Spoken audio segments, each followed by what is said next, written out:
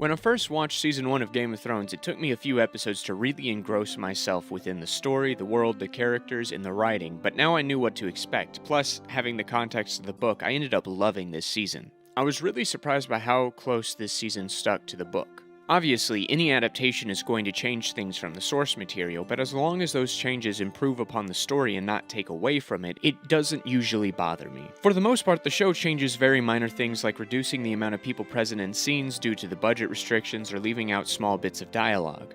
The two changes that stood out to me this season were the reduction of Jane Poole's very prominent role in the book to nothing more than a cameo in the show, and the addition of scenes where the secondary characters get to expand on their motivations and personalities. In the book, every chapter takes a perspective of a different character: Ned, Arya, Sansa, Bran, Jon, Catelyn, Tyrion, and Daenerys. These could be considered the main characters of the book and the first season of Game of Thrones. Benioff and Weiss decided to add scenes that aren't in the book to help audiences learn more about characters like Littlefinger, Renly, Tywin, and Jorah. And because this season is so dense in story, I'm going to talk about each of the main characters' storylines to simplify things, but first, let's talk about the pilot. Game of Thrones opens with a group of Night's Watchman Rangers going out on patrol: Gerard, Will, and Waymar Royce. Will stumbles upon a group of slaughtered wildlings, however they vanish when he calls the others over. As they search for the missing cadavers, they encounter White Walkers, who quickly kill Royce. Gerard makes a run for it, but is killed as well, leaving Will to be the last ranger standing, or I guess in his case, sitting.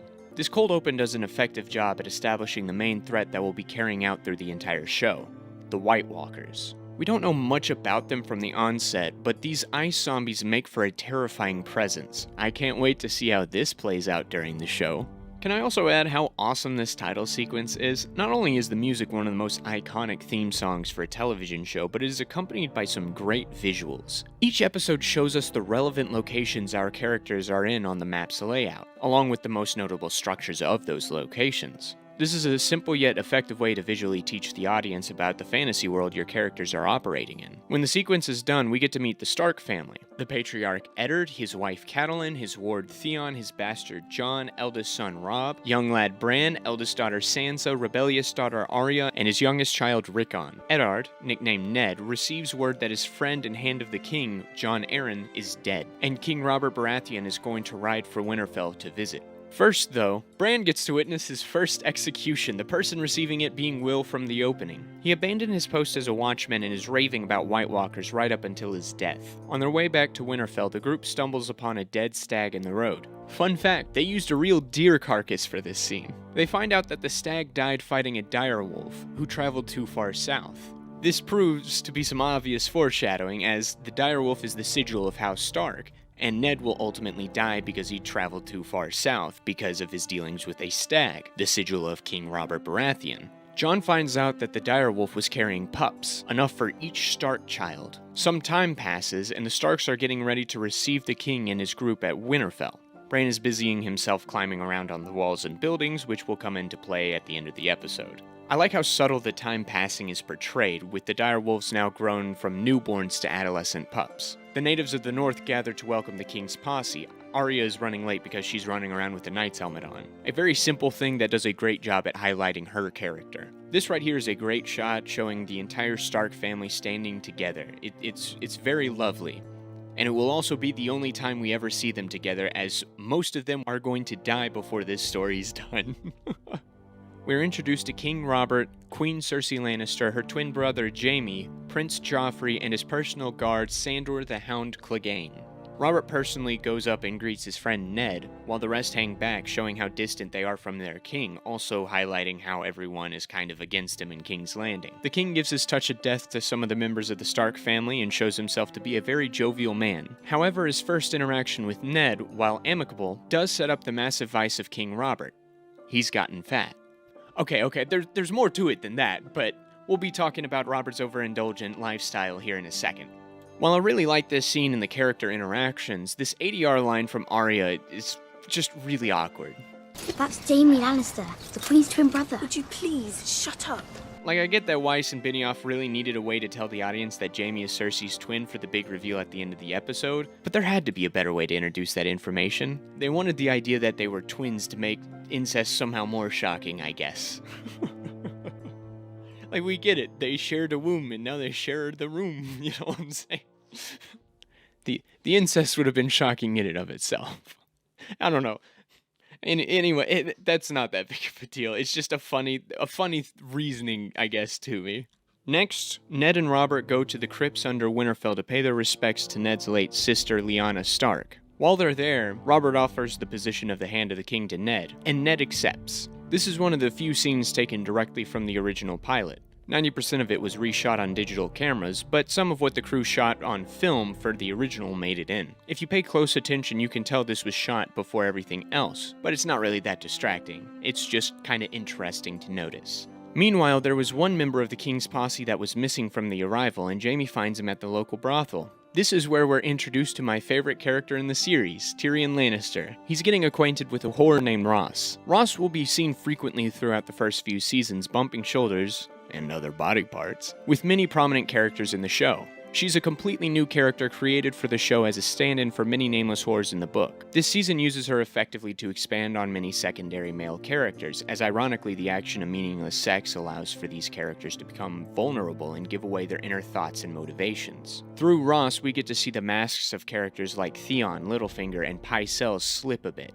After all, they think a whore's not going to be repeating it to anyone. No one would believe them. Anyway, that night, the people of Winterfell give the king a feast. Ned's brother and ranger for the Night's Watch, Benjen Stark, arrives in Winterfell. Jon Snow, who isn't allowed to be at the feast due to being a bastard, greets him. Jon wants to go back with Benjen and take the Black, becoming a Watchman. Despite having siblings and father who loves him, Jon doesn't feel 100% home at Winterfell. Catelyn hates him, and with Ned presumably going to King's Landing to be the Hand, Jon doesn't want to stay alone with her. Jon represents Eddard Stark's one moment of dishonor, and for a character who's defined by honor, that sin hangs over both him and his bastard son's head. For that reason, Jon is never going to fully feel like a part of the Starks, not truly. The struggle with identity will come to define Jon's character this season. Benjen goes in to enjoy the party, and Jon is then greeted by Tyrion. Tyrion imparts some really good advice that also highlights the best part of his character.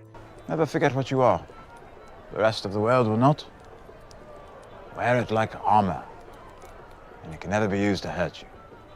He's a man whose birth caused the death of his mother, and with his dwarfism, he was marked for a life of pain and suffering. However, he chose to weaponize his mind and turn his weakness into his strength. He doesn't care about people's insults, so those insults aren't effective. His intelligence and sharp tongue is my favorite part of his character. Inside, there are many conversations happening that set up many driving plots of the season. The dire wolves and wildlings moving south as winter approaches to the end of the long summer, Sansa's betrothal to Joffrey, and Robb's responsibility as the firstborn Stark. Afterwards, Catelyn receives a letter from her sister, the widow of Jon Arryn, that says she's fled back to her husband's home at the Eyrie, as she suspects her husband was murdered. Despite this and his wife's protests, Ned chooses to be Robert's hand. Before they leave, Robert demands a hunt. Bran is left behind to climb up the walls of the tower, where he stumbles on Jaime, who, I guess, decided to stay behind on the hunt. Oh no! Cersei spots the boy and Jaime pushes Bran out the window.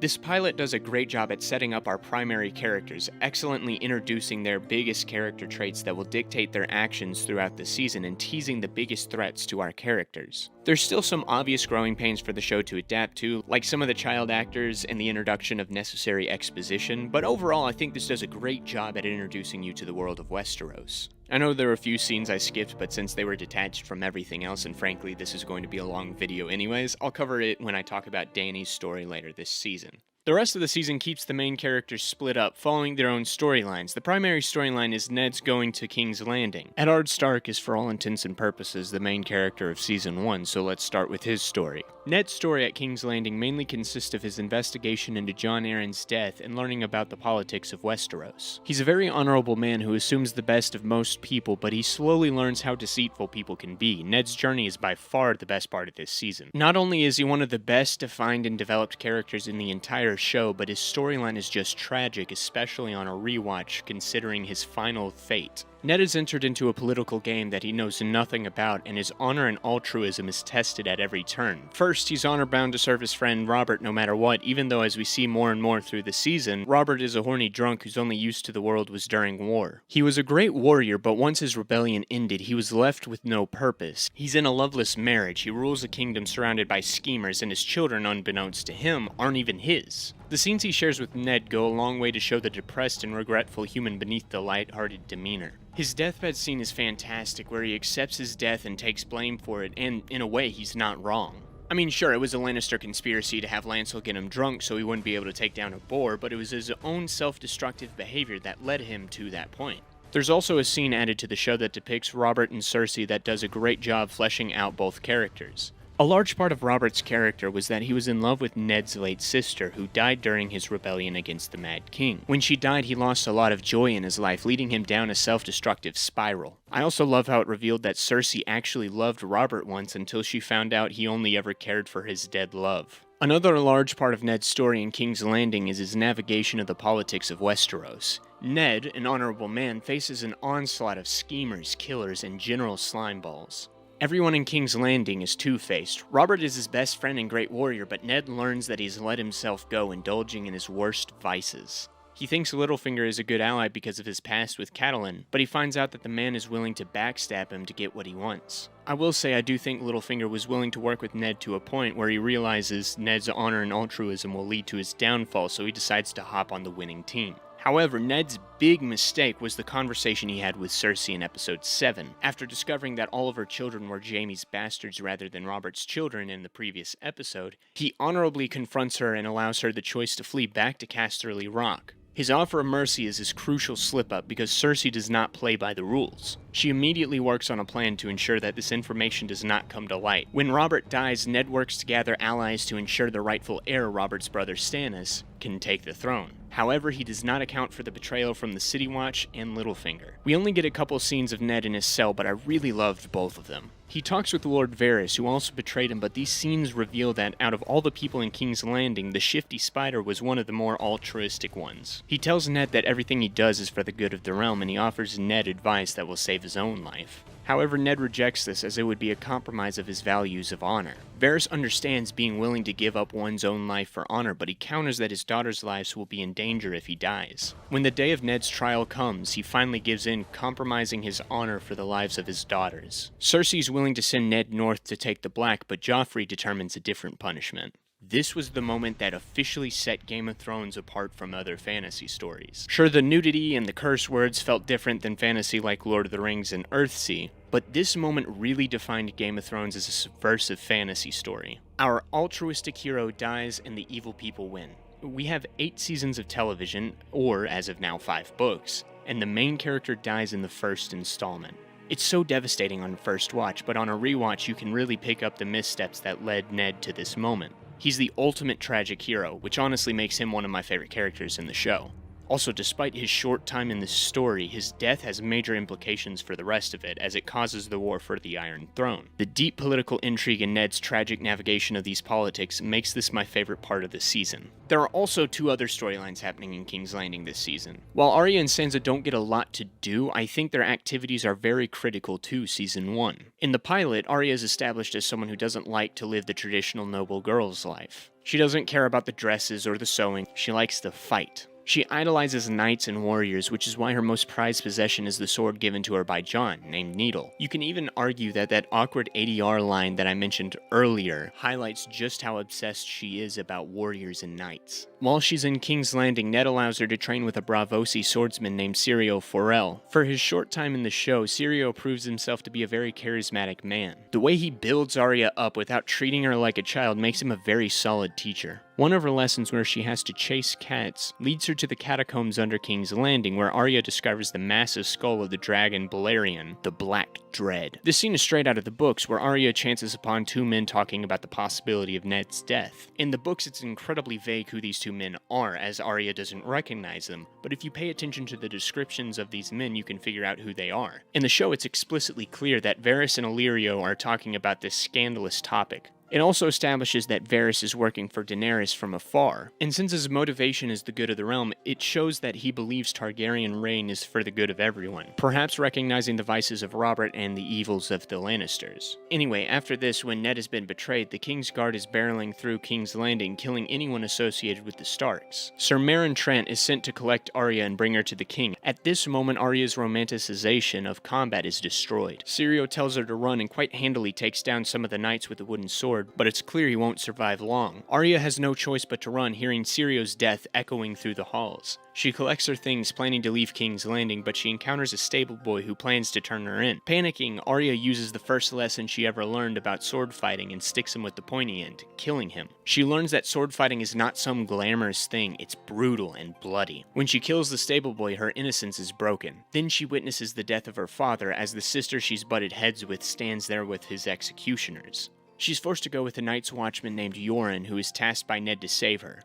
As the season ends, she has to pretend to be a boy to travel back home to Winterfell with some other young degenerates. Arya's story this season serves to break down our notions of valor within a fantasy setting to make it more grounded and brutal. And while it took Maisie Williams a little bit to fully grow into this role, I think Arya is one of the more interesting characters of this season, and I can't wait to see where her storyline leads later. I really hope it doesn't disappoint.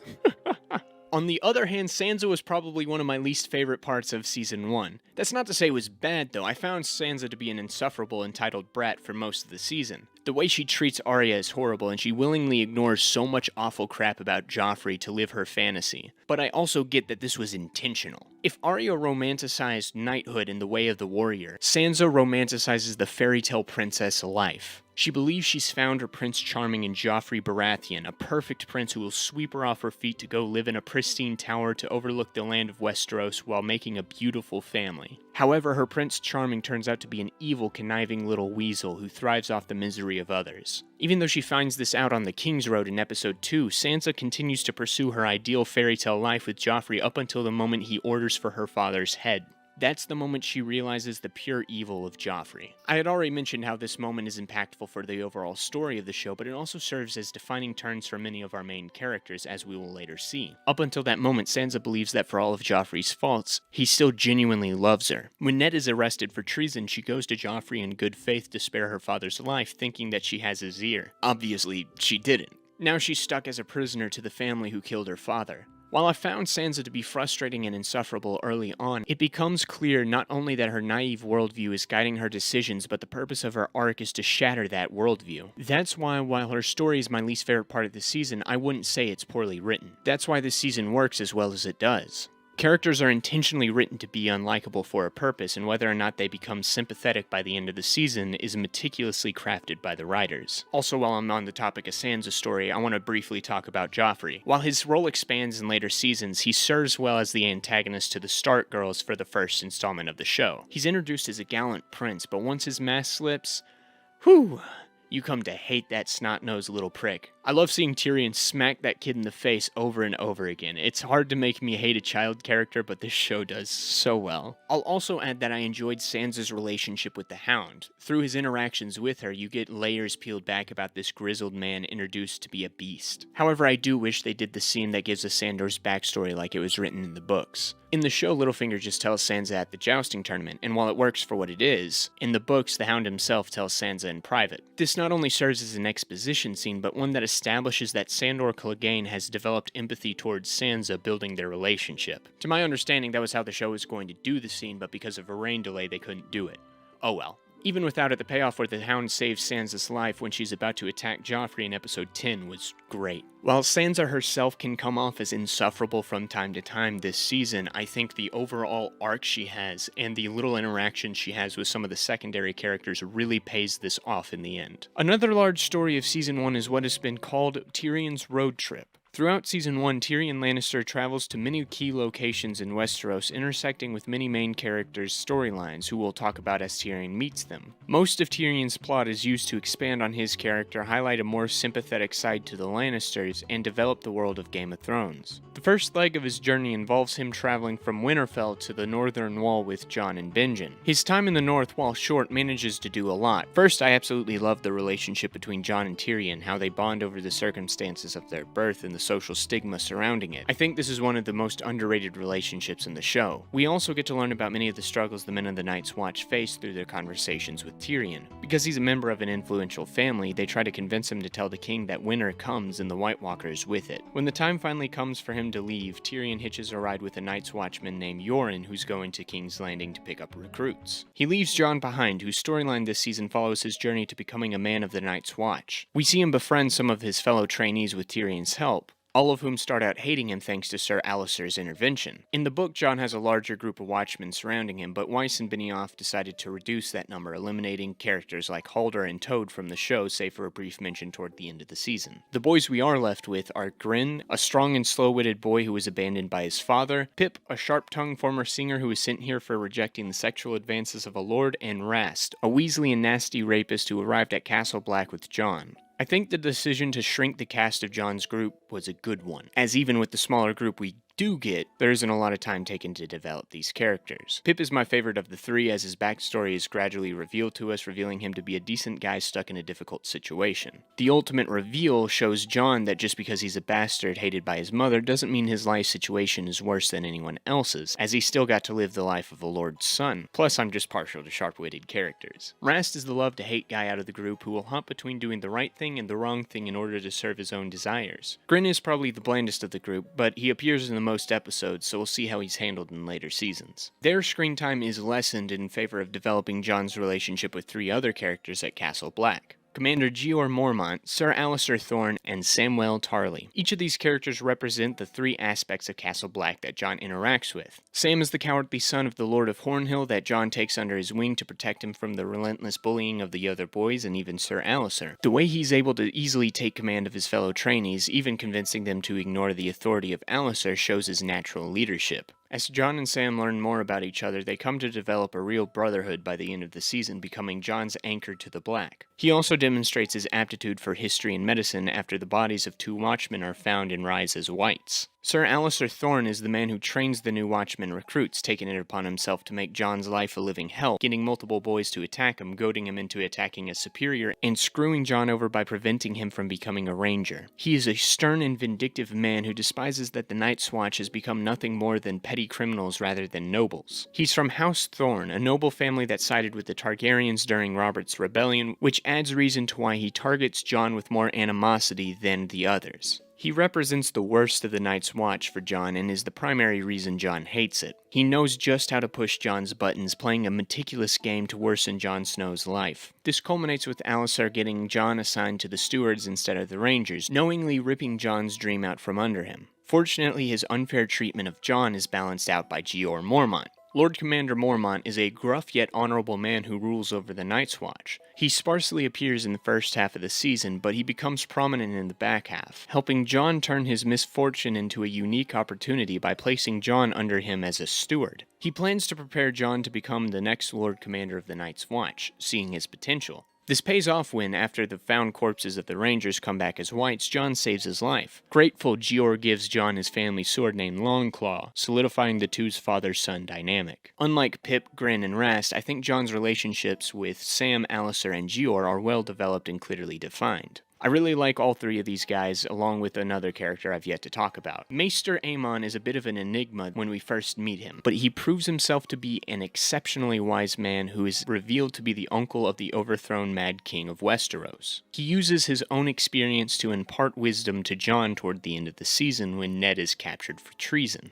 This is the crux of Jon's arc. Despite the bonds he has formed here, he still feels duty-bound to the Starks. So when he discovers that his father has been executed and his brother is going to war, he immediately leaves Castle Black to join. If not for the intervention of Sam, Pip, and Grin, Jon would have been branded a traitor and executed like his father. This provides a great moment for Jon as he commits to his found brothers, though if Grin and Pip were allowed more time to develop, this would have hit a little harder for me. However, Jon's story this season was great, mirroring in some way Ned's. Jon is an honorable man going to an unfamiliar area, facing many that want to cut him down. However, the reason Jon managed to survive was that he was surrounded by honorable men that became his friends, even his brothers, while Ned was left alone by conniving, selfish people who wanted power. His story also allows for the seriousness of the coming winter to really sink in for the audience. The next stop on Tyrion's journey is a return to Winterfell. Lady Stark, who he will chance upon and we will talk about later, is gone, so Robb greets him as the acting Lord of Winterfell. Robb seems to be acting a little older than when Tyrion left him, and he doesn't tolerate Tyrion's wit. Hodor carries the little Lord Bran into the throne room to also greet Tyrion. I'll fill in the blanks in a second, don't worry.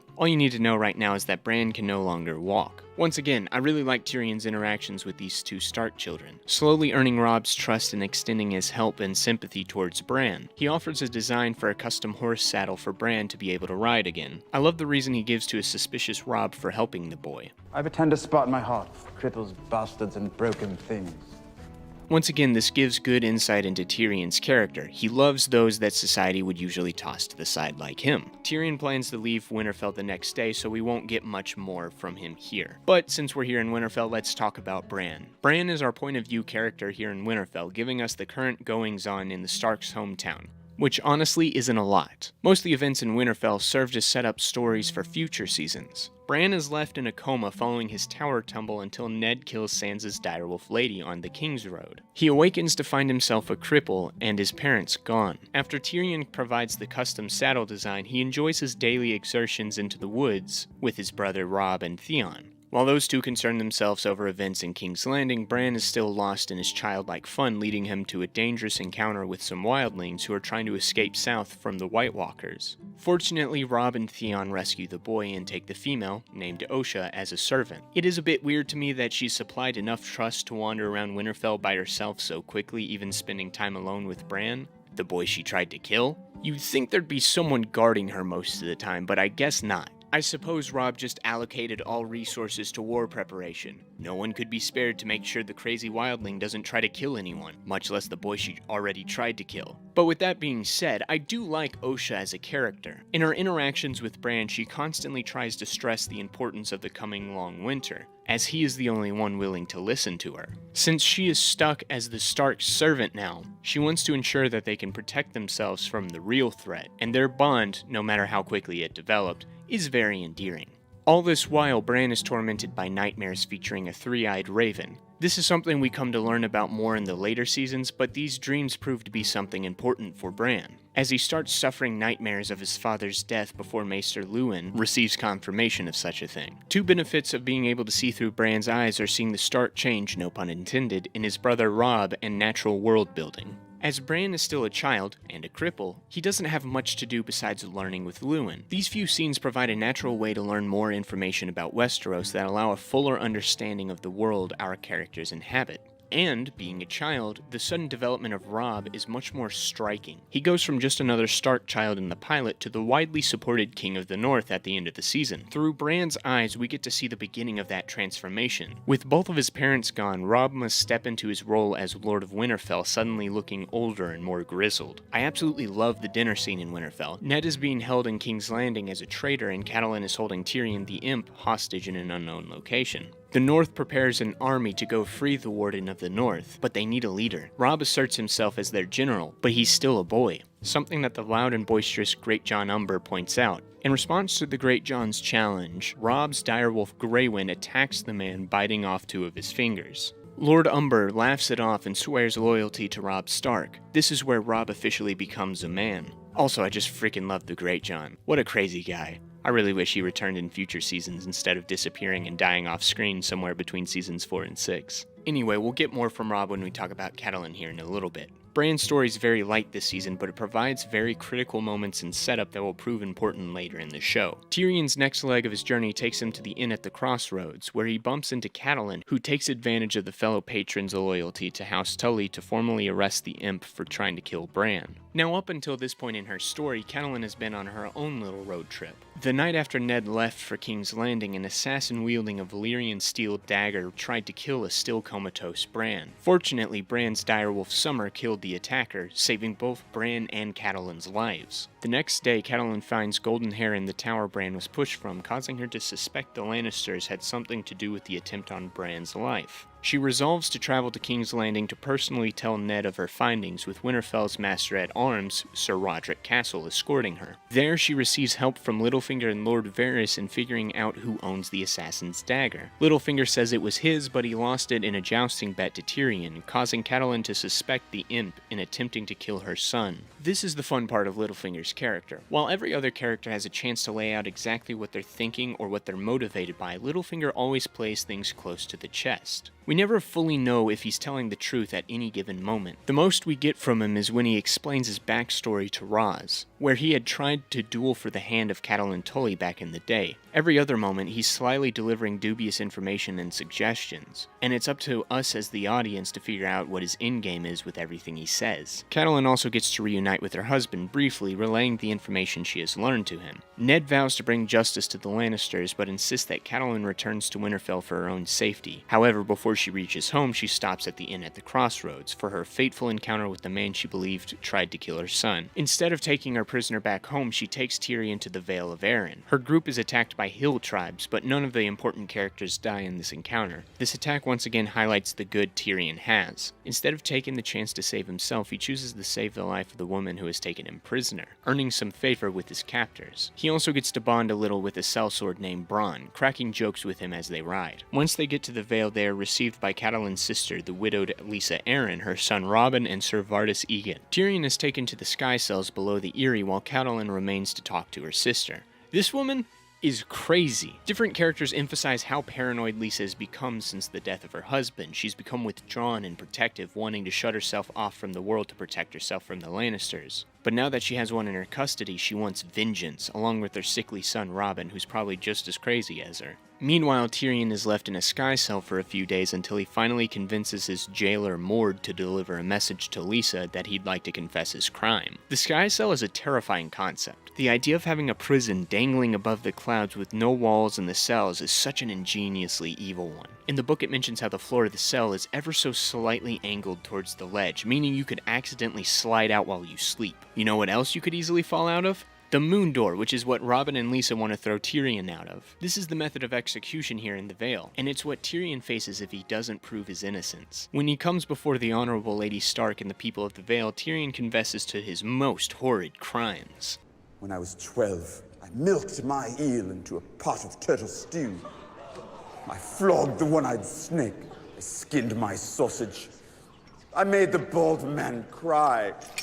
Obviously, this offends his captors, but Tyrion reveals his reason for the false confession. He wants a trial by combat with Jaime standing in as his champion. Unfortunately, he underestimates Lysa's desire for blood, so he must find a champion within the room to face the Vale's captain of the guard, Ser Vardis Egen. But fortunately, sellsword Bronn volunteers. Man, I freaking love Bronn. He's a suave sellsword who builds up quite a quick-witted rapport with Tyrion during this season. While his loyalty is to money, he does seem to build some level of loyal friendship towards the imp. He fights Vardis in a duel, using cheap tricks to defeat the Honorable Knight and throwing him out the moon door. But with that, Tyrion evades death and leaves with Bronn. We'll catch up with those two in a second. But first, we have to finish Lady Catelyn's arc this season. With war with the Lannisters looming, Catelyn stays at the Eyrie to convince her sister to commit knights to the Stark's cause with no avail. When Ned gets captured, she finally leaves, meeting with her son Robb as his armies march toward the Riverlands. However, I'm not sure how exactly she knows where Robb's army is in order to meet them. You could argue that she's been sending crows and keeping up with their location that way, but it isn't explicitly told to us. Once again, there's a striking moment where Catelyn and the audience notice just how much Robb has grown. This time he looks very similar to his father from the beginning of the season. In order for Robb to get his army to the Riverlands and intercept the Lannister army, he must cross the Twins run by Lord Walder Frey. Since House Frey are bannermen of the Tullys, Catelyn volunteers to negotiate with the man, and this guy is a slimy, gross old man. This show does such a great job in making him one of the most hateable characters within 5 minutes of meeting him. Unlike every other location in Westeros, the Twins are solely composed of one family, the Freys. Every member of the family there is either a child of Walder, a grandchild of Walder, or a great-great-grandchild of Walder. That's right, this man is the king of incest. Not even the Targaryens went this far. And seeing how he's palming the butt of one of the youngest girls there, it's implied he makes children with his daughters as young as possible. FBI, open up! Regardless of this guy's prickly demeanor, Catelyn manages to persuade him to lower the bridge to let the Stark army across, with some very specific conditions, including Robb having to marry one of his daughters. This is going to prove crucial in the coming seasons. But for now, Robb manages to outmaneuver Tywin Lannister by baiting him at Riverrun while sending most of his army to Whispering Wood and capturing Jaime. However, all this comes too late as Ned is executed soon after. I love this scene where Catelyn walks stoically through camp to grieve privately in the woods, as even she must show strength to keep up troop morale. She also finds Robb doing the same as her and swears to kill all the Lannisters. Her last scene shows her visiting Jaime after the Northmen and Riverlords declare Robb King of the North, where she finally gets confirmation that Jaime pushed Bran from the tower. Catelyn's arc this season mainly revolves around her fighting for her family yet failing at nearly every turn. With her husband dead, she must stand behind her eldest son, being both his mother and war advisor. I guess we'll see how that turns out for her in upcoming seasons. Okay, we're finally going to wrap up Tyrion's road trip as he heads to the warfront. He and Bronn are attacked by Shagga of the Stone Crows, but Tyrion manages to use his quick wit to persuade Shagga and the other hill tribes to take him to his father, promising them better weapons and aid in conquering the Vale. They deliver Tyrion to Tywin and join his army, under the condition Tyrion joins them on the battlefield, to which Tywin obviously agrees. It's clear that Tywin hates Tyrion for everything he represents. Tywin only sees Tyrion as a deformed embarrassment that killed his wife. The only reason he went to war for his son is to save his house's pride.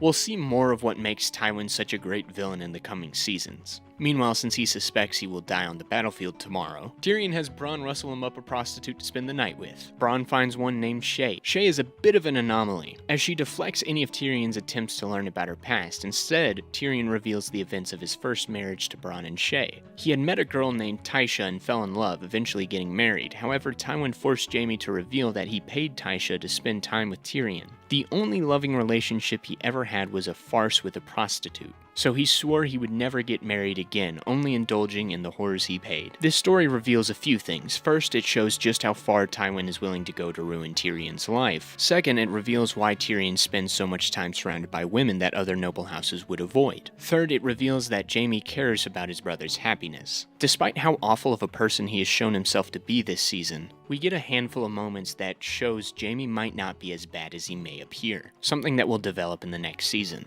He likes to keep the veneer of the Kingslayer and pretend he doesn't care how people view him, but deep down it bothers him, just as Tywin points out earlier in the season. The next day, Tyrion charges into battle, but is knocked out before the actual battle starts. When he awakens, he finds out that Robb pulled a fast one on Tywin capturing Jaime. With that and the news of Ned's death reaching the warring factions, Tywin is forced to reconsider his strategy. Stannis and Renly Baratheon have now announced their claim to the throne, so he faces 3 armies gunning for his head. He decides to retreat to Harrenhal, but before he does, he sends Tyrion to King's Landing to be Hand of the King. Tyrion's journey this season helps to map out the geography of Westeros, highlights his sharp wit and intelligent mind, and most importantly, gradually peels back the layers to a man who's initially presented as a sex-obsessed wildcard who's just as bad as the rest of his family.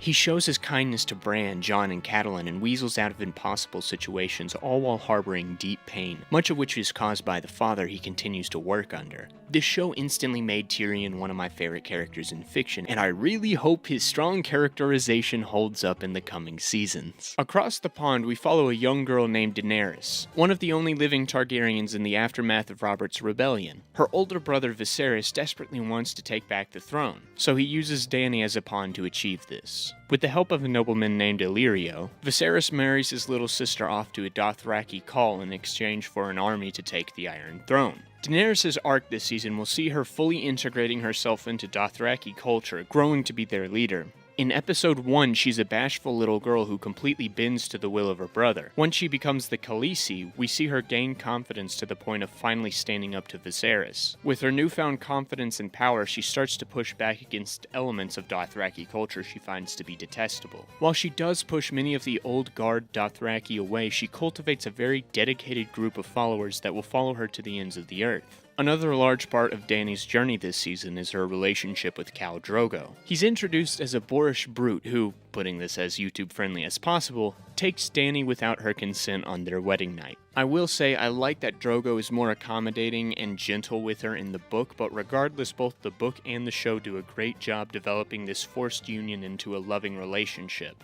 I've come to really love how they are willing to do extreme things for each other. By the time Dany has to kill Drogo after failing to save him in the final episode, it genuinely feels sad that this guy dies. Drogo is a simple character for what he is, but he works well for the role he was given. That being said, the rest of the Dothraki hardly get any development. Kotho is one of Drogo's blood riders who gets more and more hostile towards Dany as she challenges Dothraki norms. Rakaro is assigned as Dany's personal guard who becomes her blood rider at the end of the season. At least he gets a brief scene with Jorah that expands his character a bit, but he's still left a little underdeveloped. And then Irri and Doria are Dany's personal maids, with Doria being portrayed as a bit more of a wild card since Viserys hired her to teach Dany to be a better lover. None of them really stand out as characters, and since all of them are dead by the time Season 2 concludes, it seems the writers didn't care much about them either. Now, a character who dies this season who's absolutely fantastic is Viserys. He's a slimy weasel of a man convinced that he's the legendary Targaryen dragon, who will avenge his family and reconquer Westeros. Since he's the king in his mind, he behaves like it. However, this makes him come across as an uppity, pompous ass, and it is hilarious to see him continually be put in his place. He comes to learn that he isn't the dragon of legend, but the nobody brother of the girl who is. Once Dany stands up to him and he loses his last sliver of power, he internally collapses. Old Viserys can't handle the idea that he isn't anything special, so he lashes out at his sister as she officially becomes one of the Dothraki.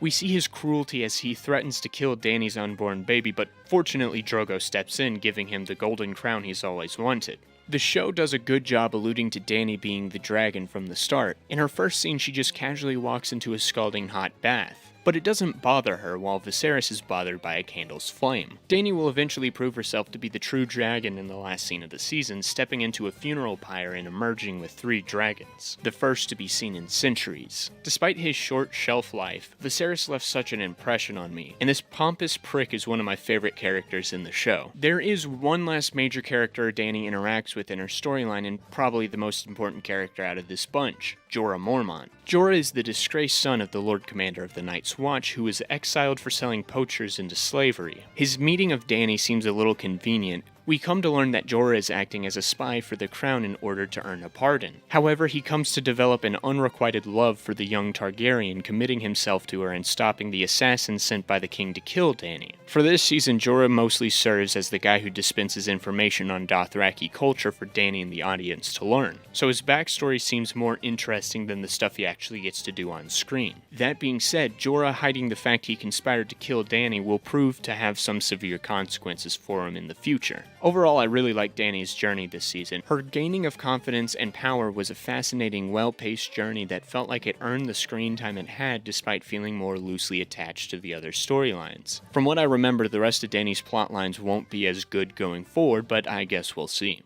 As a whole, Season 1 of Game of Thrones is a great season of television. It had the burden of introducing a massive cast of characters, fleshing them out, and building up the world of Westeros, all without overwhelming the audience on exposition, and this season handles that responsibility handily. It mastered introducing exposition in ways that will help expand on characters I came to know and love by the end of the season. While it still had its growing pains, and some of the secondary and tertiary characters like Gren, Pip, and the Dothraki didn't get enough screen time to fully earn some of the emotional beats at the end of the season, I can completely understand why this show blew up the way it did. It successfully deconstructs and subverts typical expectations of fantasy stories in order to create a world where honorable men die, children are exploited, combat is brutal, and where Prince Charming is an evil little snake. It's a freaking great start to this show, and I can't wait to see what revisiting Season 2 has in store for me.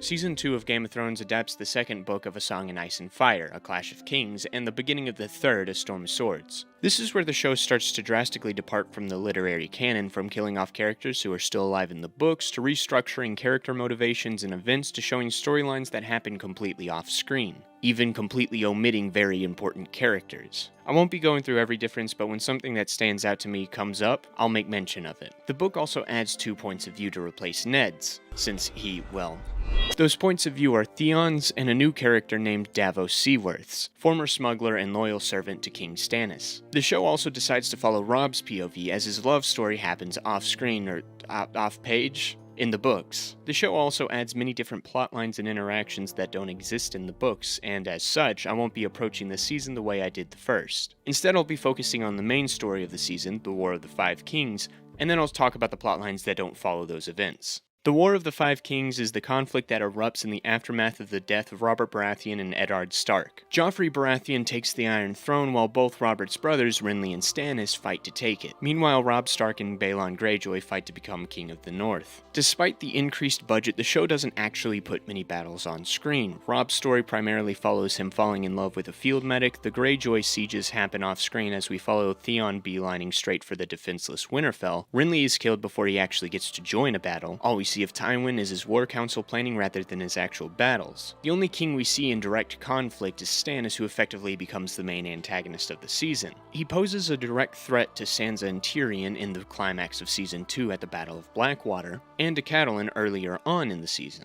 He also states that he views Robb as a traitor he will gladly kill. His war camp is also the only one that introduces an entirely new cast of characters. We're introduced to Stannis falling in line with the priestess for the Lord of Light, an Eastern god that we will see infiltrate Westeros more and more as the show goes on. The priestess, named Melisandre, believes that Stannis will be a great warrior for the god, encouraging him to reject the 7 gods of southern Westeros and fight for hers. His army becomes a horde of religious zealots, with only 2 men questioning the direction Stannis is going. Maester Crescent, a very underrated character in my opinion, sees the danger immediately, especially seeing how the boy he raised has become a bitter and vengeful person, so he tries to kill the Red Woman and fails. Davos, on the other hand, tries his best to remain neutral on the matter as he wants to support the man who spared his life, but his apathy to Melisandre's influence costs him. In the Battle of the Blackwater, he loses his only son Mathos in Tyrion's wildfire trap, which leaves him stranded in Blackwater Bay. Up to this point, he would mildly try to push back on some of Stannis' ideas, something Stannis actually accepts and respects, but he's still too willing to help with the things that horrify him, especially deploying that shadow baby who kills Renly. He's a man who's lived the past few years trying to make up for the crimes of his past, but his desire for penance leads him to commit loyalty to a man who does much worse in the name of his own selfish ambition. Stannis himself is such a great character this season. Already he's a bitter man, as he was screwed out of a seat at Storm's End by his brothers despite holding it against an attack during Robert's rebellion with only 500 men. Now that his brother's dead and Ned has revealed to him the Lannister sibling incest, he believes himself to be the rightful heir to the Iron Throne, which the laws of succession would rightfully give to him, and he isn't going to lose the position that rightfully belongs to him again. A neat little addition to his character that I love is his obsessive correction of people's speech. That my brother Robert left no true-born heirs.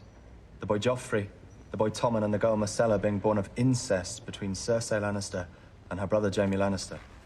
By right of birth... Jaime Lannister, the Kingslayer. Call him what he is. And it's 4 less fingernails to clean. Fewer. Pardon?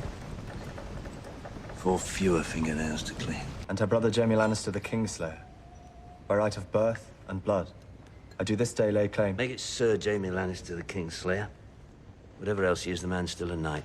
This highlights how he views rules in such a nice way, and combining that with the chip on his shoulder makes him a great bannerman for a lawful evil archetype. Due to his bitterness and determination, Stannis goes to great lengths to achieve this goal, teaming up with Melisandre and her black magic to take the Iron Throne. He angrily kills his brother and burns the gods of his family, things he becomes regretful for in the aftermath of his failed assault on King's Landing. He almost has a chance to redeem himself from the actions he's taken, but the Red Woman successfully seduces him to fully commit himself to the Lord of Light. At the beginning of the season, Stannis only saw the Eastern God as a means to an end, as he doesn't properly worship the guy like Melisandre and Mathos do. He even gets the catchphrase wrong. For the night is dark and full of terrors. For the night is dark and full of terror.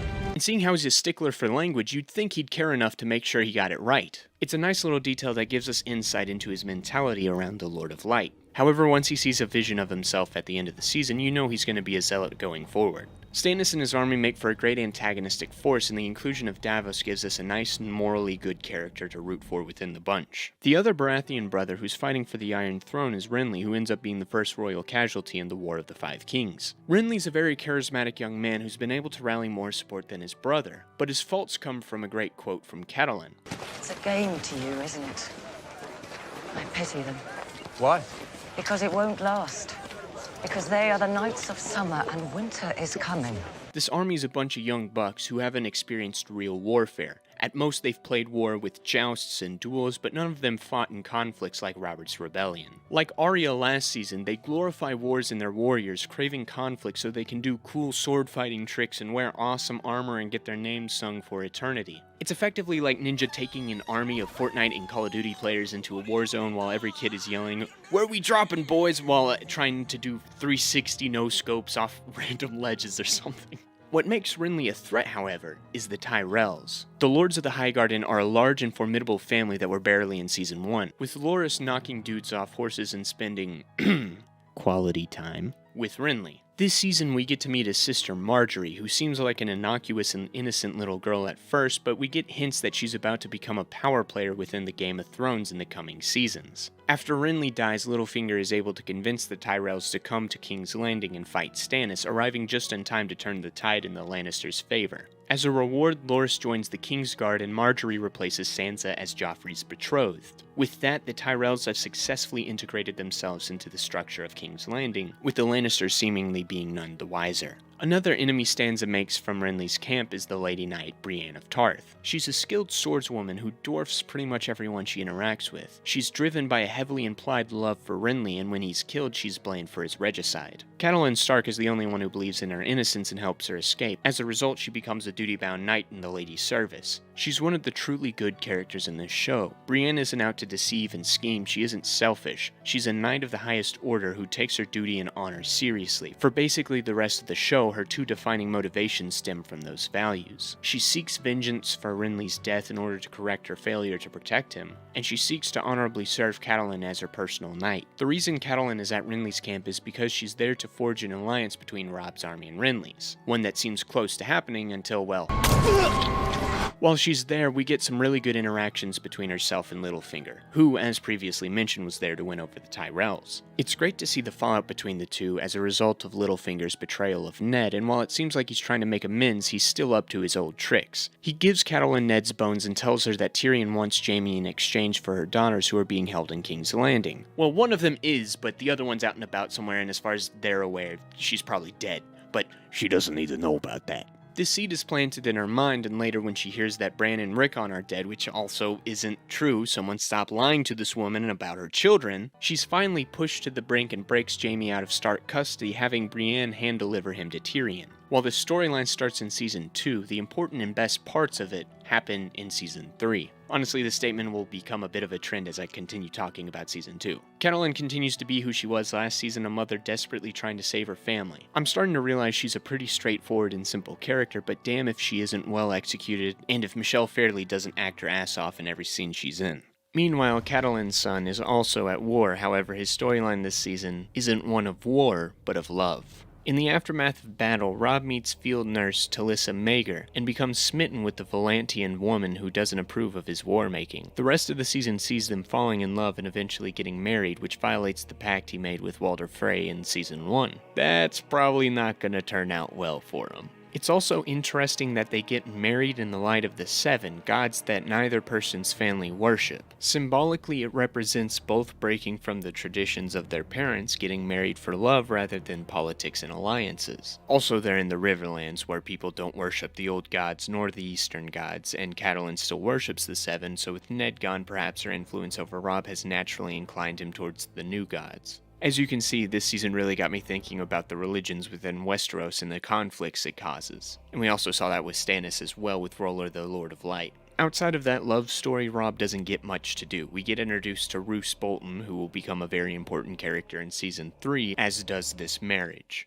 On the opposite side of the war, Tywin sets up camp at the cursed Harrenhal as his army is getting thrashed not only by Robb's army but a group called the Brotherhood Without Banners. And while technically Joffrey is the king the army fights for, Tywin functionally takes Joffrey's place in the War of the Five Kings. We get to experience Tywin's war planning through the eyes of Arya Stark. Arya is well on her way back home at the start of the season, but an encounter with a group of Lannister soldiers led by Ser Armory Lorch leaves her a prisoner of Harrenhal. Yoren and one of the young degenerates that have been berating Arya are killed, while Arya, another degenerate named Hot Pie, and a king's bastard blacksmith apprentice named Gendry are captured. Before she's captured, Arya has a really good conversation with Yoren where he fleshes out his own backstory and unintentionally inspires Arya's famous revenge list. Every night as she goes to sleep, she'll cycle through all the names of the people who wronged her, planning to kill each and every one of them. She gains an opportunity to strike some off the list thanks to a man named Jaqen Hagar. Jaqen was one of the prisoners being transported from King's Landing to the Wall, being kept in a cell with two vile individuals named Rorge and Biter.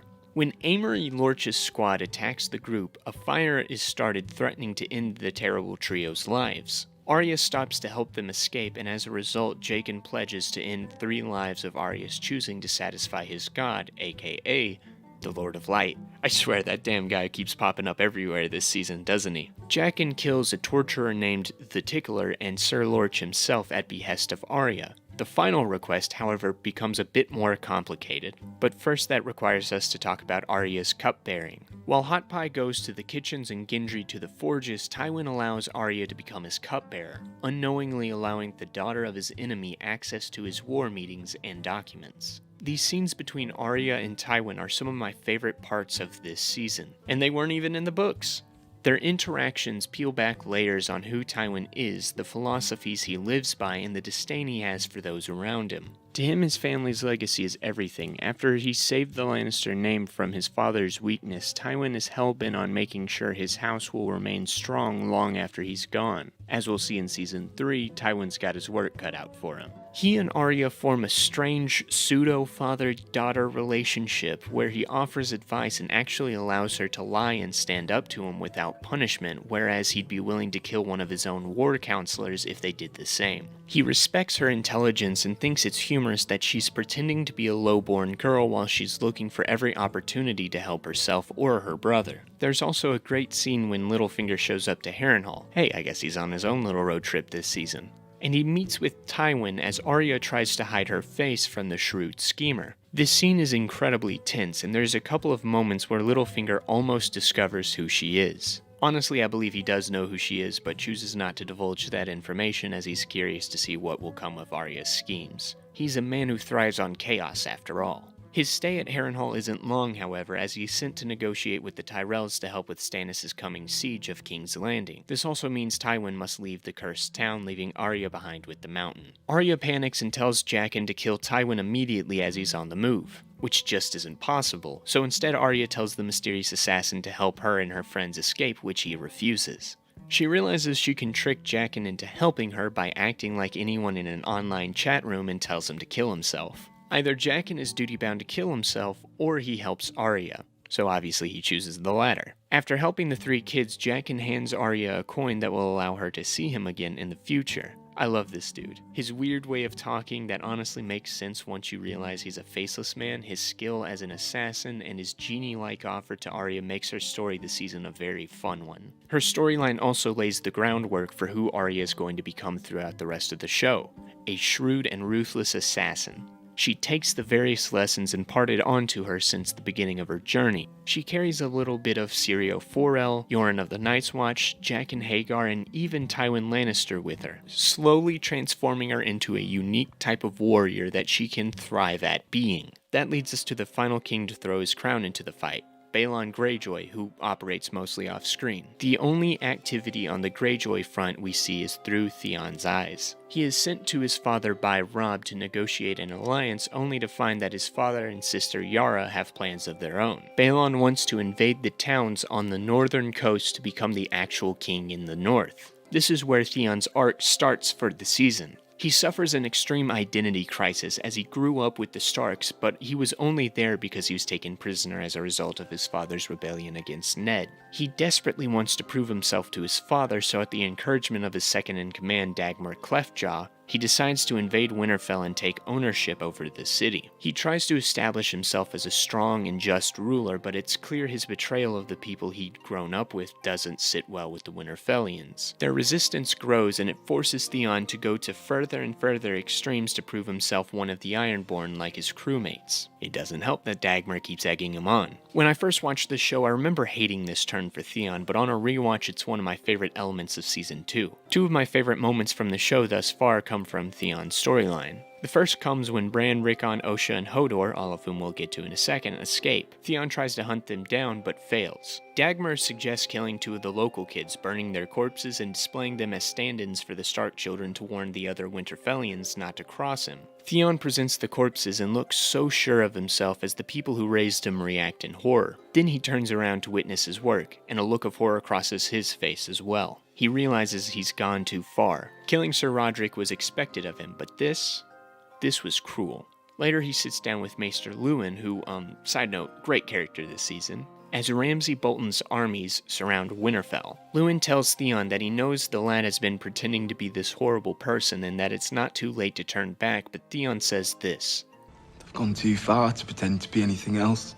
This season he pretends to be a cruel Ironborn man, but internally he struggles with the actions he takes. Unfortunately, against Luwin's wishes, he decides to double down and face the gathering army with his crew, playing the part of an Ironborn warrior. His crew, however, well, they ain't flying on that same wavelength.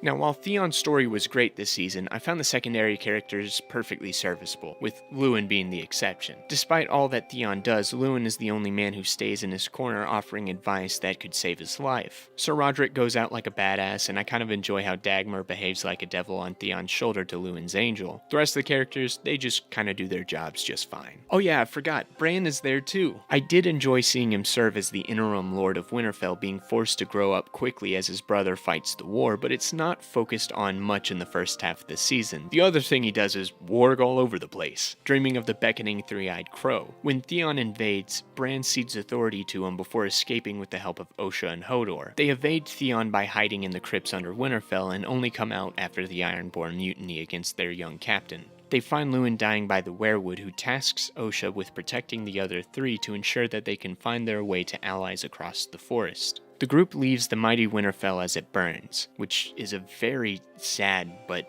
iconic image. Yeah, Bran's group doesn't get a lot to do this season and only really position themselves for important developments in Season 3. Meanwhile, the storyline in King's Landing primarily focuses on Tyrion becoming the Hand of the King and playing the Game of Thrones against the people who bested Ned in Season 1. He effectively replaces Ned as the main protagonist for this season. It's great seeing the juxtaposition between Ned and Tyrion as the Hand, and it's very satisfying to see Tyrion beat these people at their own game, getting justice for Ned in some of his actions. He's also hilarious this season, roasting many people who deserve to be taken down a peg.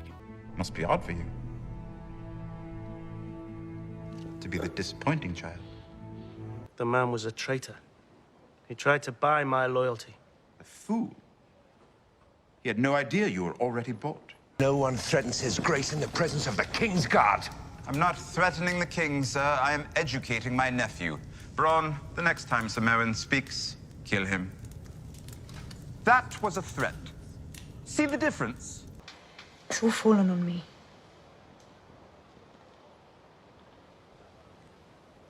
As has Jaime repeatedly, according to Stannis Baratheon. You're talking to a king!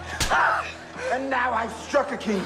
Did my hand fall from my wrist? There are also some great dramatic scenes like this one where he talks with Cersei about how she's losing control of Joffrey, and there's this very awkward silence between the two where Tyrion comes very close to comforting her, but the two can't accept any type of love between each other. He also gets to demonstrate strong leadership at the end of the season. In the hour-long episode that depicts the Battle of the Blackwater, when his nephew and sister run away from the fight, Tyrion steps up to lead the charge to drive off Stannis' army. Unfortunately, this act of courage also serves to be his downfall. On the battlefield, Sir Mandon Moore of the Kingsguard tries to kill him but fails as Tyrion's squire Podrick Payne kills him. However, Tyrion is still left with a mortal wound. He is taken off the battlefield while Tywin and the Tyrells come in to win the day. Up to this point, Tyrion was on a winning streak. He sent the treacherous Janos Slynt to the wall and replaced his position as the captain of the City Watch with Bronn. He was also able to discern that the doddering Maester Pycelle was in his sister's pocket while also managing to foster an alliance with the House Martell and Dorne. He also managed to keep his blossoming relationship with Shae a secret from those who would wish her harm, and he fosters an alliance with Lord Varys. He also amassed a group of loyal followers, with his hill tribe still following the imp around, Bronn remaining by his side, the loyal Podrick Payne being assigned to him as squire, and his cousin Lancel falling into his pocket thanks to blackmail.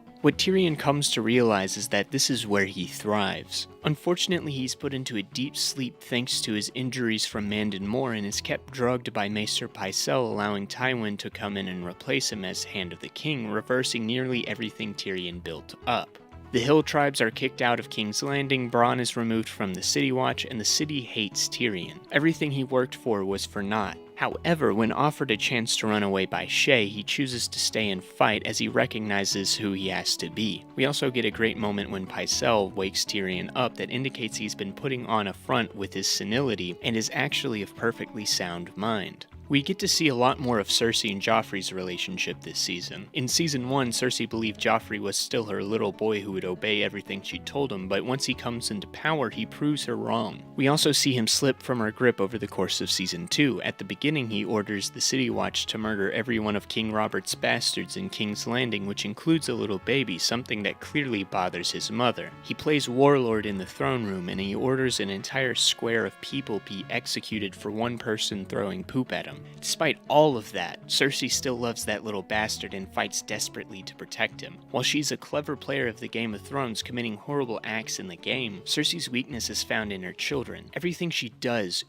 for them. That's why she becomes so distraught to see Myrcella sent off to Dorne to be married. That's also why she almost kills herself and Tommen when it looks like the Battle of the Blackwater is lost. She even jeopardizes Joffrey's regal image by commanding that he be locked in a tower until that battle is done. I do find it interesting that Joffrey complies with her order. It's clear that he likes pretending to be a warrior like his supposed father Robert, making bold claims of what he'll do to his uncle when the two face off. It's also clear that he doesn't have much respect for the Council of Women and will disregard them when it suits his murderous appetite. However, in this moment, a moment that will make him an actual war hero, he obeys his mother's wishes and retreats. You could argue that at the end of the day he's just a coward, but I think it's also important to remember that he's still a child. In a moment where it looks like he's going to die, he resorts to a childlike dependence on his mother, obeying her for the first time since he had become king. I think that's why this is a great moment for understanding Joffrey's character, a kid that's so easy to hate. Meanwhile, his betrothed, Sansa, is functionally a prisoner of his family in King's Landing. She learns to navigate every interaction through lies to make sure she doesn't suffer the king's wrath. However, sometimes her generous heart betrays her and she steps in to help others avoid death by Joffrey's hands. She views everyone as an enemy, but she does gain a couple of sympathizers, namely Tyrion, the Hound, and Shae. Tyrion sees right through her lies and does everything to protect her, and the Hound has already shown sympathies toward her in Season 1. He even offers to help her escape King's Landing and take her back to Winterfell. Sansa refuses as she believes at that moment that Stannis has won the Battle of the Blackwater, so she'd be able to leave freely. The Hound then abandons King's Landing in the best possible way he could. Fuck the King's Guard. Fuck the city. Fuck the king.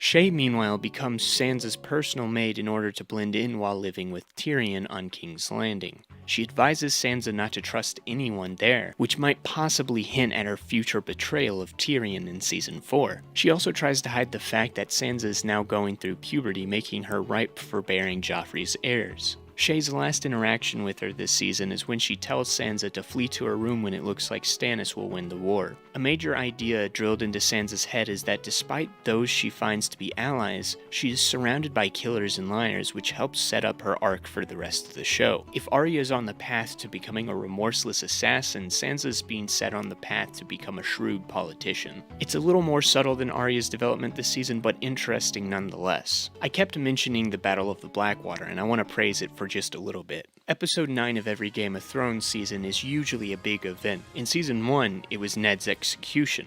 I promise that's the last time I'll use that clip. For Season 2, the ante is upped to be an episode-long battle. It's pretty simple all things considered, and after reading the book, it's clearly scaled down to match the budget. However, that doesn't take away from how great this battle is. Season 2 nicely laid out the two opposing factions and properly built up Tyrion's big plan, to lure Stannis' fleet into the bay and blow up a boat loaded with wildfire, a dangerous product of alchemy that is just about as potent as dragonfire. That plan works, but Stannis has a second wave waiting. That wave manages to make it to shore and force the defending knights to retreat behind the gate. They are now trapped inside, and Joffrey abandons them. Fortunately, Tyrion leads the army through a sewage system to ambush Stannis' army from behind. It works. if only for a second. Tyrion is ambushed by Mandon Moore and all looks lost. And then... Sorry, I meant, and then the Tyrells arrive, saving the day. There's a nice progression of stakes, with favor shifting between both armies, yet the defenders at King's Landing constantly remain underdogs. Yes, they have the wildfire, but it's a one-and-done mechanism. The rest of the battle, they're constantly on the back foot trying to adjust to Stannis' attacks. Joffrey hides, the Hound deserts, Lancel is injured, and Tyrion is betrayed. All seems lost until the very end. It will be great to see other battles use this episode as the cornerstone to build upon.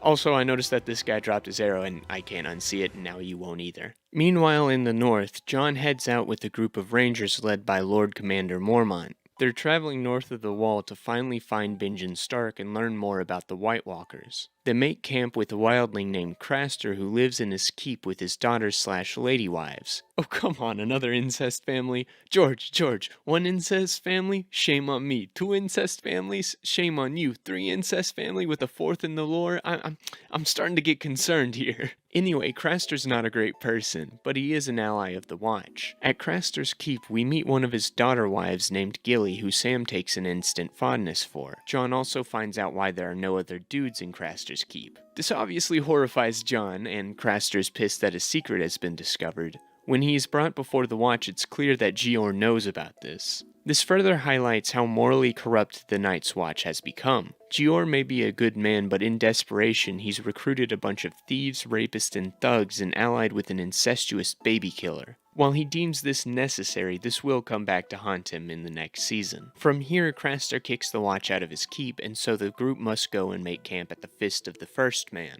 There, Jon meets Qhorin Halfhand and his troop from the Shadow Tower in the west. Halfhand is going to make a trek to Skirling Pass, as there are reports of wildling lookouts in that area. Jon volunteers to go with them, to which Gior reluctantly agrees. The group does find wildlings and attacks them, with Jon attacking one that ends up being a girl, causing him to hesitate. Qhorin orders Jon to kill the girl and catch up with them, but Jon doesn't go through with it. The wildling girl named Ygritte tries to escape, but Jon gives chase. The rest of the season shows Jon and Ygritte bonding as they try to make their way back to Qhorin until Ygritte leads the bastard into a trap. He finds out that Qhorin is also captured, and the Elder Ranger devises a plan to integrate Jon into the Wildlings group to kill their leader, the King Beyond the Wall Mance Raider. Qhorin forces Jon to kill him to earn their trust, and the season ends with Jon going to meet Raider. For the most part, I feel pretty ambivalent to Jon's story this season. It primarily sets up key plot lines for Season 3. Craster's keep endures companionship with its owner, Sam finding dragonglass weapons, and Jon falling in with the Wildlings are all important setups for payoffs in Season 3. Nothing about the events this season, though, are bad, it's just less interesting than the War of the Five Kings going on down south.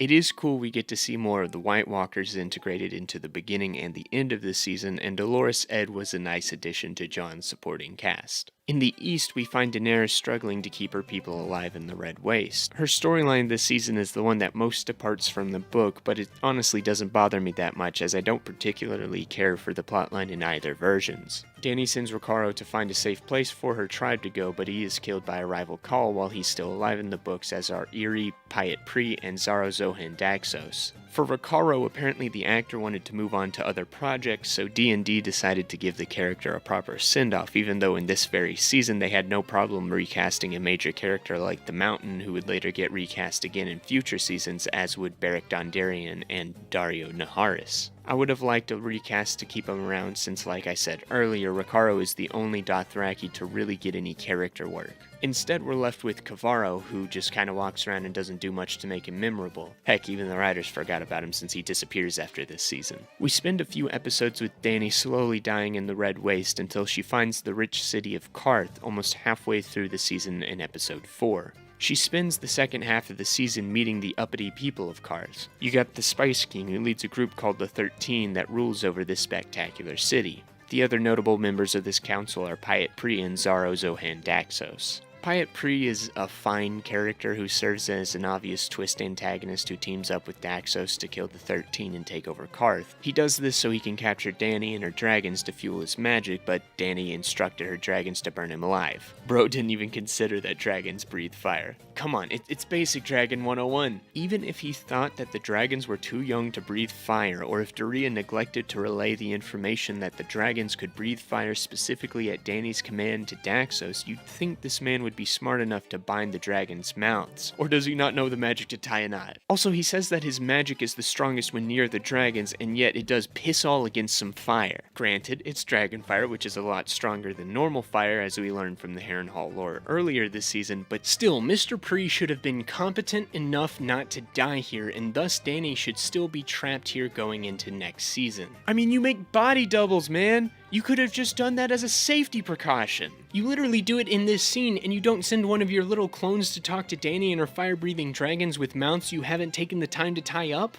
Come on, dude! On the other hand, I actually like Xaro Xhoan Daxos. When he's first introduced, we get everything we need to know about him, so his heel turn later makes perfect sense. He's a respectful man who tries to extend sympathies to foreigners since, as a Summer Islander, he came to Qarth as one as well. He clearly butts heads with the Spice King over the city's rigid standards and practices. Daxos believes Qarth should be more adaptable, and he realizes that the 13 will not budge on their stances. Dany's arrival proves to be the catalyst that allows him to recruit Pyat Pree to ensure his takeover will be successful. He's a solid character whose actions fall perfectly in line with his motivations, but the story we actually follow from Dany's perspective was largely uninteresting to me. Dany mainly spends her time in Qarth being wooed by Daxos and Pree while getting a request for ships shut down by the Spice King. Once her dragons are kidnapped, Pyat Pree kills the 13 and tells her that he took her dragons to the House of the Undying. She goes there, sees some visions that seem to be omens of the future, and kills Pyat Pree. She then goes to Daxos' palace to find her maid Doria in bed with him, a development that feels largely pointless and underdeveloped. I'm pretty sure Daxos and Pree could undertake this endeavor without her, and as far as I can tell, she doesn't provide them with any necessary information or access to anything worthwhile. The best I can say is that it is noted at one point in time that the dragons really liked Doria, so she could have taken advantage of that affection to make the kidnapping a little smoother. However, the dragons were already caged in Daxos Manor. They likely wouldn't be able to resist much anyways. But regardless, Dany locks the 2 remaining living conspirators in Xaro's massive vault to starve to death. The Dothraki loot the manor to gather enough valuables to buy a boat. I originally ended this section here, but after going through the footage, I realized I had completely left out Kieth. Kieth? I don't know how to say her name. She was neat. She got a cool costume and a mysterious aura around her. She provides Jorah with some vague warnings that I don't think are necessary, and since she never comes back to the show, she feels a little unnecessary. All in all, I don't think this part of Season 2 was bad per se, but it was definitely the weakest storyline. I found myself bored whenever the show went back to Qarth, and it was the storyline that had some glaring plot discrepancies. Plus, it only really serves to give Dany the money she needs to buy some ships to go to Astapor for Season 3 and kill some of Dany's more prominent supporters, but like I said, K'Varro just vanished after this season, so really that latter purpose isn't that important, I guess. At least in the books, Xaro Xhoan Daxos, Pyat Pree, and Quaith, whatever, are recurring important characters that continue to play important roles within the story. In the show, once that warlock girl fails to assassinate Dany at the beginning of Season 3, Qarth is mostly forgotten as the story goes forward. As a whole, I think Season 2 carries a lot of the momentum from Season 1, although I would say it's a little weaker. We're introduced to many great characters, and the returning cast continues to be interesting and engaging. The War of the Five Kings was properly scaled, and the Battle of the Blackwater was awesome. It laid the groundwork for the increasingly large-scale battles that will come in the future. I think the secondary storylines, while still being solid, tended to be less engaging than the war, mostly serving as necessary setup for important payoffs in Season 3. I still really liked it, but I think there's a wider gap between what I loved and what I thought was just fine.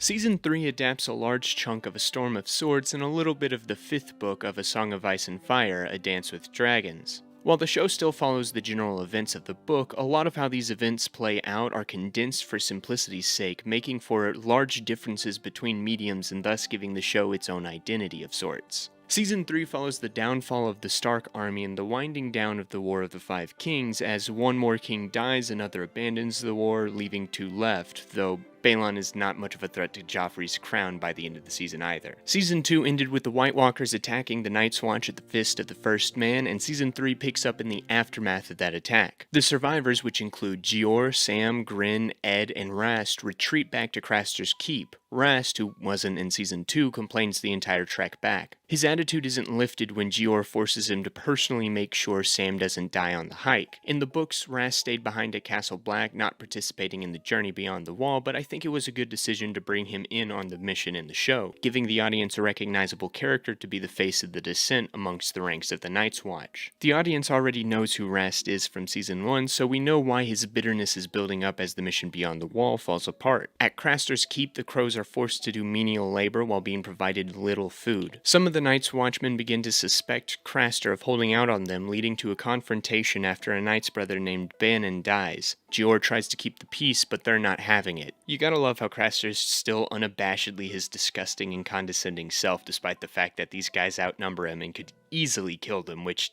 they do. A guy named Carl Tanner calls Craster a bastard. A daughter fucking wildling bastard. And stabs him. That kills people! Gior threatens to execute the guy, but Rast stabs him in the back. The compromising of the Night's Watch accepting criminals into their ranks finally comes home to roost. Though Gior makes an attempt to go down swinging, almost killing Rast as he bleeds out, he eventually succumbs to his wounds. In the midst of the mutiny, Sam is able to grab Gilly, who has recently given birth, and slip away. The rest of the season shows Sam and Gilly trying to survive in the wilderness as they make their way back to Castle Black. It is stressed multiple times in the first 2 seasons that Sam is a coward, but this season gives Sam many opportunities to commit acts of bravery despite his fear. Through Gilly, Sam finds bravery. He even kills a White Walker, the first in thousands of years. They manage to make it safely back to Castle Black, where Maester Aemon agrees to allow Gilly to stay as a refugee and commands Sam to write to all the lords of Westeros to tell them about the threats the Night Watch face. While not as eventful as some of the other plotlines I'll talk about in a bit, Sam's story this season was still great. Sam starts to finally be able to move on from being a scared fat boy who is hated by his father. By the end of the season, he's shown to be a kind man who wants to help those less fortunate than him, and this is exemplified through his relationship with Gilly. While not explicitly romantic yet, the two are able to bond over their patriarchal abuse while Sam teaches her about the world south of the Wall. They eventually feel like a natural fit for each other, something this season does a great job at doing with many other romantic pairings in Westeros. Meanwhile, Sam's brother in black, Jon Snow, adventures with the wildlings for the season. We get to meet Mance Rayder and put faces and names to the enemies of the Night's Watch. You got Orell, who formally introduces us to the concept of wargs with his pet eagle. He mistrusts Jon from the start, constantly trying to find ways to undermine and even attempting to kill him.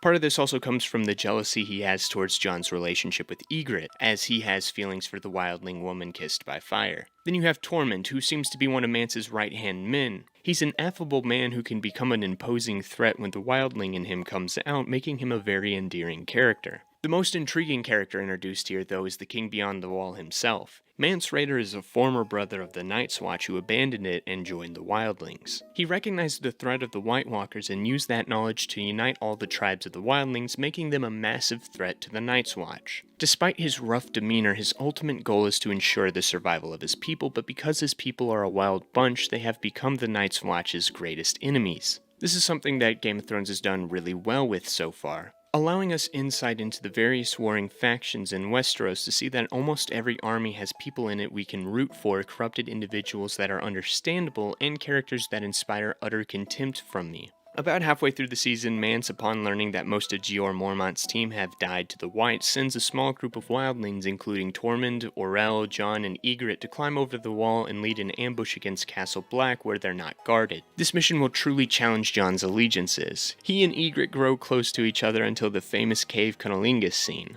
At that moment, Ygritte sees Jon as her beloved. She recognizes that Jon doesn't fully align himself with the wildlings, but she doesn't care as long as their ultimate allegiances are to each other. Her relationship with Jon develops very naturally, and I came to love their rapport as a couple. Like I said about Gilly and Sam, they're just a natural fit, which makes the climax of Jon's story all the more heartbreaking. Once they've climbed the wall, the wildlings stumble upon an old man tending horses. Tormund wants to kill the old man to prevent him from sounding the alarm to the Night's Watch, but Jon views the decision as a cruel one since the old man is innocent in this war. Jon does his best to help the old man escape death, but the wildlings captured the poor guy anyway. Orell proposes that Jon kill him to prove his loyalty, and Jon is now forced to make a decision: his love for Ygritte or his duty.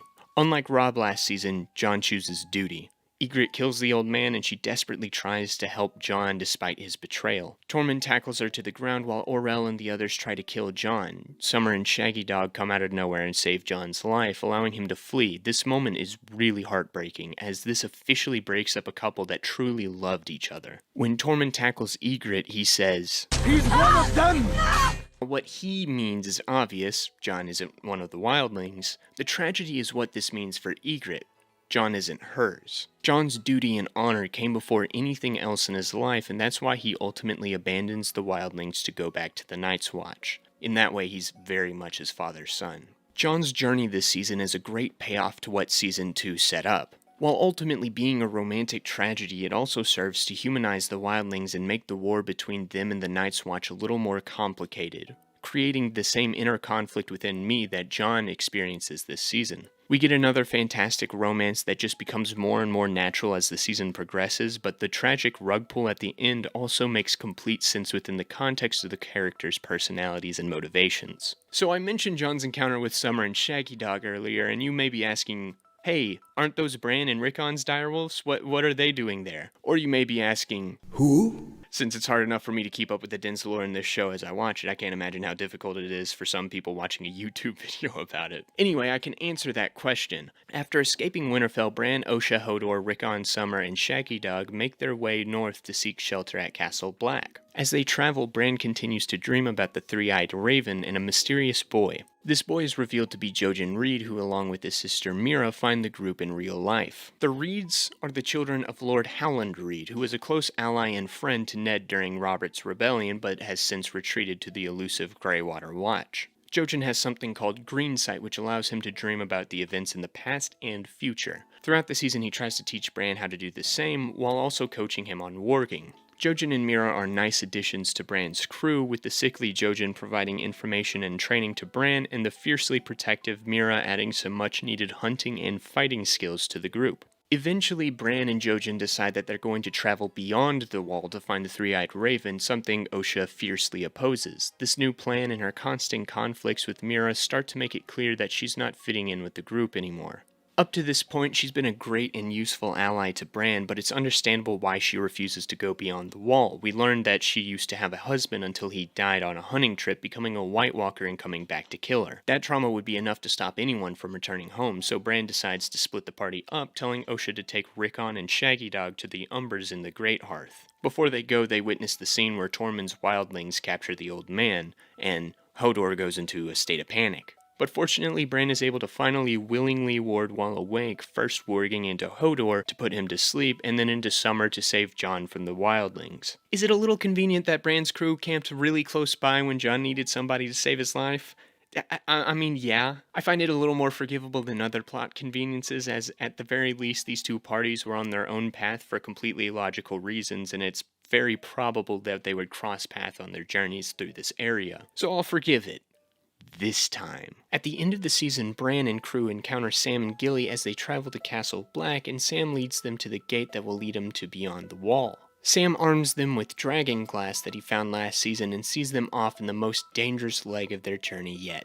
Overall, Bran's story is really solid, giving us some new characters and lore that spice up his journey north. It promises new possibilities for what Bran can do, and it allows him to find out that despite his lack of working legs, he isn't as helpless as he thinks, which is a very encouraging thing to see a little boy discover. There's one more story happening in the north, and it follows Bran's former captor, Theon, who has now become a captive. After his crew betrayed him last season, he was turned over to a mysterious group that spent pretty much the entire season torturing him. Layers are gradually peeled back to us about what's really going on, and Theon's excessive punishment should be enough to win back anyone who hated the lad after season 2. The big question is, who is this sadistic kid who takes sick pleasure in torturing Theon? Well, if you paid close attention, it's pretty obvious from the jump. That X looks pretty similar to the flayed man on the crest of the Bolton family. So I guess the real question is, which Bolton is this? At the end of the season, it's revealed that it's Roose Bolton's bastard son, Ramsay. This kid gives Joffrey a run for his money in being one of the most hateable, despicable characters in this show. He's initially introduced as an ally for Theon, helping him escape, killing his pursuers, and providing him a little bit of emotional comfort before leading him back to the torture room to keep cutting him up. He sends some girls to stimulate him, and then chops his wang off. Theon gets put through the ringer this season at the hands of the Bolton Bastard, and contrasting the last son of Greyjoy with this deranged psychopath is a very simple yet effective way to immediately win back the audience's empathy after his betrayal last season. There's also a great scene where Theon confides in Ramsay, before his heel turn mind you, about why he raided Winterfell. He first confidently declares that he's Ironborn before he realizes that my real father lost his head at King's Landing. It took all of this for him to truly realize that Ned was his true father. But now, not only is that father dead, he's estranged himself from everyone who would call him family. Fortunately, there is one person still out there who cares about him. At the end of the season, Ramsay sends Theon's babymaker to Balon, warning him to retreat from the north or he'll get more pieces of Theon in the future. Balon is completely apathetic, but Yara still feels familial connection to her bumbling brother, and she prepares a war party to go rescue him. Theon's story's pretty light this season, but it provides great character development and emotional payoffs for Theon, further confirming him to be one of my favorite characters in the show thus far. The plot in King's Landing gets very complicated this season. While Tyrion and Sansa are still the protagonists we follow there, they're mainly used as pawns by the various schemers that populate the capital of Westeros. Season 3 is very schemy. The primary plot here follows the Tyrells competing with the Lannisters in the game of politics. Margaery immediately gets to work establishing herself a queen of the people. The masses fall in love with her and by proxy Joffrey. The Boy King loves this new form of attention, so he starts following more and more of Margaery's advice. She also starts spending a lot of time with him, feigning interest in his hobbies like killing and death. This worries Cersei, whose relationship with Joffrey is becoming more and more distant, so she goes to Tywin to beg him to do something about Margaery. Tywin refuses, as in his mind somebody needs to control his sadistic grandson. Tywin and Cersei have their fair share of squabbles during the course of the season. Like I said earlier, Tywin's primary focus is keeping his family's legacy strong. Unfortunately, his children make it difficult to achieve that goal. We'll see more of what Jaime has done to disappoint his father next season, and we already know what he thinks of Tyrion, so this season's main focus is shedding light on Cersei's failings in her father's eyes. Unlike her brothers, Cersei fights desperately to be the perfect son for Tywin. No, I didn't misspeak. I mean son. In the world of Westeros, generally men and women have very specific roles they are supposed to do to serve their families. Cersei actively fights her role to get married to a highborn man to create alliances for Tywin, especially after her awful marriage to Robert, but she constantly fights to put herself in positions of power to protect her sons, the future of the Lannister household. Yet Tywin doesn't show any love to her. She thinks it's because of her sex, but Tywin has another reason for his distaste of his daughter. I don't distrust you because you're a woman. I distrust you because you're not as smart as you think you are. Oof. Honestly, that's kind of worse. I really like how each season thus far has pulled more layers off of Cersei to make her a more and more sympathetic character. The real battle of schemes between the Tyrells and Lannisters actually originates here at this council meeting with this little-fingered guy. Well, actually, if you want to be more accurate, this all started all the way back at the beginning of the show, but I'll expand on it when the show reveals that information. Anyway, this council meeting scene is a great vignette of characterization. Tywin calls his first council meeting as the Hand, and when everyone walks in, he's still standing. He's the center of power in the room. No one wants to make a move until he does. The reason he doesn't sit immediately is to assert his authority over everyone in the room, something he also does to Joffrey when he dares to walk up the steps of the Iron Throne to look down on him. Once Tywin finally decides to sit, Littlefinger immediately pushes past Varys to sit next to him. Littlefinger is attracted to power and wants to be in close proximity to it. There's literally a scene later in the season where Varys just walks in on him sitting next to the Iron Throne counting swords. Varys rolls his eyes at Littlefinger's behavior and casually walks to his seat 2 down from Tywin. While Littlefinger is aggressively ambitious, Varys wants to keep those in power at arm's reach, yet has no desire for power himself.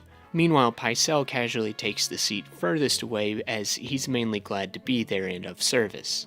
He's a guy who likes to go under the radar and keep on keeping on. Cersei, however, grabs a chair and puts it on the other side of the table to be at her father's right hand. She's willing to break pleasantries and traditions, but she still desperately wants the approval of her father. Tyrion arrives late and loudly drags a chair to the end of the table, completely opposite of Tywin. The imp is a disruptive force, especially to the 3 on the other end of the table, whom he directly opposes. Oh, I should also mention that this small council is meeting in the Tower of the Hand Tywin's own domicile instead of the main council room in the king's quarters, yet another way Tywin demonstrates his dominance. In this meeting, Tywin rewards Littlefinger for his work convincing the Tyrells to join Joffrey's army and save King's Landing at the Blackwater Bay by giving him Harrenhal, making him the Cursed Castle's lord. His new status would allow him to be eligible to marry a highborn lady, namely Lisa Arryn, Catelyn Stark's crazy sister. This marriage would give Tywin access to the massive army of the Vale to help defeat Robb, Balon, and Stannis' armies. Highgarden and the Vale have the largest armies in Westeros, so this would be a guaranteed victory. Tyrion smells something suspicious here, however, and he attempts to stop it. Unfortunately, he fails and Littlefinger prepares to leave, making Tyrion the new Master of Coin.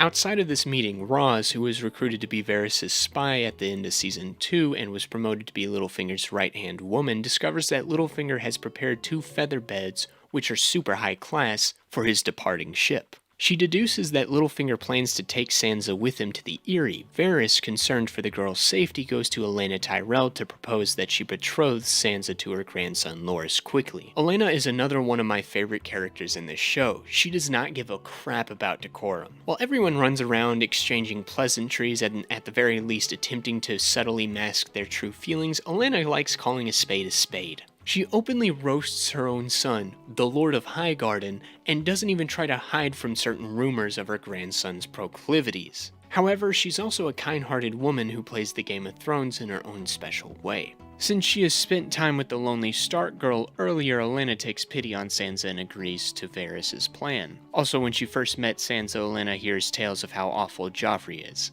That will be important later. All seems bright for Sansa. She's about to marry the man she was clearly smitten with in Season 1, just don't tell her which team he plays for, but she will also finally be able to leave this horrid place. Unfortunately, though, it seems like this was all a part of Littlefinger's plan. He knew of Roz's double-cross, so he turns the poor whore over to Joffrey, who's eager to try out his kinky little crossbow on her, and he now has vital information that will help Cersei finally convince Tywin to interfere in the Tyrell schemes. He immediately makes plans to marry Sansa off to Tyrion and Loras off to Cersei, something both of his children are not very happy with. This positions Tyrion to presumably become the Lord of Winterfell by marriage and further connect the Lannister house to the Tyrells, making for a very confusing family tree. Now that Littlefinger has won the skirmish and left, the rest of the season follows Tyrion and Sansa's relationship. While mostly used as a pawn this season, Tyrion still has plenty of things to do. He's trained in the ways of the coin, learning that Littlefinger has been borrowing money from the Iron Bank in Braavos that has put the crown in serious debt, and he officially secures Varys as a dedicated ally. In Season 2, Varys' loyalty is dubious at best, especially after seeing how he's treated Ned, but in Season 3, Varys opens up to Tyrion to the story behind his lack of balls, and he even shows the dwarf that he's kidnapped the man who stole his sausage all that time ago. Later in the season, Varys would even try to pay Shae to leave King's Landing since her presence is a threat to Tyrion. This scene officially confirms that Varys sees Tyrion as an ally, believing that the imp is vitally important to the safety of the realm. Tyrion's other friends continue to be Bronn, who, after being kicked off the City Watch and gained knightship, is now butting heads with more proper knights like Mirren Trent, so dignified he was willing to beat a little girl. And Podrick Payne, his dumb but loyal squire whose bravery at the Blackwater is rewarded with a night with Tyrion's favorite whores. This spawns the best running joke of the show, where Pod is somehow so good at the sexy times that the women of the night refuse to accept payment. On a more serious note, Tyrion also has his fair share of great dramatic moments this season. He has 2 conversations with Tywin that just further confirm Tywin's deep-seated hatred for his son. He refuses to give Tyrion Casterly Rock even though it's his by rights, since Jaime is a sworn Kingsguardsman, and Cersei is, well, a woman. But Tywin's love of tradition and legacy are briefly sidelined for his hatred of the imp. He will reluctantly agree to reward Tyrion for his bravery, but would never give his home to the abomination that killed his wife. In another argument much later in the season, Tywin reveals that on the day Tyrion was born, he almost took baby Ty to the sea and let the waves carry him away, but because Tyrion was a Lannister, Tywin chose to raise him. It is brutally devastating to hear a father say that to his son. The only reason Tyrion is alive is because of Tywin's dedication to family and legacy, but Tywin's hatred has led him to torment his son every day of his life. Comparatively, his conversations with his sister go a little better.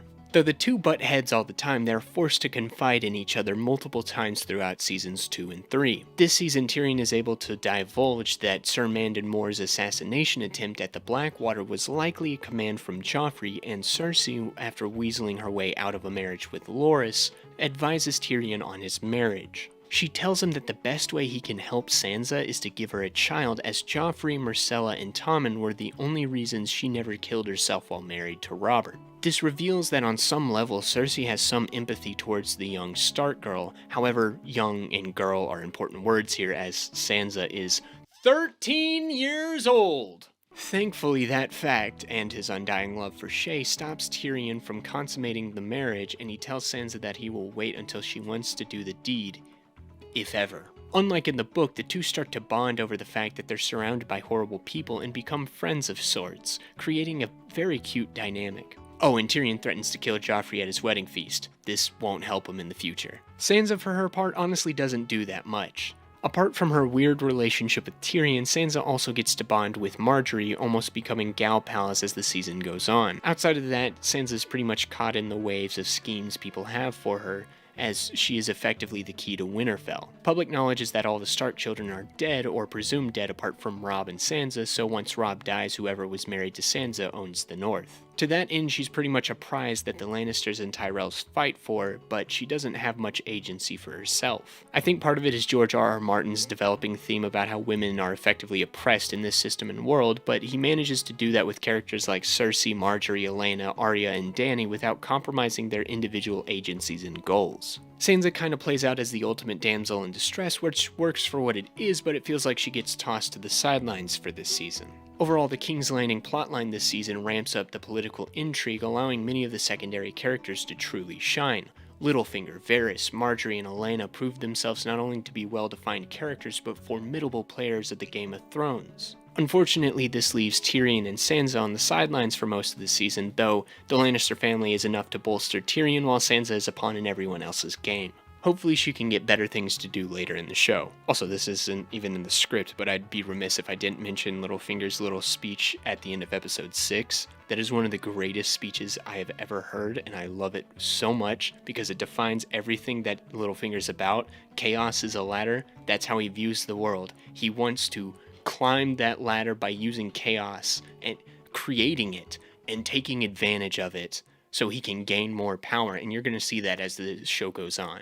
Meanwhile, the War of the Five Kings rages on in the Riverlands. Well, kind of. Robb Stark's army is winning every battle they participate in, but they continue to lose the war to the Lannisters. The season follows Robb making a desperate bid to defeat Tywin Lannister once and for all. First, he takes his army to Harrenhal, where he finds that it has been abandoned by the Mountain, who has killed every prisoner and left. The only survivor is a maester named Qyburn. Well, a former maester, as he's been stripped of his chain. Robb receives word that his grandfather and Lord of Riverrun, Hoster Tully, has died. He decides to leave Roose in charge of Harrenhal and head to Riverrun to Hoster's funeral. In Riverrun, we meet Catelyn's uncle Brynden the Blackfish and her brother and new Lord of Riverrun, Edmure Tully. After the funeral, we get a scene that perfectly encapsulates both characters. Robb scolds his uncle for impatiently attacking the Lannister army at the mill. While he won the skirmish, he ruined Robb's plan to lure the army into a trap that was guaranteed to eliminate them all. Despite being older than Robb, Edmure acts like an impulsive, glory-hungry child.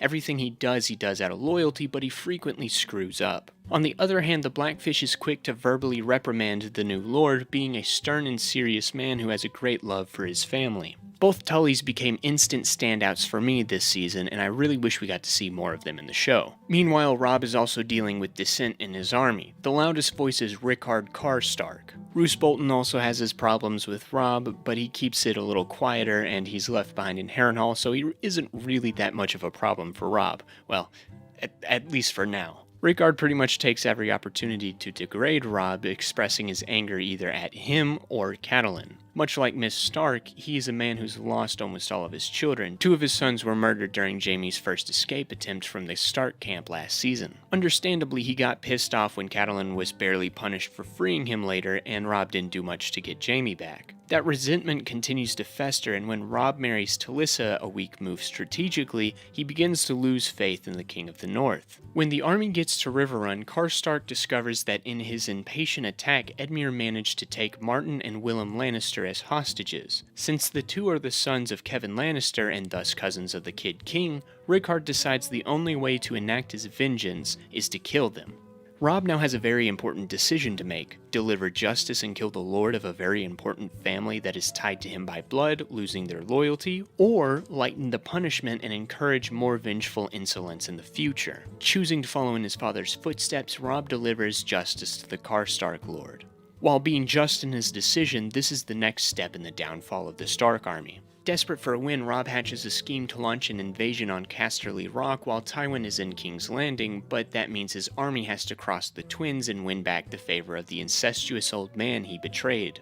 After speaking with two of Walder's sons, Lame Lothar and Black Walder, Robb agrees to marry Edmure off to a Frey girl of Walder's choosing. Edmure, while not initially on board with this idea, eventually agrees to receive his penance for his screw-up at the mill after a scolding from the Blackfish, who, might I add, hypocritically rejected an arranged marriage himself when he was younger. Anyway, Robb resolves to take what's left of his army to the Twins for the wedding and then on to Casterly Rock. Along the journey, Talissa reveals that she's pregnant with the heir to the north, something that excites both Robb and his wife. Yet again, I'm going to say this, but these two make such a natural pairing. While we didn't get to see a lot of them during Season 2, every interaction Robb and Talissa have in Season 3 do a great job at convincing me that these two are madly in love with each other, but like Jon's romance this season, it will also end in tragedy. But we'll get to that in a second. Catelyn spends most of the season catching up with her brother and uncle, grieving over more deaths in her family and advising Robb on his counsel. Once again, she continues to desperately try to keep her family together, or what's left of it.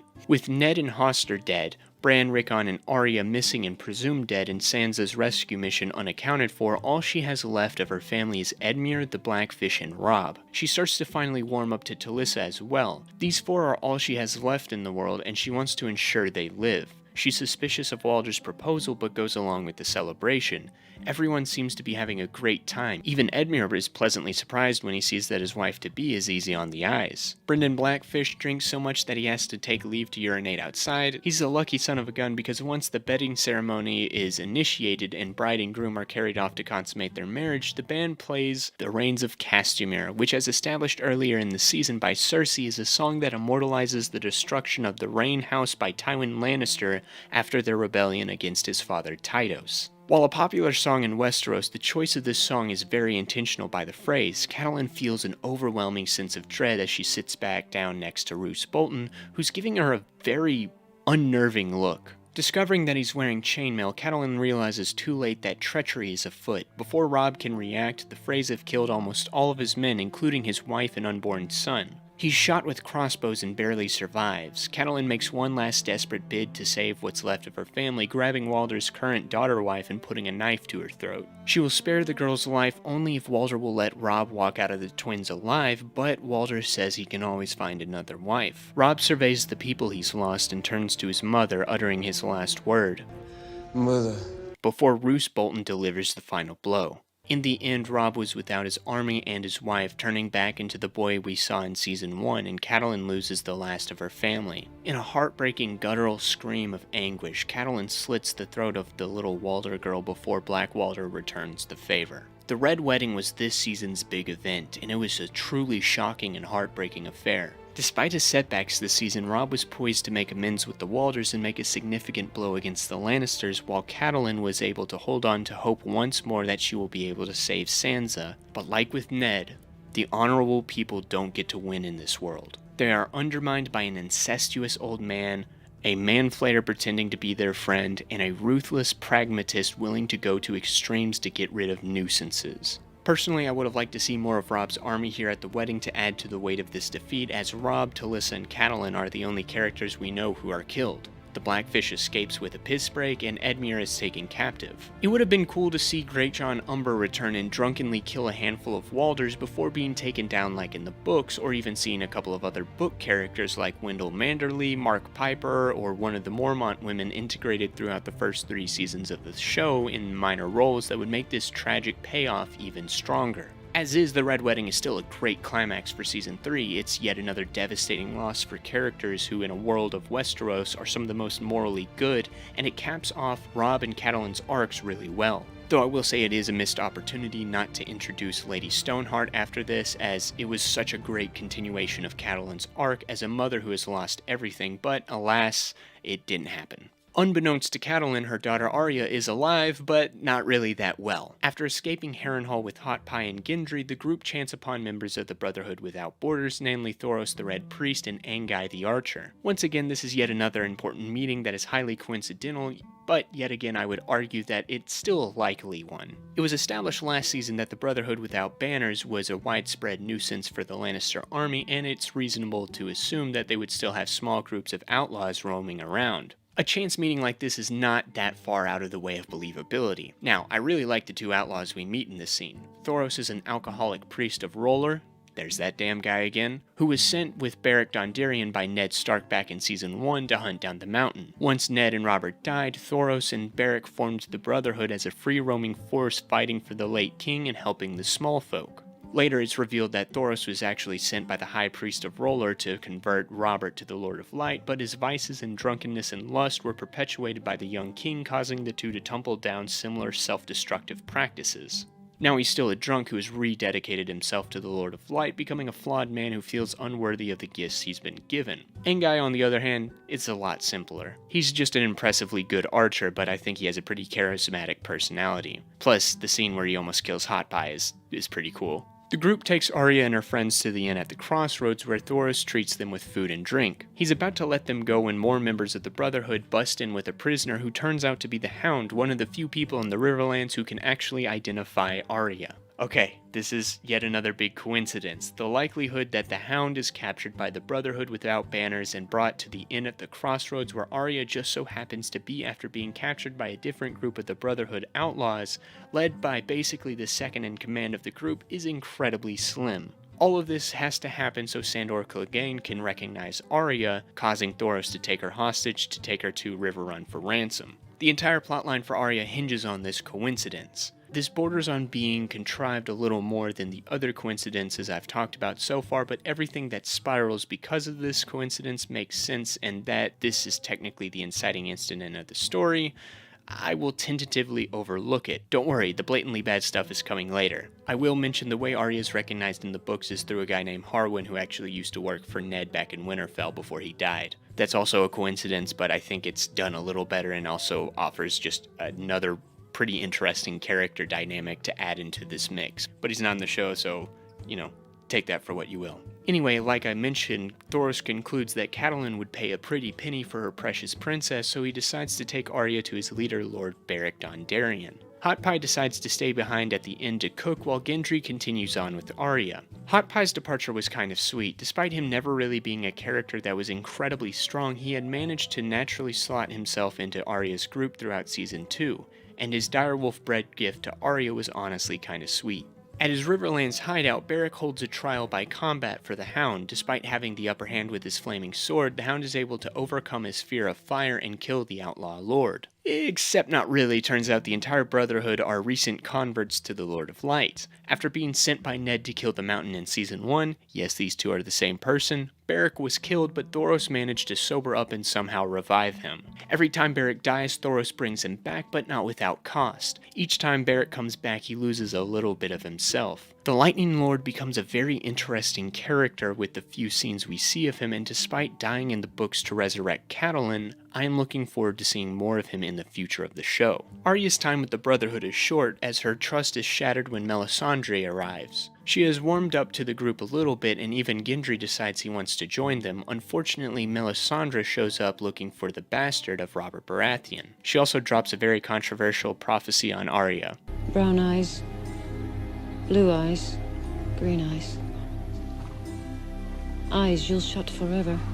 Anyway, Beric and Thoros turn Gendry over for some gold, and Arya is reminded that despite their claim to help small folk, the Brotherhood Without Banners are still outlaws who seek gold. Distraught, Arya runs into the woods where the Hound is waiting to kidnap her. Fortunately, Sandor also plans on taking Arya to her mother to collect a ransom. Catelyn is now heading for the twins for Robb's wedding, so that's where the Hound is going to take Arya. We will see a little more of them as a pair in Season 4, but once again, the Hound develops a very good rapport with the Stark daughter. Unfortunately, the two arrive at the twins as the Red Wedding starts. Arya ditches the Hound and witnesses some Freys kill Grey Wind, and later she even witnesses the Freys parading Robb's body around with his direwolf's head replacing his. She still believes there's a chance to save her mother, but the Hound finds her and knocks her out, indicating once again he may not be as bad as he's been built up to be.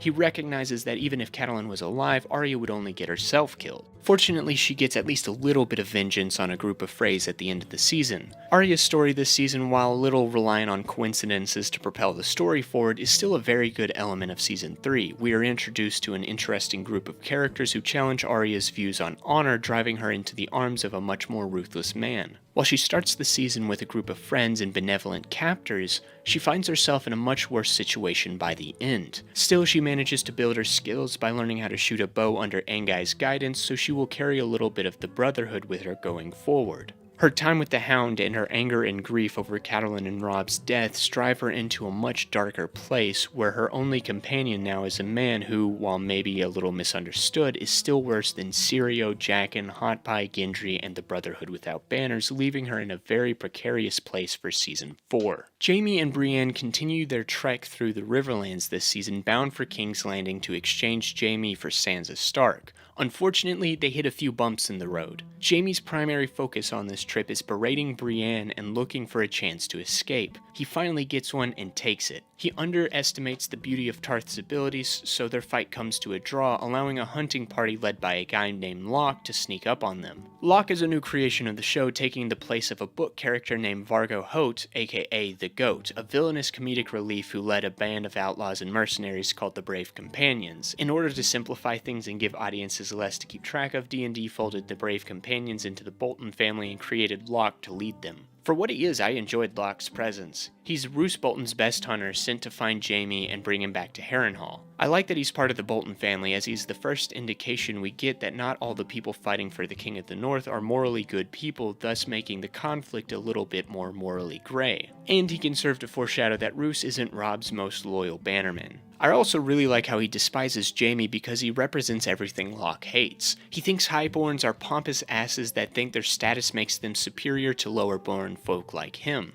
And none were as pompous as Jaime the Kingslayer. When he chops off Jaime's hand, it's not just a moment of shocking cruelty, it's Locke's way of breaking Jaime's smugness, bringing him down to his level. And it works, as we will see. Locke is a great villainous presence, played really well by one of my favorite character actors, Noah Taylor. He was actually supposed to be fed to the bear toward the end of the season in a reference to Amory Lorch's death in the books, but Locke left such an impression that he was kept alive to return in Season 4. Brienne and Jaime's time with Locke and subsequent imprisonment under Roose Bolton proved to be transformative for the duo, primarily for Jaime. In Season 1, Jaime Lannister was the infamous Kingslayer who would parade himself around like Prince Charming, priding himself on his expert swordsmanship and familial superiority. He's equally charming as he is ruthless, but in Season 3 he's broken by Locke. When with Brienne, he's initially antagonistic, taunting her appearance and ability while looking for a chance to escape. When the two are captured by Locke, Jaime finds some of his honor by trying to advise Brienne on how to make her captive's forced advances as easy on her as possible. When she's taken to the woods for Locke's satisfaction, Jaime intervenes, spinning a lie that Tarth is an island of great wealth that would pay Locke handsomely for the Lady Knight. His success in this lie goads his prideful confidence into promising all the gold of Casterly Rock for his return to Tywin.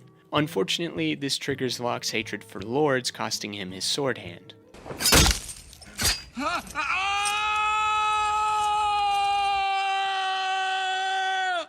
Locke removes a critical element of what makes him a master swordsman. Without that hand, he can't hold his sword to fight. Without his sword, he's nothing. Having been humiliated and crippled, Jaime becomes a shell of his former self. He tries once to fight off his captors, but his sickness from his hand wound causes him to quickly abandon that attempt. This proves to him that he's no longer the Jaime he once was, and he resorts to longing for death. He begs Locke and his men to kill him, and then resorts to starving himself. The only thing that convinces him to keep going on is Brienne. Upon arriving at Harrenhal, Jaime is teased by Roose and treated by Qyburn, who has now been enlisted into the Liege Lord's services as an unofficial maester. Then we get one of my favorite scenes in the show, the bath scene. Jaime joins Brienne in the bath, with Brienne being visibly uncomfortable with sharing the bath with the Kingslayer. Jaime tries to hold on to who he once was, shooting a cruel jape at Brienne's failure to protect Renly, but he immediately apologizes when she stands to defend her honor. Then he finally opens up to her.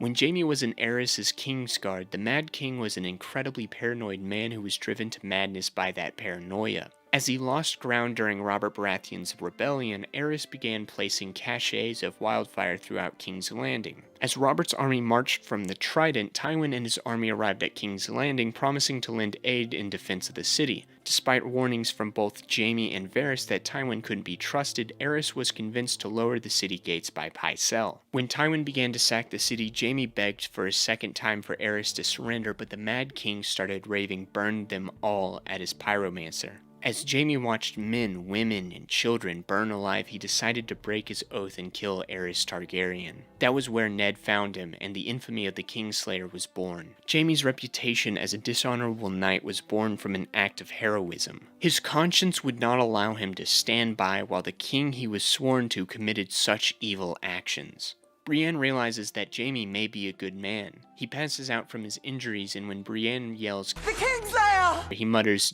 "Jaime.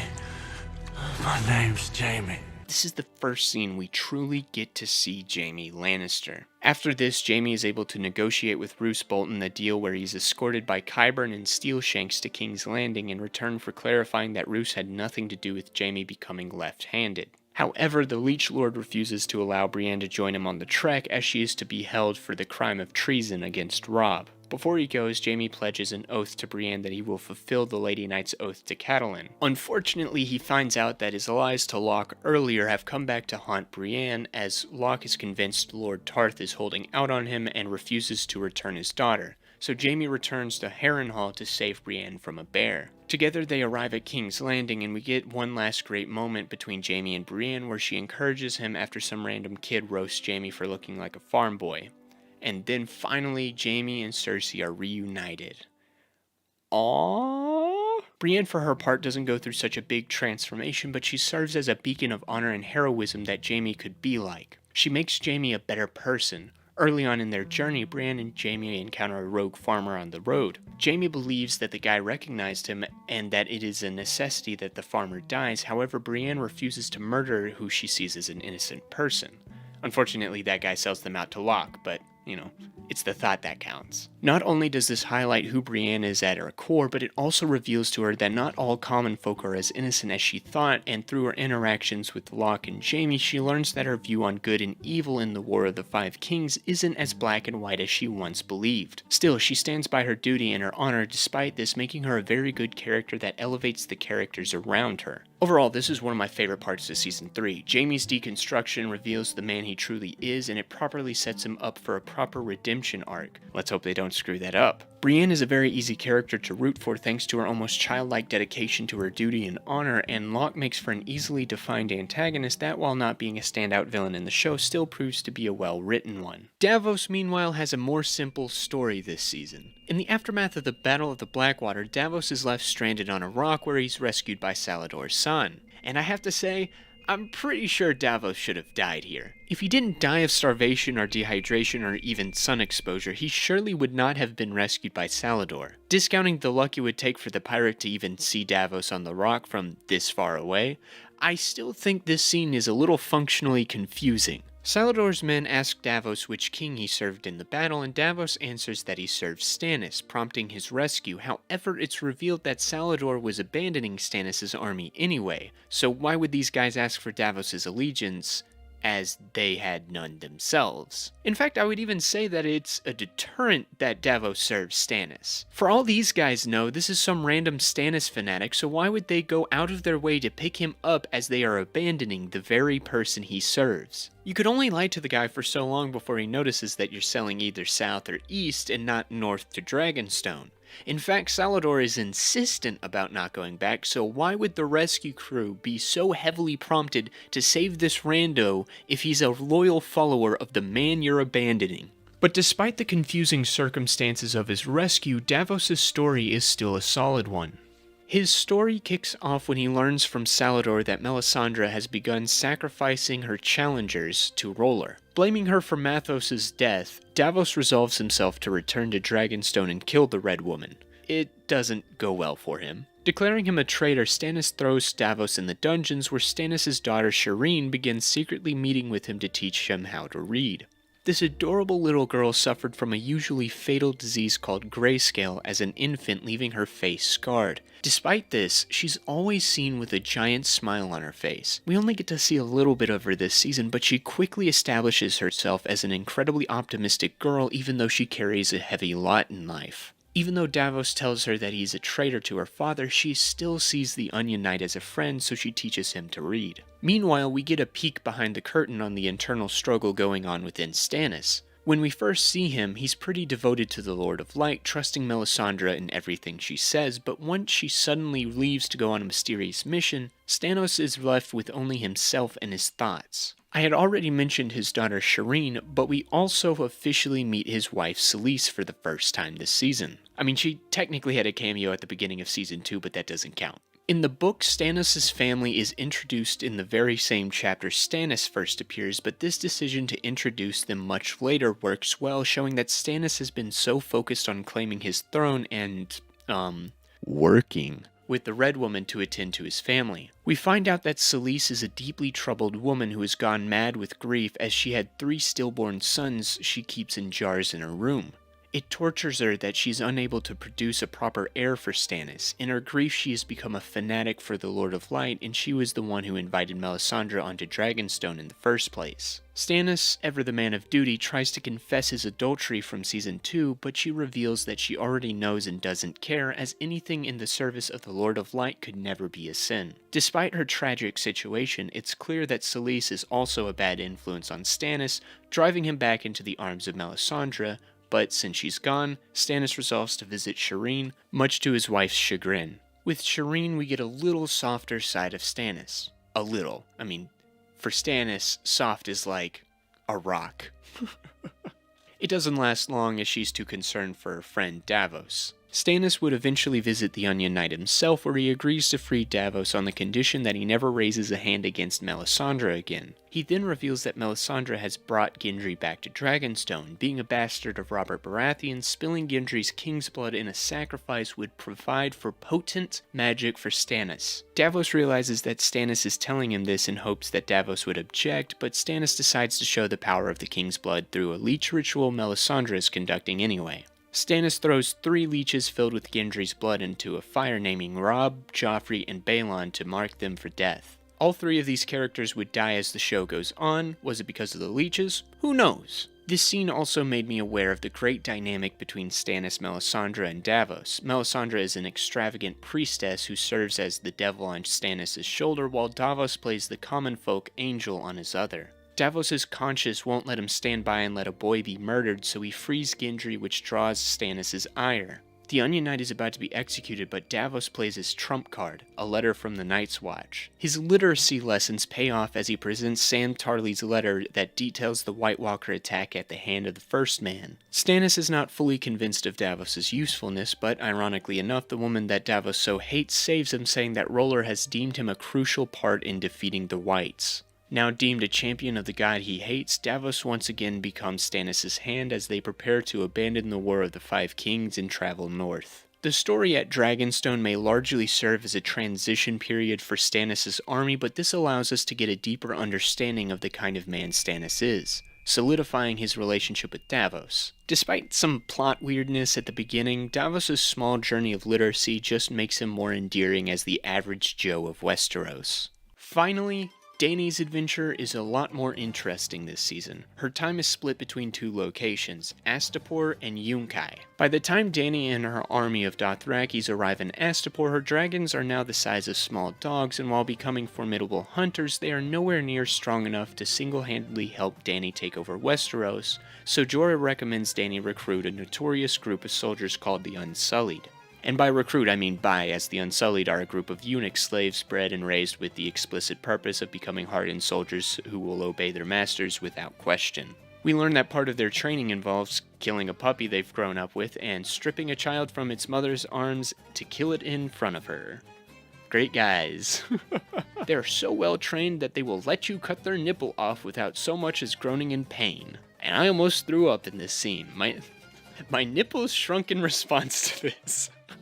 Dany is hesitant to buy slaves as she was a slave of sorts whenever Viserys and Illyrio forced her into a marriage with Drogo, but Jorah tells her that this is a necessary step to take to win the Iron Throne. When they first arrive, Dany is saved from a warlock assassination attempt by Sir Barristan Selmy. After being dismissed from the Kingsguard by Joffrey and replaced by the Hound in Season 1, Barristan started looking for Dany. He had always put more loyalty in the Targaryen family than their usurpers, but his vows had tied him to the throne regardless of who sat it. Now that he's been insulted by the Boy King by being dismissed from service, something that should never happen to a knight, and replaced by a guy who wasn't even knighted, a bitter Barristan has now sought out Dany to pledge loyalty to her. He joins Jorah as Dany's advisor and he becomes a great foil for the exiled knight. Jorah has a flexible morality focusing on the end goal and willing to do whatever necessary to get there. He's also very insistent on buying slave soldiers, while Barristan is opposed to the idea. Jorah's position makes sense, not only because the Unsullied would significantly bolster Dany's army, but also because his background in selling smugglers into slavery has softened his view on the practice. Meanwhile, Barristan is a paragon of honor, being staunch in his values and beliefs. He views slavery as immoral and insists that Dany wins the throne with honor. He also has a better grasp on how Westeros behaves, since both Dany and Jorah haven't been to their homeland in years. With that information, he's able to see the bigger picture of Dany's conquest and believes she needs to win over natives to not only win the throne, but keep it. So on the matter of purchasing the enslaved Unsullied, Jorah embraces the practice as a necessary evil while Barristan wholesale rejects it. Dany, while taking both of their counsels, chooses a different path. She meets with the Unsullied's master, Krasnus Monachlis, pretending to be a dumb blonde Westerosi bimbo as the slaver comfortably insults her in High Valyrian. He's lured into a sense of security during the negotiations, and they finally come to an agreement where Dany will purchase all the Unsullied, even the soldiers that aren't fully trained, in exchange for her biggest dragon, Drogon. As a bonus, Krasnus gives Dany his translator slave, Missandei. Dany's first conversation with Missandei establishes her goals for the next leg of their journey. She bought the slave girl in order to offer her freedom, but since Missandei doesn't have anywhere else to go, she devotes her service to the Targaryen girl. On the day of the exchange, Dany takes command of the Unsullied and gives Drogon to Krasnus. The slaver is too busy admiring the dragon to notice that Dany has dropped her act, commanding the Unsullied in the language she pretended not to speak. Once he finally catches on, he gets Dracarys. Dany commands the Unsullied to kill their slave masters and free every slave in Astapor. With that, she becomes the Chainbreaker. Instead of completely embracing the slave system as a means to an end like Jorah advised, or wholesale rejecting the system on principle like Barristan wanted, Dany basically broke the system apart, taking it over and changing it to fit her personal morality. So yeah, this is the birth of Dany's girl-bossing arc that all the Twitter feminist stans love, completely ignoring the consequences of all this. That's not to say that what Dany does here isn't the right decision to make, as both of her advisors push for her to accept the slave trade as is while she decides to break it apart. She offers the Unsullied freedom, allowing them to choose their service for her, their own names, and their own leader. While this does a fundamental good for the Unsullied, later Dany will have to face the consequences of her actions, something we'll explore later. For now, we follow Dany to Yunkai for the rest of the season, where she tries to negotiate with the sellsword companies to convince them to drop their swords and free their slaves. It seems as though none of the sellsword groups are willing to help, but Dany suddenly finds an ally in Daario Naharis, a lieutenant of the Second Sons. He's tasked by his superiors to kill Dany, but he instead betrays them and gives their heads to Dany, offering the service of the Second Sons to help take over Yunkai from the remaining hostile sellswords. His reason for doing this is, well, Daddy Daario is horny. He rejects the bros before hoes mentality, so don't ever let him be part of the boys. He will kill you in an instant for that Tarkosi. Why am I saying this? Fortunately for Daario, Dany seems to have the hots for him as well, choosing to trust the sellsword. Daario leads Jorah and the Unsullied's new leader, Grey Worm, into Yunkai to ambush the sellswords of the city. Somehow, just the three of them are able to defeat these large swaths of enemies and conquer Yunkai for Dany. I'm not gonna ask too many questions about that, I guess. The season ends with Dany offering the slaves of Yunkai their freedom, to which they respond by crowding around her and calling her Misa, which means mother. While still a solid season for Dany in its own right, the story perfectly sets up the struggles Dany goes through next season. She has taken up the cause of freeing slaves as they remind her of her own past, but she does this in an indiscriminate and reckless way that will have consequences. For this season, Barristan, Grey Worm, and Daario join Dany's group, with Barristan being the clear standout character, adding a very good balance to Jorah's advice. We also get to see Dany's capacity for cruelty and for compassion. I still like Dany's journey in Season 1 more, but this was definitely a step up from Season 2. Overall, Season 3 was great, despite some plot points driven by coincidence that straddle the line of acceptability and contrivance, and some logistics weirdness. It still provided many high highs that have defined the show. The Red Wedding, the wall climb, the bath scene, Theon's faux escape, and Littlefinger's climb speech are all iconic parts of what makes Game of Thrones what it is.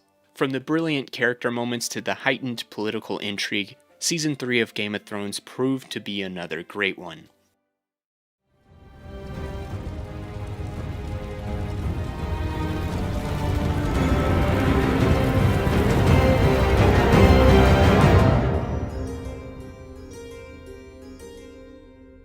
Season 4 adapts the rest of A Storm of Swords, and for the characters who have already gone through most of their storylines from that book, they go through the part of their storylines from A Feast for Crows and A Dance with Dragons. This season is absolutely great. This is the best the show has looked, with the cinematography, sets, and VFX all working together really well. It also has a lot of ground to cover, having to juggle the Purple Wedding, Tyrion's trial, the conquering of Meereen, killing the mutineers, and the Battle of the Wall, and Season 4 does it handily. There are technically 3 event episodes this season involving the previously mentioned Purple Wedding, Tyrion's trial, and the Battle of the Wall. Season 4 revolves mainly around these 3 events, with a lot of the other plot lines taking up less screen time. However, most of these storylines serve as great payoffs to everything that the past 3 seasons have built up to. King's Landing is a major focal point of Season 4, revolving around both the Purple Wedding and Tyrion's subsequent trial. The Purple Wedding serves as a bookend to the events of Season 3, while kicking off Tyrion and Sansa's storylines for the rest of this season. It's such a great affair, creating a cataclysm of great moments. Jaime threatens Loras, while Cersei threatens Brienne in a more subtle manner. Oberyn drops some accusations on Tywin and Cersei. Cersei gets frustrated with Pycelle, setting up her shift in loyalty to Qyburn. But of course, the main event is Joffrey's cruelty, whether it be chunking change at Bard, setting up a dwarf rendition of the War of the Five Kings, and laughing at Robb's brutal death in front of Sansa, or his treatment of Tyrion. Now, that last one is by far one of the most infuriating things to watch due to how drawn out it is. Seeing the effort Joffrey puts into humiliating Tyrion just makes me want to strangle the kid. Fortunately, someone beats me to the punch. Every action Joffrey takes in this sequence is so meticulously drawn out, milking every bit of hatred you have towards this character, which builds up to a great crescendo. It's very satisfying to watch this prick die a horrible death after the past 3 seasons of cruelty, especially after watching what he did to Tyrion. Naturally, Cersei blames this regicide on her dear brother. This sets up the main plot of the season, the trial of Tyrion Lannister. Tyrion is only left with a few allies after he's thrown into a dungeon. Sansa has vanished, he's forced Shae to leave to keep her out of danger, and Varys has been recruited by the prosecution, making no bones about his lack of loyalty to the Imp. This leaves him with Jaime, Bronn, and Pod. Dear old Podrick Payne visits him regularly, but Jaime sends him out of the city with Brienne in order to keep him safe from Tywin. Bronn is getting investigated by the Crown, so he's not really allowed to visit his friend. He's then roped into a betrothal to lawless Stokeworth that will send him to Stokeworth Castle. However, Jaime, as the captain of the Kingsguard, is able to visit Tyrion unimpeded. Despite being separated since the pilot, Jaime and Tyrion pick up with each other like no time has passed, and like Tyrion isn't currently sitting in a cell for regicide. Specifically the regicide of Jaime's son. Unlike the uneasy relationship between Tyrion and Cersei, the two brothers clearly love each other unconditionally. Their bond is one of my favorite parts of the season. The rest of Jaime's time in Westeros' capital involves him catching up with his family. Despite his growth last season, Jaime almost reverts back to his old self when it comes to Cersei. He grows a little distant from her as the season goes on, especially with her behavior around Tyrion. Unfortunately, he's now trapped in this relationship. I should also briefly mention the controversial scene where Cersei and Jaime do the deed right next to Joffrey's corpse. It's usually painted as an unconsensual act on Cersei's part, though the creators never meant to portray the scene that way. The editing does make it a little confusing at certain points, but you do see Cersei engage in this act willingly at certain angles.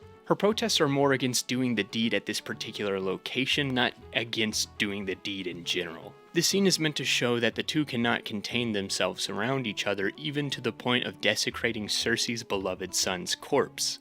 Jaime also clashes with his father this season. Tywin has lofty aspirations for him, a lordship at Casterly Rock and a marriage to a highborn lady. Unfortunately, Jaime doubles down on being a Kingsguard captain for the new King Tommen despite his one-handedness. Though, later in the season, Jaime is willing to give up his dream of being a knight to make sure Tyrion lives. Something Tywin readily agrees to. However, Tyrion throws a wrench in that deal. We'll get to that in a second. Speaking of Tommen, the minute he is crowned king, people immediately start trying to influence him. Olenna sends Margaery to start building a relationship with the Little King in order to turn him against Cersei. Meanwhile, Tywin sees Tommen as a piece of clay he can mold into the perfect king, unlike Joffrey, whom he essentially calls a blithering moron at the dead boy's funeral. Look, I know the kid was an asshole, but geez, can we have a little bit of respect for the dead here? He's brutal, but I guess Tywin isn't exactly wrong. On top of having to deal with an insolent Jaime, he also must continue to deal with Cersei. He's essentially forced into this trial by her hatred of Tyrion, but he willingly goes along with it, planning to send the imp to the wall in order to be rid of him, while not executing a Lannister for king and kinslaying. Now, while Cersei tries to convince her father that she will continue the Lannister legacy, she refuses to go along with her betrothal to Loras. When it becomes clear that Tywin won't budge on the issue, she reveals her incest with Jaime to him. This scene is crucial for understanding Tywin. Despite all of his lecturing about family, he never even paid enough attention to his own children to realize the obvious. They shaggin'. It is rather ironic that he's the last to know about his children's private activities. Now, the trial of Tyrion Lannister has got to be one of the most agonizing things to watch, and I mean that in a good way. For half an episode, we see testimony after testimony that intentionally leaves out context to make Tyrion look bad to the judges, or in Cersei's case, she just straight up lies.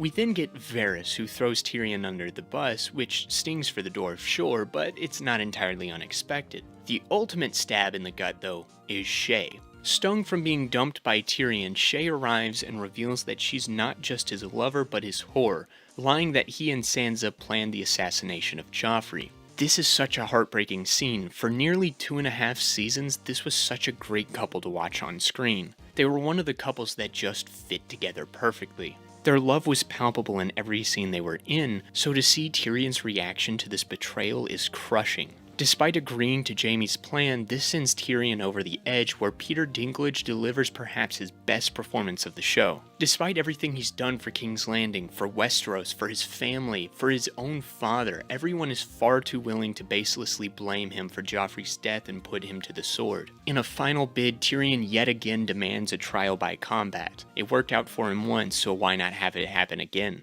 A now thrice recast Gregor Clegane is chosen to be the champion for the crown, while Tyrion struggles to find one himself. Jaime literally can't lend a hand, while Bronn refuses as he knows his chance of winning is low. Fortunately for Tyrion, Oberyn Martell volunteers to fight for him. For most of the season, the Dornish prince Oberyn has been trouncing around King's Landing with his wife Ellaria Sand being filthy degenerates. However, every once in a while, Oberyn reveals insight into his reasons for traveling from Dorne to the capital of Westeros. The formal rationalization is that his brother Doran is too sick to come, so he's just here to represent the prince. But under that perfectly reasonable facade, Oberyn is here to seek justice for the death of his sister, the wife of one Rhaegar Targaryen, son of the Mad King. He wants the head of Gregor Clegane and the man who gave the command to kill his dear Elia, who he suspects to be Tywin. This is why he chooses to fight for Tyrion. This duel is a roller coaster of emotions. Oberyn is clearly the better fighter here, playing with his food before striking. He desperately wants the Mountain to confess his crime while publicly accusing Tywin of giving the order. For most of this match, it seems like he's gonna win, but this desire leads to his downfall. Bronn actually predicted this match pretty well. Maybe I could take him. dance around until he's so tired of hacking at me, he dropped his sword. Get him off his feet somehow. But one misstep, and I'm dead. The death of Oberyn Martell is by far the most brutal thing we've seen in the show, so brutal I dare not even show it on YouTube. And with that mind-blowing death, Tyrion's last bit of hope is gone. Well, for a little while at least. Jaime and Varys have devised a plan to help Tyrion escape before he's killed, with Varys reaffirming his friendship with the Imp. However, Tyrion takes a brief detour before taking leave. He visits his father's chambers, finding Shae in Tywin's bed. This breaks the dwarf's heart, and he suffocates the love of his life. Next, it's time for Tywin, whom Tyrion finds dropping some kids off at the pool. Despite being held at crossbow point, Tywin still is cold self, though he does try to negotiate with his son so he can live. Unfortunately, Tyrion shoots him after his father calls Shae a whore one too many times. With his last breath, Tywin disowns his son before dying on the pot. Everything this season has built up to this moment. Thanks to his own family's machinations, Tyrion is pushed to the breaking point, and shooting Tywin is his way of completely removing himself from the Lannisters before escaping east. Finally, Tyrion gets some level of satisfaction after a season of misery. Tywin Lannister did not in fact shit gold. Sorry, I couldn't help myself. That was from the book, and it was such a good line. Seriously though, read those books. They're really good. The storyline in King's Landing was absolutely fantastic. The Lannister family's reunification provides the best example of how poorly they work as a family unit. Tyrion's heartbreaking downfall and Jaime's fallout with his sister and father are so depressing to watch, but we get satisfying deaths for Joffrey and Tywin to book in the plotline. Now, the Purple Wedding also directly spins off into two other storylines this season that follow Sansa and Brienne. After being approached by the fool Ser Dantos, whom she saved from Joffrey's wrath last season, Sansa is suddenly whisked away by the drunk fool in the aftermath of the deadly wedding. She's taken to a ship in Blackwater Bay where she learns that Littlefinger is her savior. He has Dantos killed and they leave to the Eyrie. This is where Sansa spends the rest of the season. On their way there, Littlefinger reveals that he was behind the assassination of Joffrey Baratheon, orchestrating events that helped Olenna Tyrell poison Joff's wine. He does all this in order to create enough chaos that would allow him to take Sansa out of King's Landing unnoticed. He also begins coaching her on the way the world really works, and Sansa gets her first real taste of scheming. In the Eyrie, she has a seemingly heartfelt reunion with her Aunt Lysa, but she quickly learns what we already know. This hoe is crazy. We learn that she was the one who killed her husband Jon Arryn at the beginning of the show at the behest of Littlefinger, as she is in love with the scheming lord. So everything that has happened in this show has happened as a result of these two's little love affair. Things fall apart quickly in the Eyrie as Littlefinger kisses Sansa in full view of Lysa, causing the already on edge Lady of the Vale to have a full-on breakdown. She threatens to throw Sansa out the moon door, but Littlefinger intervenes. Lysa once again falls for his charms, but then he pushes her out the moon door. This is the first time Littlefinger gets his hands dirty and kills someone himself. After being cleared of any wrongdoing thanks to Sansa, Littlefinger then becomes the Lord of the Vale thanks to his marriage to Lysa. This season truly makes me appreciate Littlefinger's schemes. In just a short amount of time, he managed to arrange people like a chessboard and make the right friends that would allow for his ascension into power. He started the show as just some guy who had weaseled his way into becoming the Master of Coin under Robert. He then seduced Lysa Arryn, convincing her to kill her husband.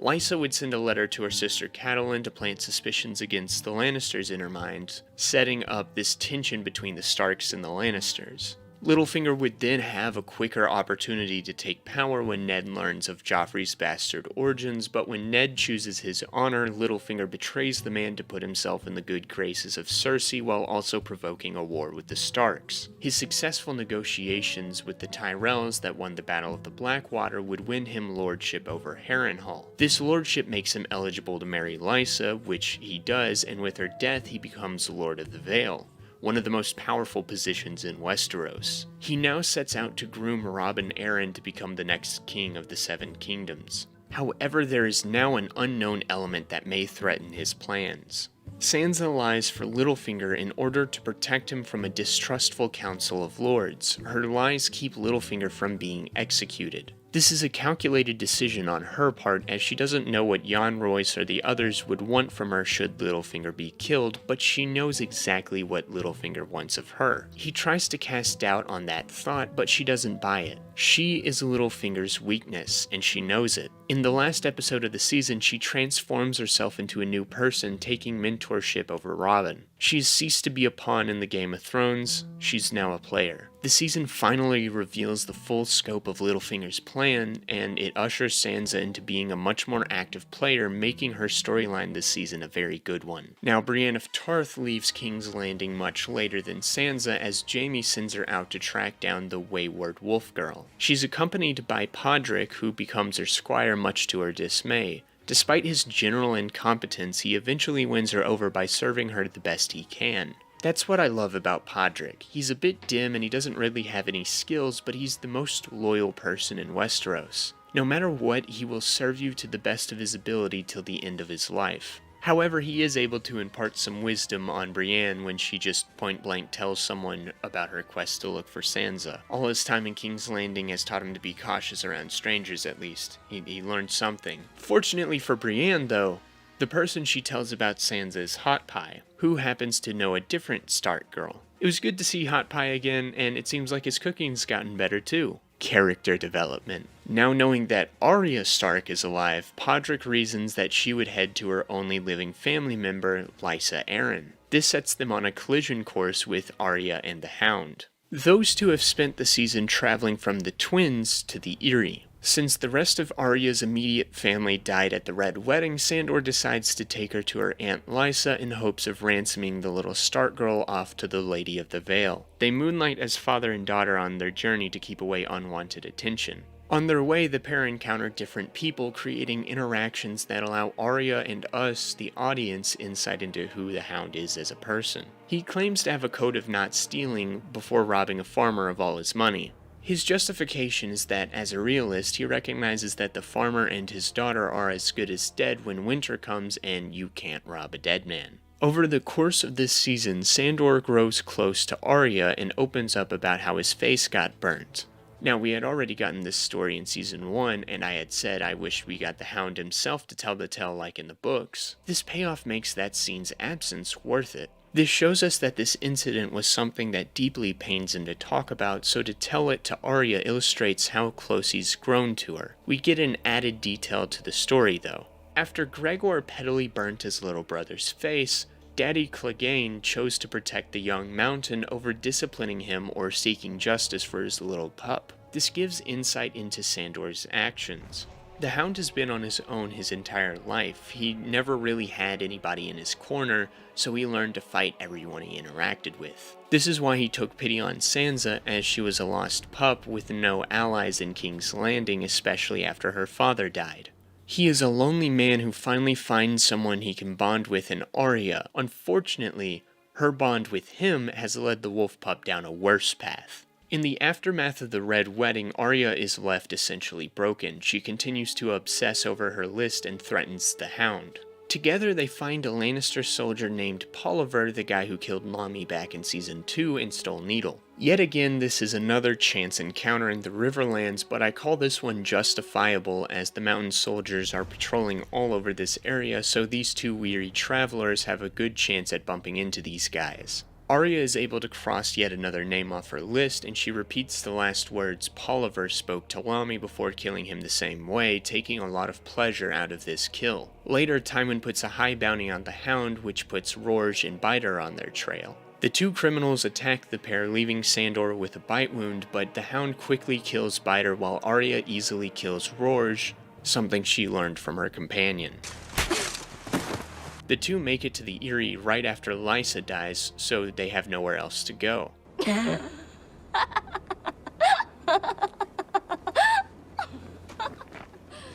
My only question about this would be, why did Sansa not hear about this? I understand she's moonlighting as Littlefinger's niece right now, but you'd think the gate would report that Arya Stark, one of the missing Stark girls, arrived at the Bloody Gate. and that they would hold her in custody until Littlefinger and Sansa got there. Because of this administrational oversight, the two girls barely miss each other. This then leads to the clash between Brienne and the Hound. Sandor finally has taken it upon himself to become Arya's protector rather than her captor, and Brienne's association with the Lannister arouses their suspicion. The inevitable fight ensues, leading to Brienne triumphing over the Hound, but Arya disappears. She goes to the dying Sandor. He relents that Brienne is more worthy of protecting her and begs for the gift of mercy, aka like assisted suicide, by the way. But Arya ignores him and leaves. The season ends with Arya finding a boat and using the coin Jack and Hagar gave her in Season 2 to buy passage to Braavos. While Brienne's story this season was basically going from point A to point B, Arya and the Hound's buddy adventure was great. The two made such a great pairing, and while the Hound manages to find some small morsel of redemption in his combat-ridden life, Arya's relationship with him has plunged her further into darkness. Meanwhile, in the north, we follow the three same plotlines from last season, though one takes more screen time over the others. Theon is barely in Season 4, and he doesn't get a lot of development in the time he gets. The main point of Theon's story this season is to emphasize how Ramsay has almost effectively brainwashed the last Greyjoy son into becoming his loyal servant Reek. He reveals that he didn't really kill Bran and Rickon in Season 2, prompting Roose to send Locke after the boys. He helps Ramsay take Moat Cailin from the Ironborn, killing his fellow men in service of the Bolton bastard. The ultimate scene that shows how broken Theon has become is when we get an admittedly underwhelming payoff to Yara's rescue mission. Yara and her Iron Men are able to easily infiltrate the Dreadfort and find Theon, who's locked in the kennels, but Theon freaks out on his sister long enough to buy time for Ramsay to arrive and thwart their rescue attempt. While the fight ensues, Theon hides in the dog cages. This convinces Yara that her brother is too far gone and abandons him, and with that the Ironborn pretty much become irrelevant until Season 6. The more interesting developments come with the few scenes we get of Ramsay. Despite being just as despicable and hateable as Joffrey, Ramsay is afforded a little more character motivation and development. The writers use his reunification with his father Roose to reveal that Ramsay desperately wants to be accepted by his father as a son. He is a bastard born of a non-consensual interaction between Roose and a low-born woman, so he feels like an outsider in the Bolton household. His torture of Theon and conquering of Moat Cailin are merely bids to win his father's favor, but that doesn't stop him from indulging in his cruelty. When Roose finally acknowledges Ramsay as a Bolton rather than a bastard Snow, Ramsay is clearly happy about this, and for a minute you almost forget about how awful this kid is. Almost. I mean, he's still awful, let's make that clear. I mean, he hunts women for sport, so he's not a sympathetic villain by any means. This season just uses Theon as a vessel to expand on Ramsay's character while reaffirming his despicable nature, and for what it is, it works. Now, Locke's hunt for Bran takes him to the Wall, where he infiltrates the Night's Watch to see if they know where Bran could be. He works his way into Jon's good graces, becoming a quick, close ally to the boy.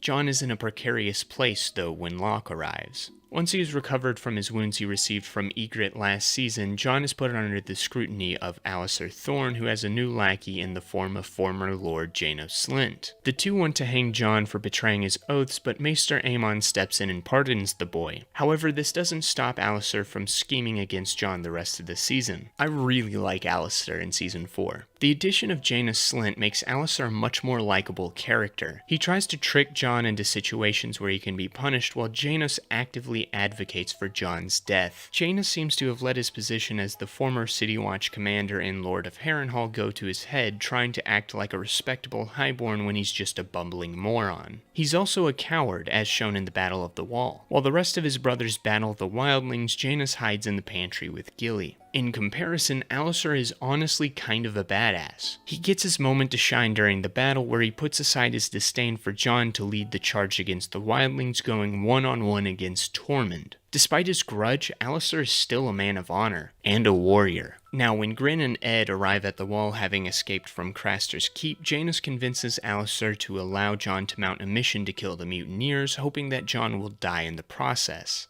Jon understands that if Mance finds the mutineers, he'll realize that Castle Black isn't as well manned as Jon had led him to believe, so Snow leads a group of volunteers on an attack on Craster's Keep. Sam reveals to Jon that he helped Bran go beyond the wall, and there's a possibility that Bran is at Craster's Keep as well. Locke overhears this and later volunteers to go on Jon's mission, planning to kill Jon and kidnap Bran. Unfortunately, it doesn't quite go the way he planned. The raid on Craster's Keep is a great action set piece. Prior to the event, we learn a little more about Carl Tanner. He was just a poor boy living in Flea Bottom who had become renowned for his skills as a cutthroat, learning to be incredibly effective with fighting knives. He's the product of a hard life in the streets, but he's nowhere close to being sympathetic. See, that's a bit of a pattern this season, isn't it? He's just as depraved as Craster, if not worse, turning the keep into a decrepit den of depravity. Even Rast seems to be a little uncomfortable being there. All this depravity is put to an end by Jon. He almost loses his one-to-one fight with Carl as Carl spits in Jon's eye, a dirty tactic representative of his childhood in Flea Bottom. Jon is saved by one of Craster's girls, allowing him to kill Carl. With all the mutineers killed, sans Rast who's escaped, Jon heads back to the wall where he helps the others prepare for the arrival of the wildlings.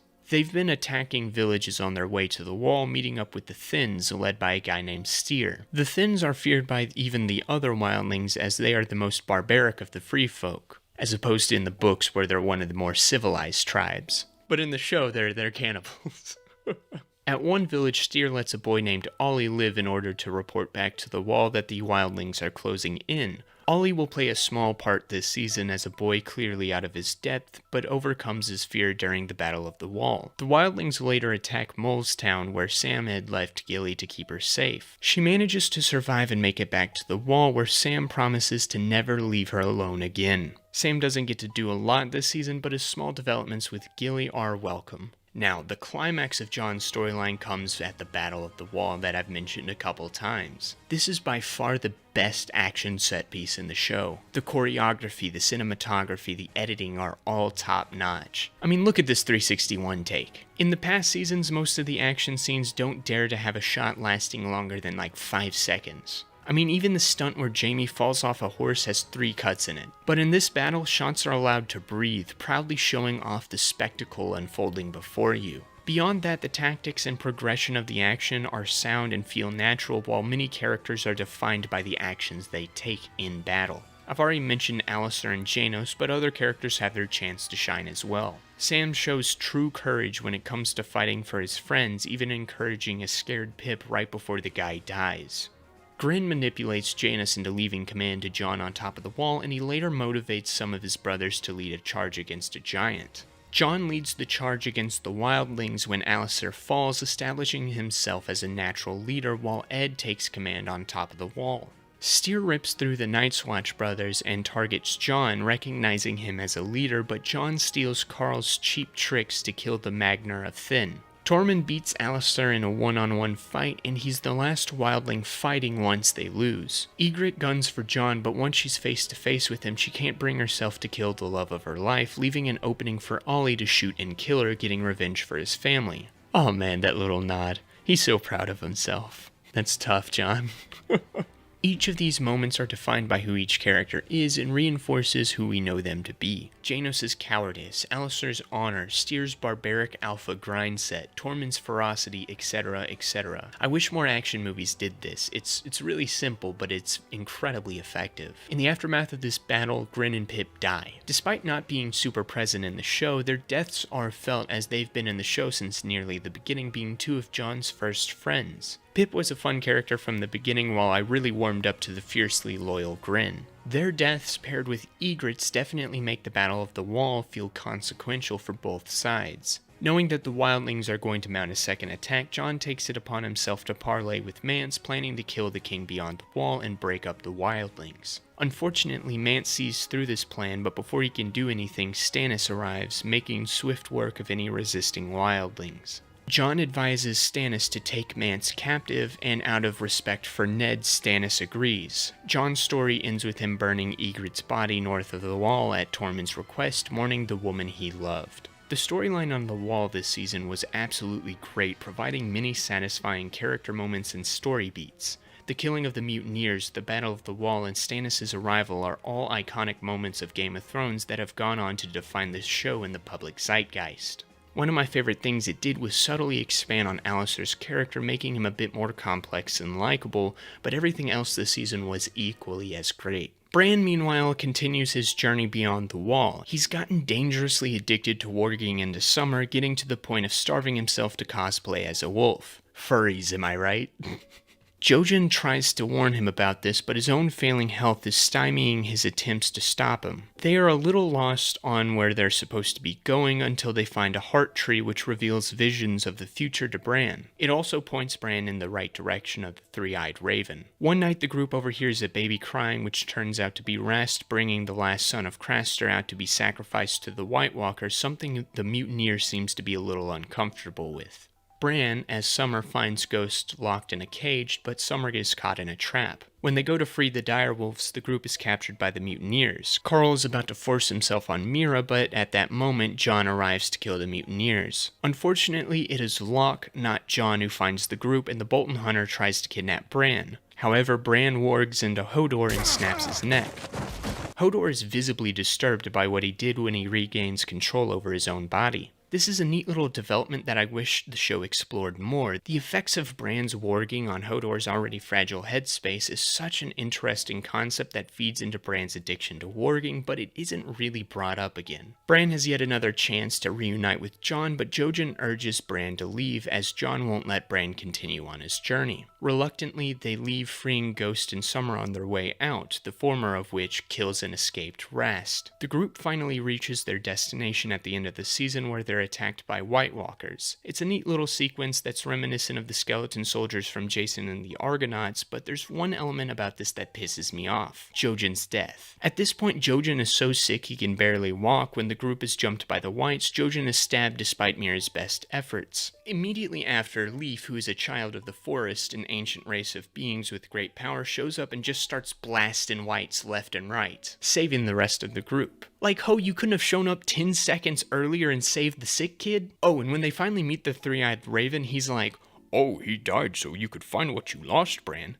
No, Three Eyes. He died because your little girl over here decided to drag her feet getting outside. You just spouting some bullshit to make Jojen seem important. I don't even like Jojen. He was kind of a bland character whose utility was mostly for off-screen development for Bran, but still, this feels kind of disrespectful, dude. But yeah, I guess they finally meet the three-eyed raven who promises to help Bran learn to fly. Look, this was the most eventful season so far for Bran, and we get some small stuff that could open the door to some really interesting developments. Unfortunately, this group of characters is the most uninteresting out of the other groups the show follows, but this season does establish some potentially interesting developments with Bran's warging addiction and Jojen's death.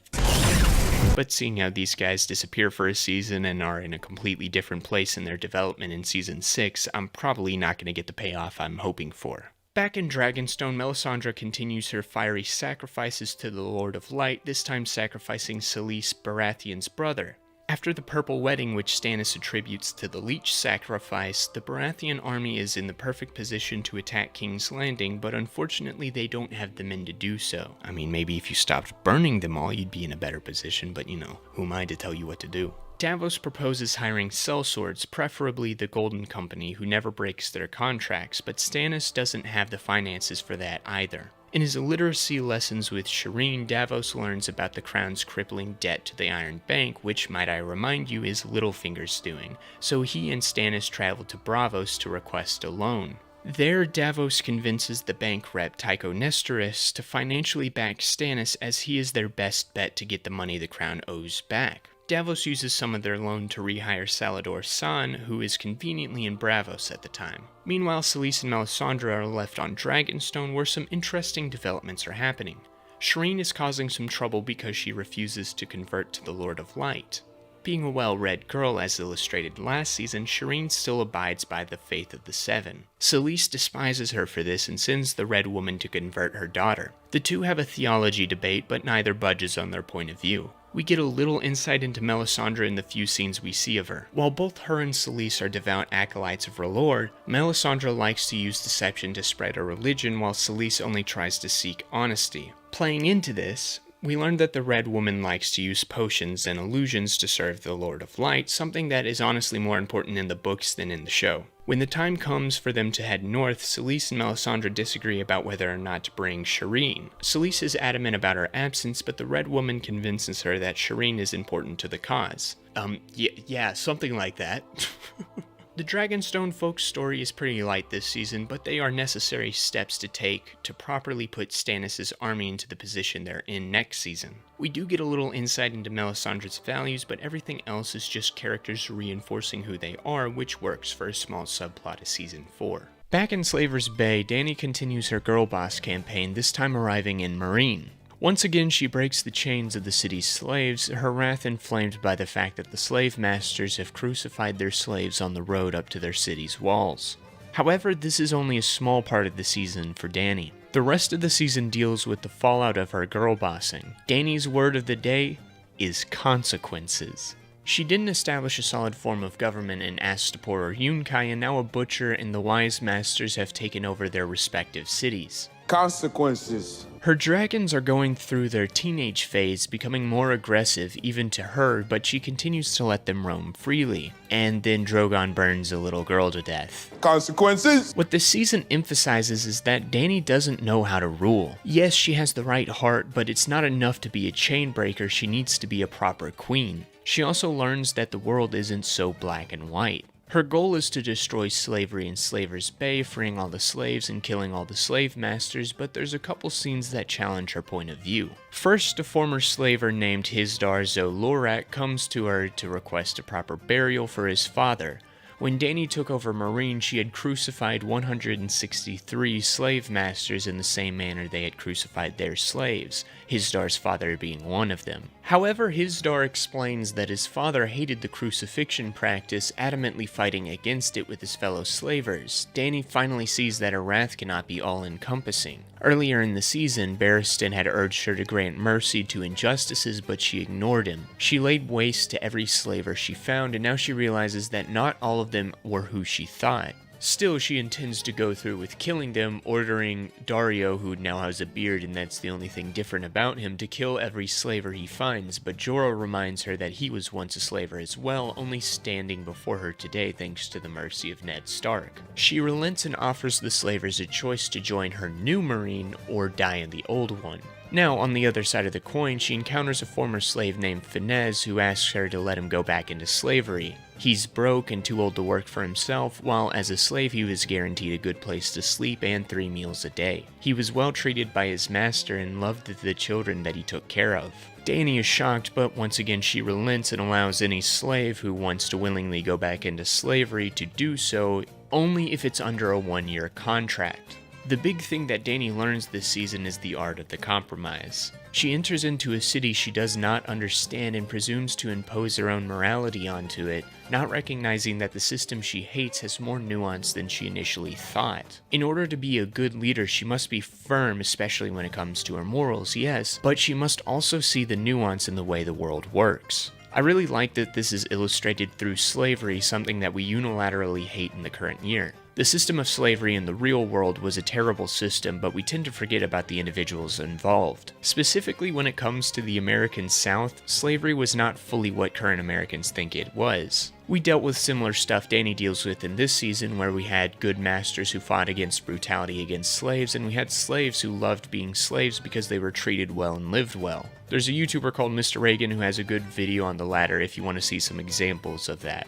That doesn't mean slavery was in and of itself a good thing that we needed to continue, but we as a country didn't consider what came after freeing the slaves. We were too concerned with breaking chains to actually develop a plan to help the freedmen thrive in their new lives. It also didn't help that Lincoln used slavery as an economic weapon against the South and didn't actually care about the slaves, but that's another story for another time. The point is that this is a completely realistic situation Dany is dealing with that is drawn from history, making her struggles a lot more palpable. Now, Dany isn't the only one who has to face consequences this season. After Varys finds out that Barristan is now helping Dany, Tywin gets worried and sends a letter to the dismissed knight that reveals that Jorah was working as a spy back in Season 1, leading to a betrayed Dany dismissing Jorah, sending her first ally away. It's a sad moment as we the audience saw that Jorah abandoned his spying to commit himself fully to Dany. Maybe Duke should have been a little more upfront with her, but you know, live and learn I guess. The season ends with Drogon killing a child and Dany is forced to lock her other 2 dragons away. Not Drogon though, dude's too much of a Chad to be locked down. Be like Drogon, get on the Sigma grind set, am I right? Dany's storyline this season was a great exploration of leadership, allowing the little girl we've been following to experience the consequences of her noble mission and the nuance of the world beyond Pentos. Overall, Season 4 was peak Game of Thrones. Just about every character is operating on top form, and we get some of the best moments of all of television in this season. Besides the mishandling of Jojen's death, I don't really have any gripes with this season. It's really good. We are now officially halfway done with this show, and unfortunately, it's all downhill from here.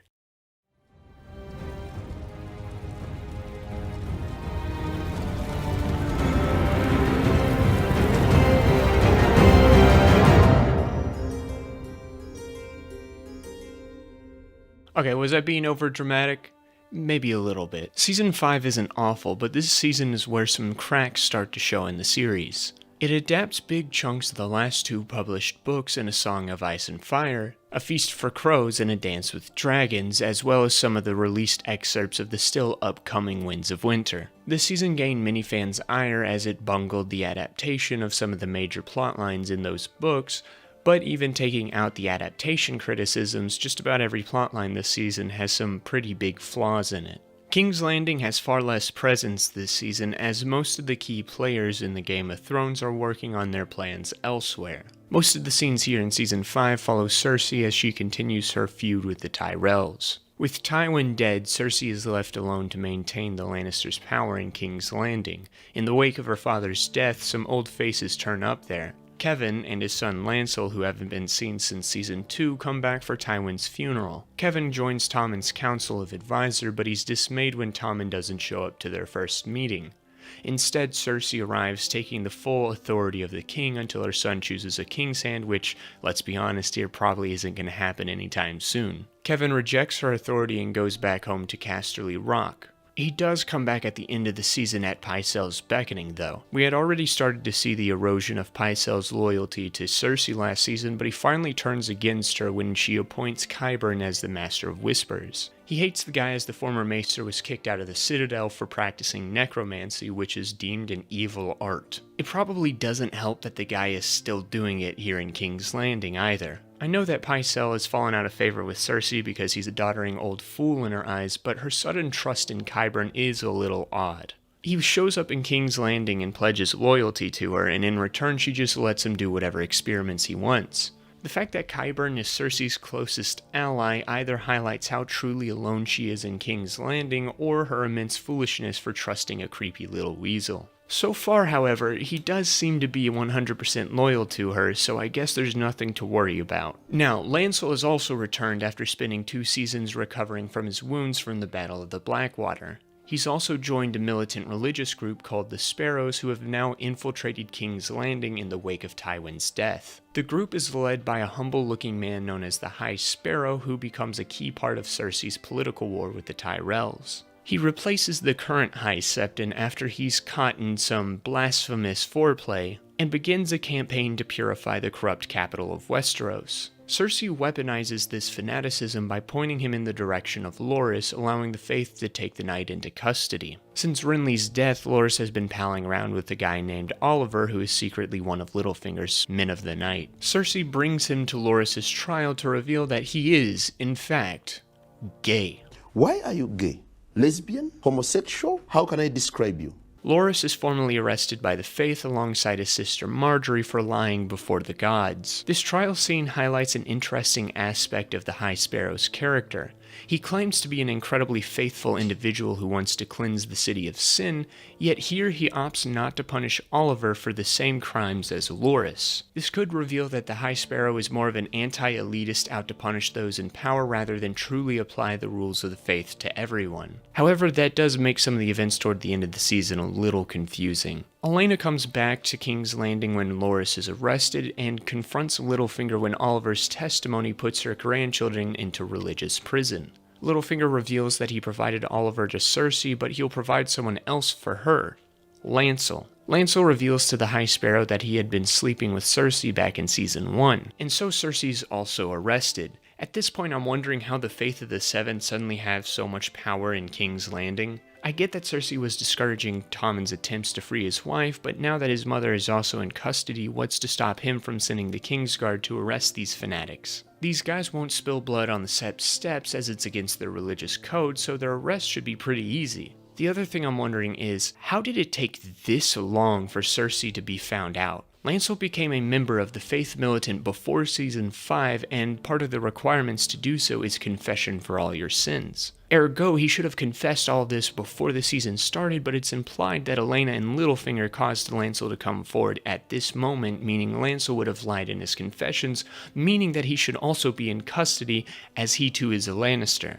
If my theory of the High Sparrow being an anti-elitist is true. If not, well then he's just an incredibly faithful guy, and Lancel should be in custody anyways. My point is, none of this makes sense. The High Sparrow would have immediately locked Cersei up, and then maybe Cersei, in a bid to earn freedom, would have turned in Loras. That would have made a little bit more sense, but alas. I suppose this leads to a necessary bit of comeuppance for Cersei, where she's tortured by Septa Unella until she confesses some of her sins, withholding her other incestuous relationship and the children born of it. She's forced to do the walk of shame until she arrives back at the Red Keep, where Qyburn introduces her new Kingsguard member, Robert Strong, aka the newly zombified Mountain. It is interesting seeing Cersei forced to be a political player without the crutch of Tywin operating for her or Tyrion playing a convenient fall guy. Her journey of being humbled by the pawns she tried to use in our Game of Thrones is satisfying to see, even if the steps there don't make a lot of sense. Now, the reason Jaime isn't with his dear sister this season is that he spends most of it in Dorne.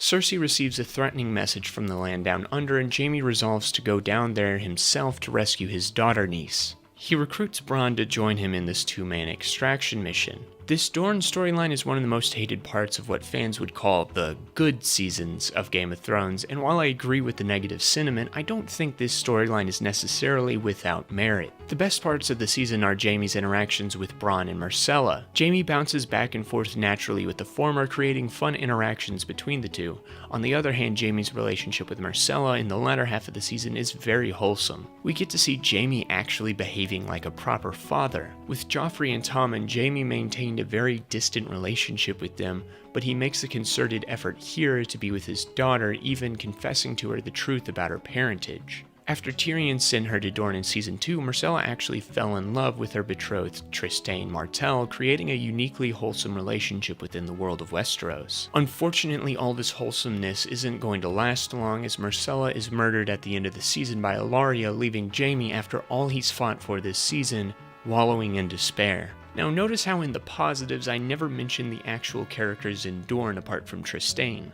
That's because they all suck. The Sand Snakes are some of the most infamous characters of Game of Thrones because all three are personality black holes with poor character building. The writers try to make Tian stand out a little bit by establishing her as a little more impulsive and flirtatious than her sisters, but in doing so she becomes one of, if not the most annoying character in this entire show.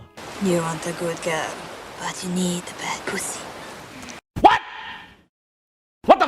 She gets an unnecessarily over-sexualized scene that only serves to re-establish that Dornish folks like to use poison, subtly setting up Ellaria's assassination of Myrcella, even though the previous season had already established the Dornish fondness of poison with Oberyn. Now, her sisters have no personality traits to make them stand out either. I guess we do get a little bit of Obara's childhood in one brief scene, and Nymeria fights with the most impractical hand-to-hand combat weapon ever, a whip. Well, at least that's more than a character like Areo Hota gets. I bet you didn't even remember his name or remember that he existed in this show. Doran does have some potential as the Prince of Dorne who wants to maintain peace with King's Landing at all cost, even to the point of threatening to kill his sister-in-law and nieces. However, his stupid decisions toward the end of the season basically destroy his character. After Areo catches the Sand Snakes in the act of trying to commit regicide against Myrcella and Ellaria is quickly arrested as part of that conspiracy, Doran just doesn't punish Ilaria at all. Like, he does his due diligence and locks Bronn and the Sand Snakes away, and I get that he doesn't want to arrest a Lannister who is also the captain of the Kingsguard, as that would probably spark a war. However, why in the world would he just let Ilaria roam freely? Okay, she's your sister-in-law, but she also tried to kill the Princess of Westeros,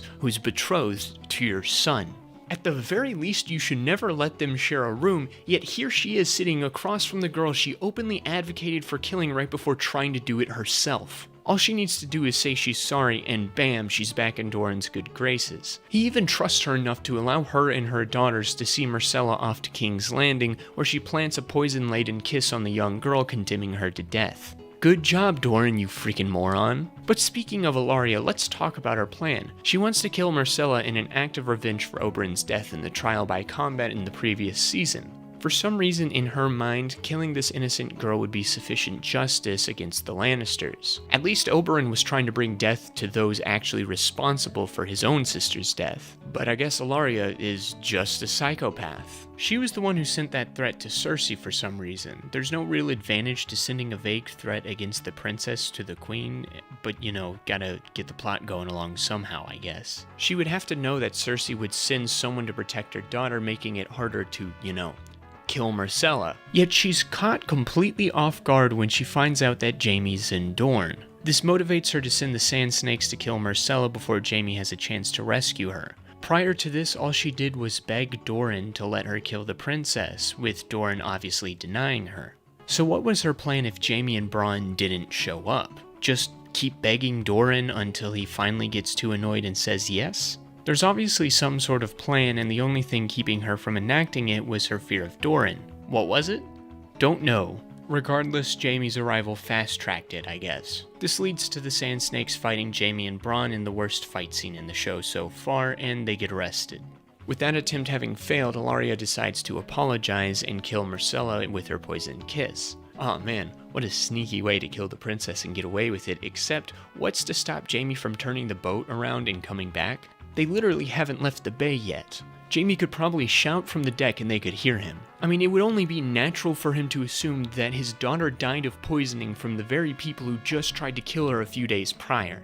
At this point, you're dead on the spot. Areo and his guards, Jaime and Bronn would be more than enough to take on Ilaria and the Cringe Patrol. Boom, you're all dead, you frickin' retard. But I guess she's lucky that the captain of a boat doesn't know how to pull a U-turn, as in the next season Doran has to find out via Raven from King's Landing that Myrcella has died. What makes this plotline worse for me is that in the books, Doran is actually a really cool part of the story. For example, Doran isn't just a spineless guy trying to keep peace with King's Landing. He's playing the long game, planning to strategically place the Sand Snakes in key positions in King's Landing so that he can take over. Areo is actually a point of view character along with Doran's daughter Arianne, who is absent from the show. Arianne wants to put Myrcella on the Iron Throne, as the Dornish society is a matriarchal one, and she gathers a group to enact that plan. There's a little more to it, such as the prominent roles the Kingsguard Knights Eris Oakheart and Balon Swan play in this, as well as the plan going horribly wrong and the fault being pinned on a guy named Darkstar. But this video isn't about the books. The point is that the books have a much better storyline for Dorne, and this season just fumbles the ball in capturing even a fraction of that storyline's quality. So far, I haven't disliked a lot of the changes that the show made from the books, as these changes served the show story better. But this time around, they just made the wrong decision flat out. While I loved the wholesomeness around Jaime, Myrcella, and Trystane, the rest of the stuff in Dorne is just a mess. Maybe the plot lines in the north will be a little better. While we still follow the same characters this season, a lot of their stories bleed into each other, creating a sense that the show is starting to enter into its endgame. Characters are reunited, new relationships are forged between prominent characters, and we finally get introduced to the big bad of the show. This is an extremely consequential season for the North, but it's not without its problems. Jon continues to be in his contentious position from last season, as he must work with 3 different groups of soldiers under one roof. He's got to deal with Stannis' army fighting for the Lord of Light, the Wildlings, and his own brothers. The 3 groups don't get along, and they each want something different from Jon. Stannis wants Jon to join him in his planned assault on Winterfell. If he can defeat and overthrow the Boltons, he believes he can win over the Northerners to his cause. Thanks to the rejection letters he's been receiving, he has determined that he won't have the men to take Winterfell himself. He wants Jon to convince the wildlings to join him. Jon does his best to talk to Mance, but Mance, believing that the wildlings would fracture yet again if he bent the knee, refuses in order to keep his honor. He does not consider, however, that he is being burnt at the stake. Thanks, R'hllor. And he's afraid to die in such a painful manner, so Jon mercifully shoots the king beyond the wall before his death becomes too undignified. I think Stannis low-key respects Jon for it. Yes, he ruined the sacrifice, a sacrifice of king's blood, mind you, but this was a great move strategically, as Jon has now earned the respect of the wildlings, more specifically Tormund, whom Jon ushers into the new leaders of the wildlings. Personally, I would have liked the show to follow the events of the books, where Melisandre secretly spares Mance's life, disguising him with a glamour as Rattleshirt, as Mance is important for the Lord of Light's vision. Not only do we get more Mance, who's only appeared in a handful of episodes in the show, but we would also get a payoff to Melisandre's conversation around deception and spells from Season 4. Plus, Melisandre does this behind Stannis' back, creating a more complicated relationship between the two. As the show presents Mance's death, it works to firmly situate Jon among the inhabitants of Castle Black, and the rest of the season works fine enough without the book's events being incorporated into it. Well, Stannis doesn't have the wildlings, but he does receive a letter from Lyanna Mormont that says she will only pledge loyalty to the King of the North. This gives him an idea to legitimize Jon as a Stark and instate him as the Warden of the North in order to gain the Northmen's loyalty. Despite his best efforts and the efforts of Davos and Melisandre, Jon has to decline the offer. You see, while all this is going on, the Night's Watch is holding elections for the new Lord Commander, where the two remaining candidates are Alliser Thorne and Danis Malliser. Sam, at the prompting of Aemon, puts forward Jon's name, and he's berated by Janos Slynt. Sam, standing his ground, roasts the crap out of him. Her name is Gilly. Brother Slynt knows her quite well. They cowered together in the larder during the battle for the wall. Lies! A wildling girl, a baby, and Lord Janos. I found him there after the battle was over, in a puddle of his own making. This man is an absolute lad, and I love him for it. With Aemon's final deciding vote, Jon becomes the new Lord Commander of the Night's Watch, putting him in no position to take Stannis' offer, even if he wanted to. With that, Stannis is forced to march north alone. As Lord Commander, Jon immediately starts putting his house in order. As a sign of respect befitting a nobleman, he assigns Alliser to be First Ranger, while he puts Janos in charge of rebuilding Castle Greyguard. Janos indignantly refuses, and as his father did in the first episode of the show, Jon beheads a black brother in accordance with the law. This is a great scene that illustrates Jon's qualities as a leader. He's willing to act with honor and extend an olive branch to his enemies like Alliser, yet at the same time he recognizes that if Alliser and Janos continue to conspire against him, it would be bad news, so he sends Janos away. Either he accepts and leaves, or he refuses and dies. Either way, Janos is taken off the table. And Jon has the balls to go through with executing the law no matter his personal feelings. Meanwhile, Alliser steps aside and allows this to happen, which once again reinforces that his top priority is his duty as a brother of the Night's Watch, and Janos' final moments is a perfect bookend to his character as he begs for his life before losing his head. Jon's most controversial decision comes a little later when he decides to allow the wildlings to pass through the wall and settle in the lands just to the south, known as the Gift. Many of his subordinates push back against the decision, even his allies like Ed and Ollie. However, his reasoning is that with the White Walkers coming, these wildlings will either die and become soldiers of the dead, or they can become allies against the coming threat. To that end, when he finds out about an encampment of wildlings hiding out in a town in the north called Hearthome, he tasks Tormund with going there and proposing that they come south of the wall. The wildling argues that the group won't come along unless they see the Lord Commander himself is there to affirm that the offer isn't a trap. Once Jon and Tormund are gone, Sam is pretty much left by himself at Castle Black. Aemon's failing health leads him to eventually die, becoming the only character in Game of Thrones to die a natural death on screen. He was a sweet old man who believed in Jon and Sam, helping them in small ways to become the men that they are at this point in the show. With Aemon's hand of protection gone, Sam and Gilly are jumped by a couple of black brothers who, lest we forget, are full of a bunch of vicious criminals. Sam's cowardice is pretty much gone at this point as he continues to stand and defend Gilly despite being beat down over and over again. He's finally saved by Ghost, and then he and Gilly finally smash. Meanwhile, Jon finally arrives at Hardhome. Hardhome. Perhaps one of the most overrated episodes in this show. Yes, there are other events that happen in this episode, but come on, we all know why it's rated 9.8 out of 10 on IMDb. It's for the Hardhome sequence. It starts out fine enough with Tormund killing Rattleshirt to establish his authority or something, and Jon negotiating with the wildlings. Naturally, the Thin leader is the most hostile towards him, and the guy who looks like Tormund obviously agrees to the offer. Ed meets One, who is an absolute unit, and then everything falls apart. Alright, this is going to be quick bullet points for my own sanity. Let's see, we got the Night King deciding to attack in waves, even though his goal is to build an army of the dead. Wouldn't it be more efficient to just send all of your Walking Dead in at once to ensure an absolute win by overwhelming force instead of taking the risk of losing more of your army than necessary? This guy over here just refuses to kill Jon, just kind of tossing him around until it's time to reveal that Valyrian steel can kill whites. The wildling lady just wrecks White Walkers left and right and then just kind of lets herself be killed by a bunch of kids. After they do the horror zombie thing of just standing there menacingly before attacking. Jon and the main character group barely manage to escape, leaving such beloved characters like Woman and Thin behind. This is an admittedly great moment of dread as Jon helplessly watches the remaining wildlings get slaughtered while One just tosses them off like a baller. The Night King walks to the edge of the dock and shows off his ability to raise people from the dead as his slaves. Why is he doing this like he's showing off? Is he trying to scare Jon? I don't know. Look, this might be a small thing, but it's indicative of what the biggest problem with the Night King is.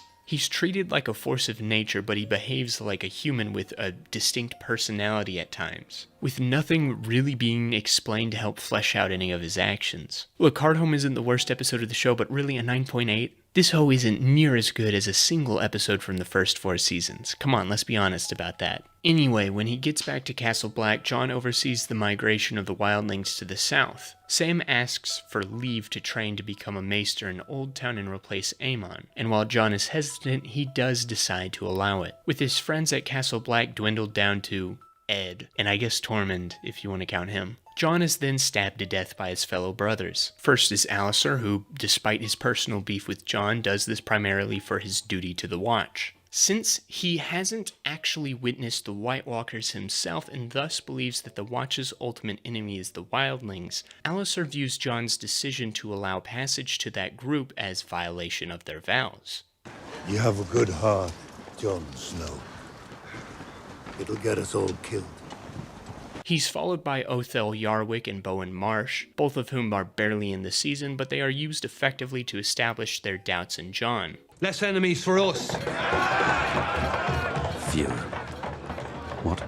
And finally, there's Ollie. Poor Ollie. Jon takes the kid under his wing at the beginning of the season, making him a personal steward when he becomes the Lord Commander. In a nice parallel to Gior, Jon clearly wants to groom Ollie to replace him. Unfortunately, Jon's navigation of the wildling situation causes some inner conflict within him. If you remember, Ollie's entire family was slaughtered by the very wildlings Jon is now working with, and he hopes that this is all a ruse to lure the wildlings into a trap. He finds out that it isn't, and Ollie's trust in Jon begins to erode. He goes to Sam looking for guidance, but Sam gives him reassurance that Jon knows what he's doing, giving the boy some, honestly, really unfortunate advice. Sometimes a man has to make hard choices. Choices that might look wrong to others, but you know are right in the long run.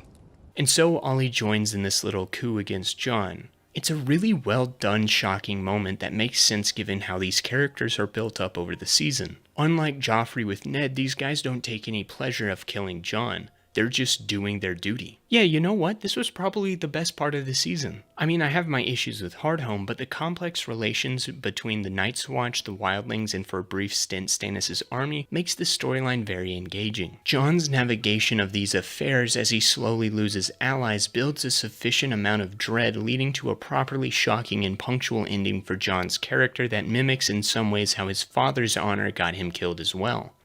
They're gonna bungle this, aren't they? Anyway, Stannis decides to march on Winterfell about halfway through the season, determined to beat Winter there. Unfortunately, Winter catches up pretty quickly. Stannis starts losing men in droves, either to starvation, the winter weather, sabotage from Bolton agents, or abandonment. He's driven to the brink, and he eventually convinces himself to do something he never thought he would do: sacrifice his daughter to the Lord of Light. It's been built up for about 2 seasons that Melisandre wants to do this. With the loss of Gendry in Season 3, Shireen is about the only access they have to Kingsblood. Stannis forces Davos to go back to Castle Black to get supplies, but in truth he doesn't want Davos to be around to witness this horrific scene. I can't really tell if that's for Davos' sake or to get rid of the hassle, but I like to think it's a little bit of both. Shireen's sacrifice is one of the most controversial scenes of Season 5. Personally, I think it works really well. First, this moment where Selyse tries to save her daughter is amazing. Despite all of her ranting about her hatred for her daughter, Selyse deep down still loves Shireen. Her motherly instinct takes over when she sees her precious daughter dying, creating this heartbreaking moment for a character who honestly hasn't been all that sympathetic. This is also a good moment for Stannis. This is where Stannis goes all in on the Lord of Light. We've seen him have doubts and push back against Melisandre's advice in the past,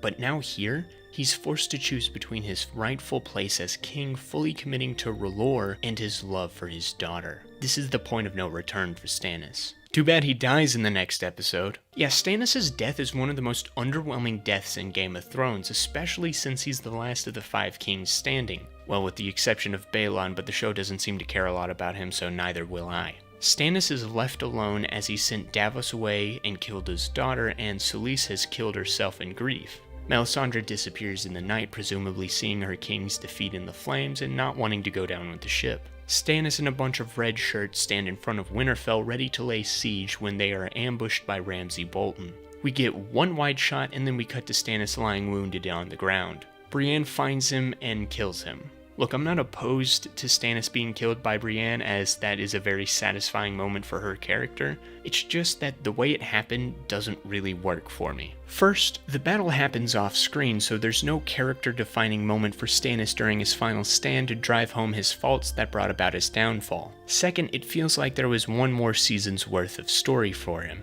The first 9 episodes of Season 5 build up a Stannis who has lost sight of his honor and duty, slowly succumbing to a single-minded mission of kinghood driven by desperation. Then suddenly, Episode 10 goes, well actually, this was the downfall of the Stannis army. I would disagree. This was Stannis' Mad King origin story. He had established a relationship with Jon earlier in the season. How would their first interaction go after Jon comes back from the dead and Stannis killed his daughter? How would his relationship with Davos be affected? How would it be with Melisandre be affected after she abandoned him? Imagine a Stannis who is a brutal warrior for the Lord of Light with nothing to lose and no allies to back him. That would have been terrifyingly awesome.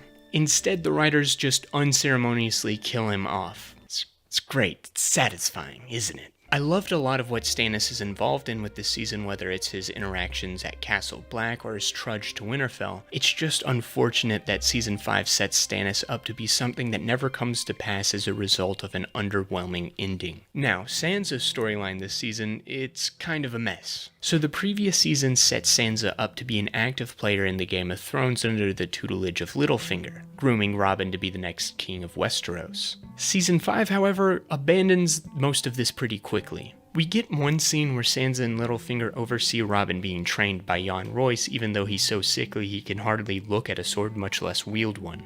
After that scene, Littlefinger decides to take Sansa to an unknown location. Along the way, she demonstrates a couple of times that she's learning from Littlefinger, but she hasn't surpassed the master of manipulation. She also bumps into Brienne, who pledges to be her protector. Much like Arya, Sansa's current guardian casts doubts on Brienne's ability, and Sansa rejects Brienne's offer. However, Brienne, along with Pod, keep a watchful eye over her from a distance the rest of the season.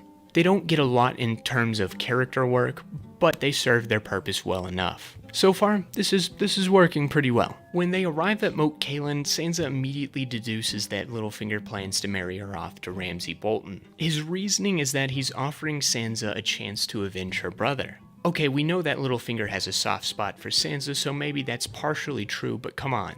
This is Littlefinger.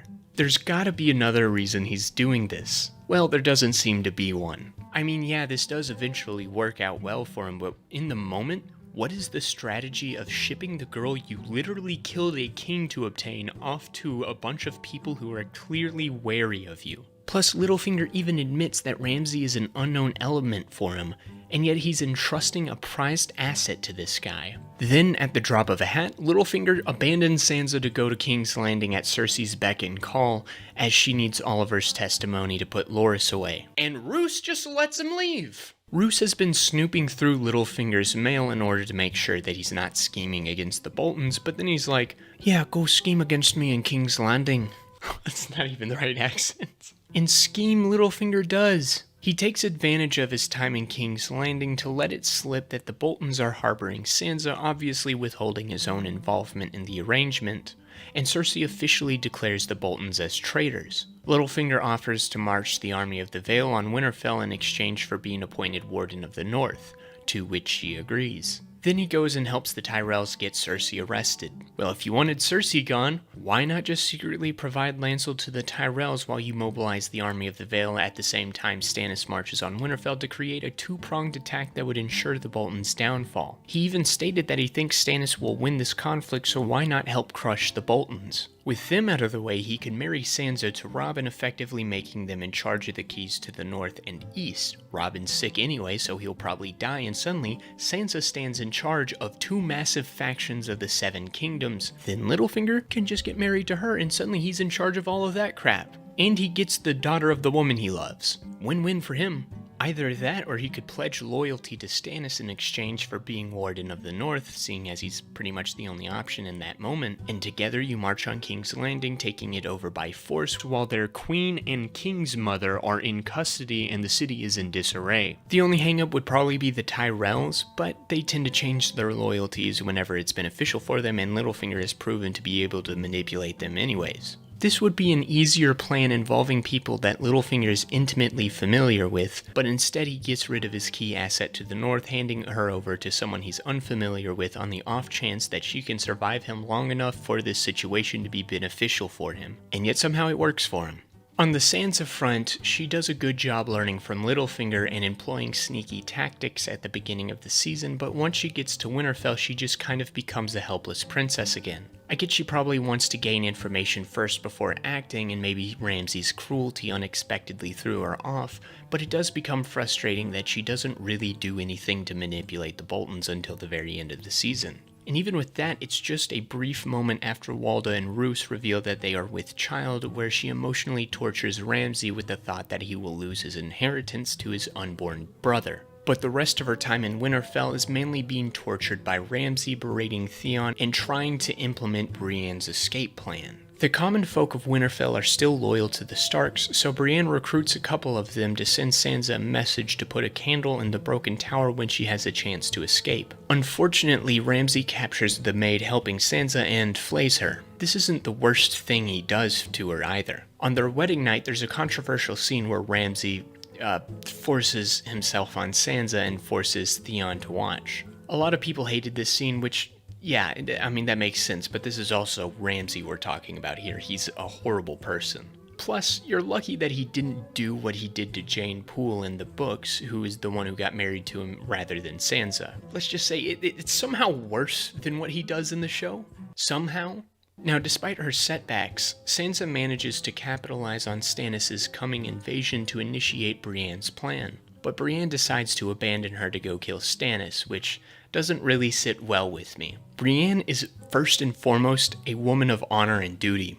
I get that she swore to kill the man who killed Renly, but I don't think Brienne would just leave Sansa to the whims of the Boltons to accomplish that. With all options exhausted, Sansa turns to Theon for help. And you know what, to give the season credit, Theon is still great. Seeing his inner turmoil while he's tortured by Ramsay is such a grueling watch. Finally seeing him overcome his fear of Ramsay and choosing to save Sansa's life from Ramsay's jealous mistress Miranda is a satisfying moment for his character, kickstarting his redemption arc. Together, the two of them jump off the walls of Winterfell and escape the Boltons. A stunt that definitely should have killed him, but, whatever. Sansa's storyline this season has some good moments, especially involving Theon's redemption, but it abandons a lot of what was set up in the previous season in favor of one that backtracks on Sansa's character a bit and kills some of Littlefinger's brain cells, which you'll lose a little bit more of in the coming seasons. We should have gotten a full season of Sansa in the Vale as Littlefinger's apprentice before sending her to Winterfell instead of what we got here.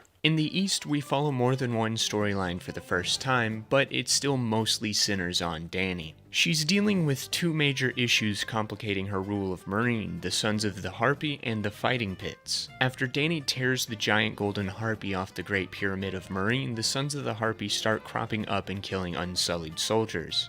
They are an insurgency group of slavers who want to overthrow Daenerys and reinstate their old system of slavery. She tries desperately to appease the elites of Meereen in a tricky balancing act. When a son of the Harpy is captured by Daario and Grey Worm, she decides to give him a fair trial under the Council of Barristan. She gets to learn a lot more about her father, the Mad King, and her brother Rhaegar from Barristan, and this provides guidance on the type of queen she wants to be. Unfortunately, a freed slave goes behind her back and kills the guy, so Dany is forced to deliver justice against him. This doesn't do anything to quell tensions, but she's trying her best. Dany is then pushed over the edge when the Sons of the Harpy jump Grey Worm. Barristan steps in and holds them off long enough for Grey Worm to survive, but he dies in the process. Honestly, this kind of pisses me off.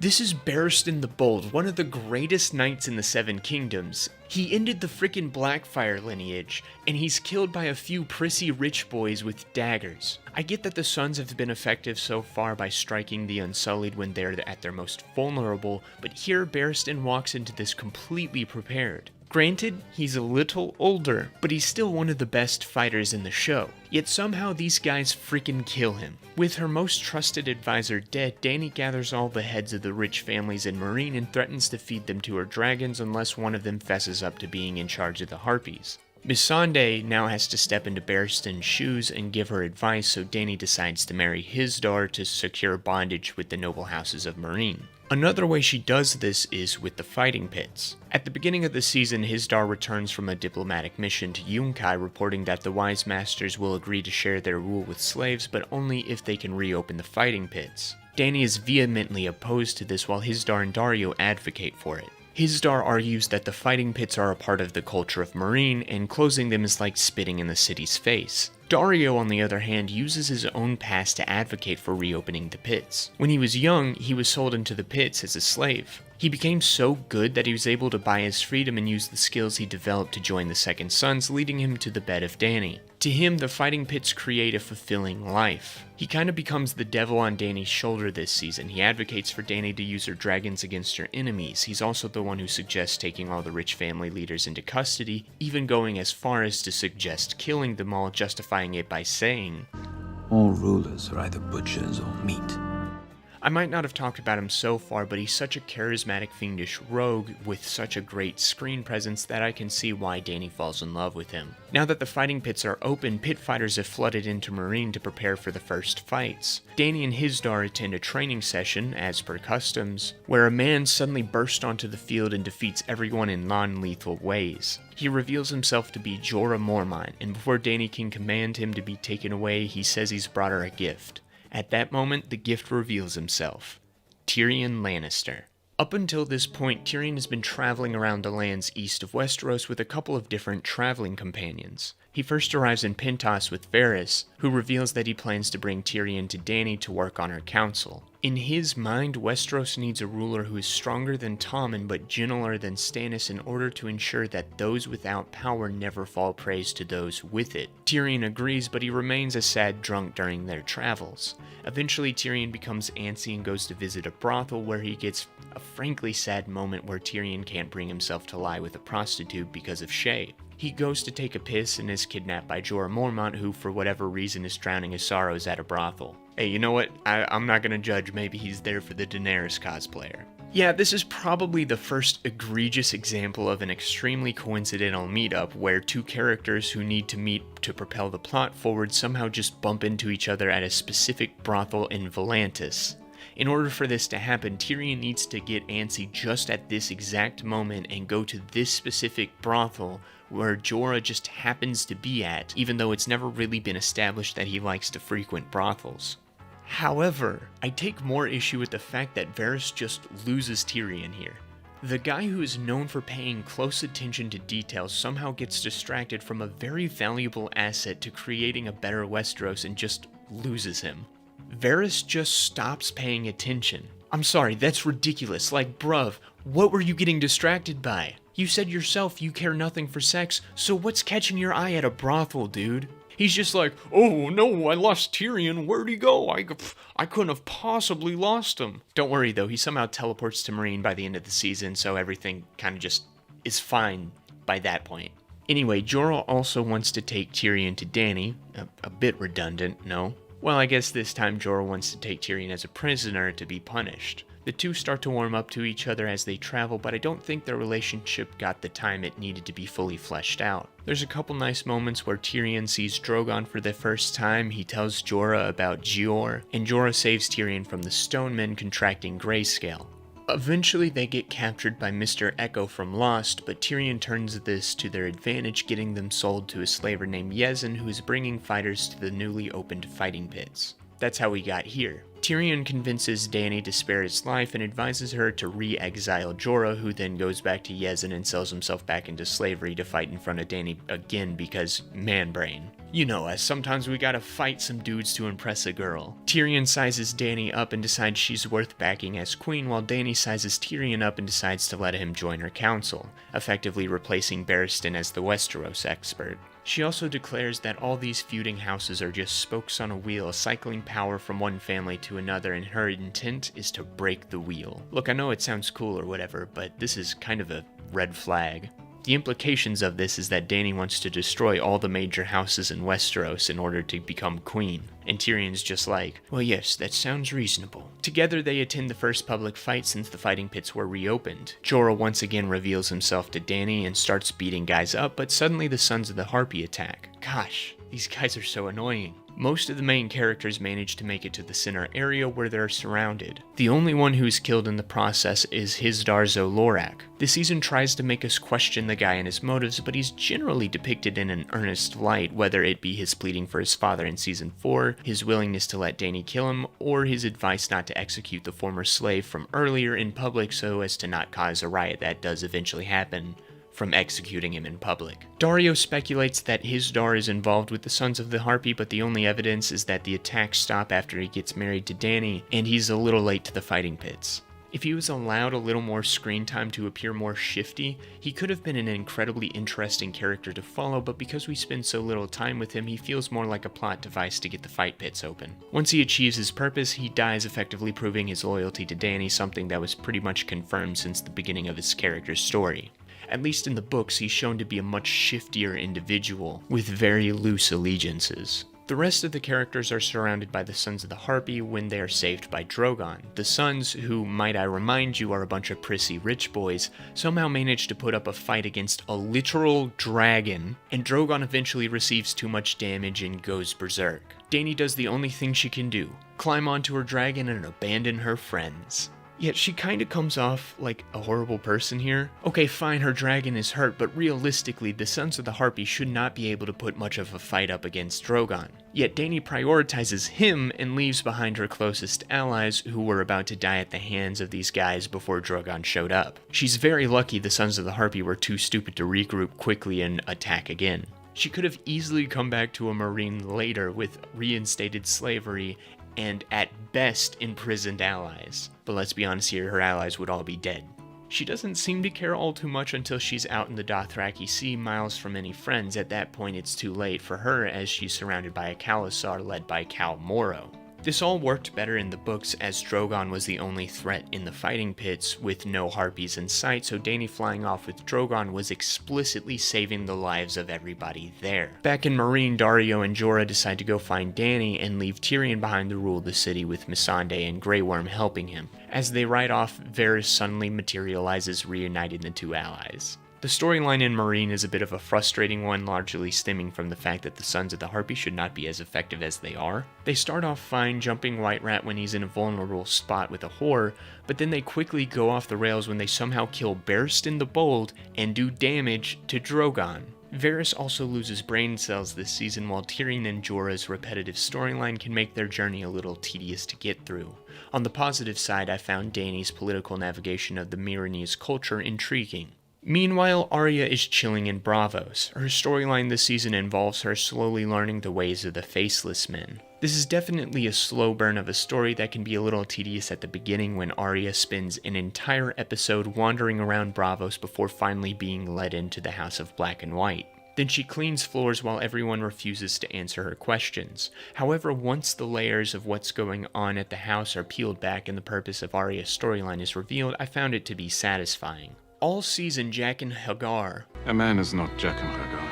Okay, sorry, my bad. All season, not Jaqen H'ghar tries to train Arya in the art of becoming no one. She's still obsessed with her vengeance list, and despite throwing away all of her other possessions, she still holds on to Needle. As she progresses to becoming no one, more and more of the House of the Black and White are revealed to her. Bodies are brought to the house, and those bodies are embalmed and taken to the Hall of the Faces, where they are used by the Faceless Men on their missions. Arya is also tormented by the Waif, who is a more antagonistic presence to her than the not Jaqen's stoic teaching.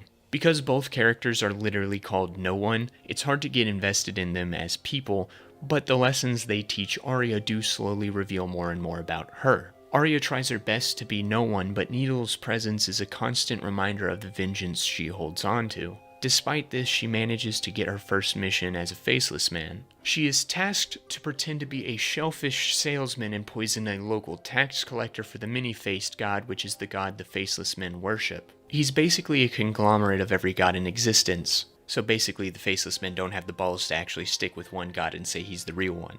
Anyway, Arya doesn't complete her task because she spots a familiar face. Mace Tyrell arrives in Braavos to meet with the Iron Bank. Being the new head of coin, Mace is sent here by Cersei to work out the crown's debt to the bank. Though in reality, Cersei was just trying to get rid of the Tyrell Patriarch so she could easily arrest Loras. Accompanying him is Sir Meryn Trant, the man who killed Syrio Forel. Arya's vengeful heart overtakes her and she stalks the knight, finding out that he likes frequenting brothels for, young meat. Arya takes advantage of this and dons a new face in order to kill him. As punishment, not Jaqen blinds Arya. This is a relatively small part of Season 5 that works okay enough for what it is. It's a bit slow in its pacing for me, but there was nothing too bad about its plot. Arya continues to indulge in vengeance and is finally punished for it. Her story this season establishes that she will never let go of this part of herself, continuing her on a path that can only bring about death and destruction. And that's Season 5. Overall, it's an incredibly uneven one. Some of the smartest characters of the show are dumbed down, some of the characters are killed way too soon in very underwhelming ways, and we get a new batch of characters that at best are the most uninteresting and bland ones in the show. There's still enough good character moments with the existing characters and plot beats that carry it through, but Season 5 is definitely indicative of the downfall this show would take in the public eye.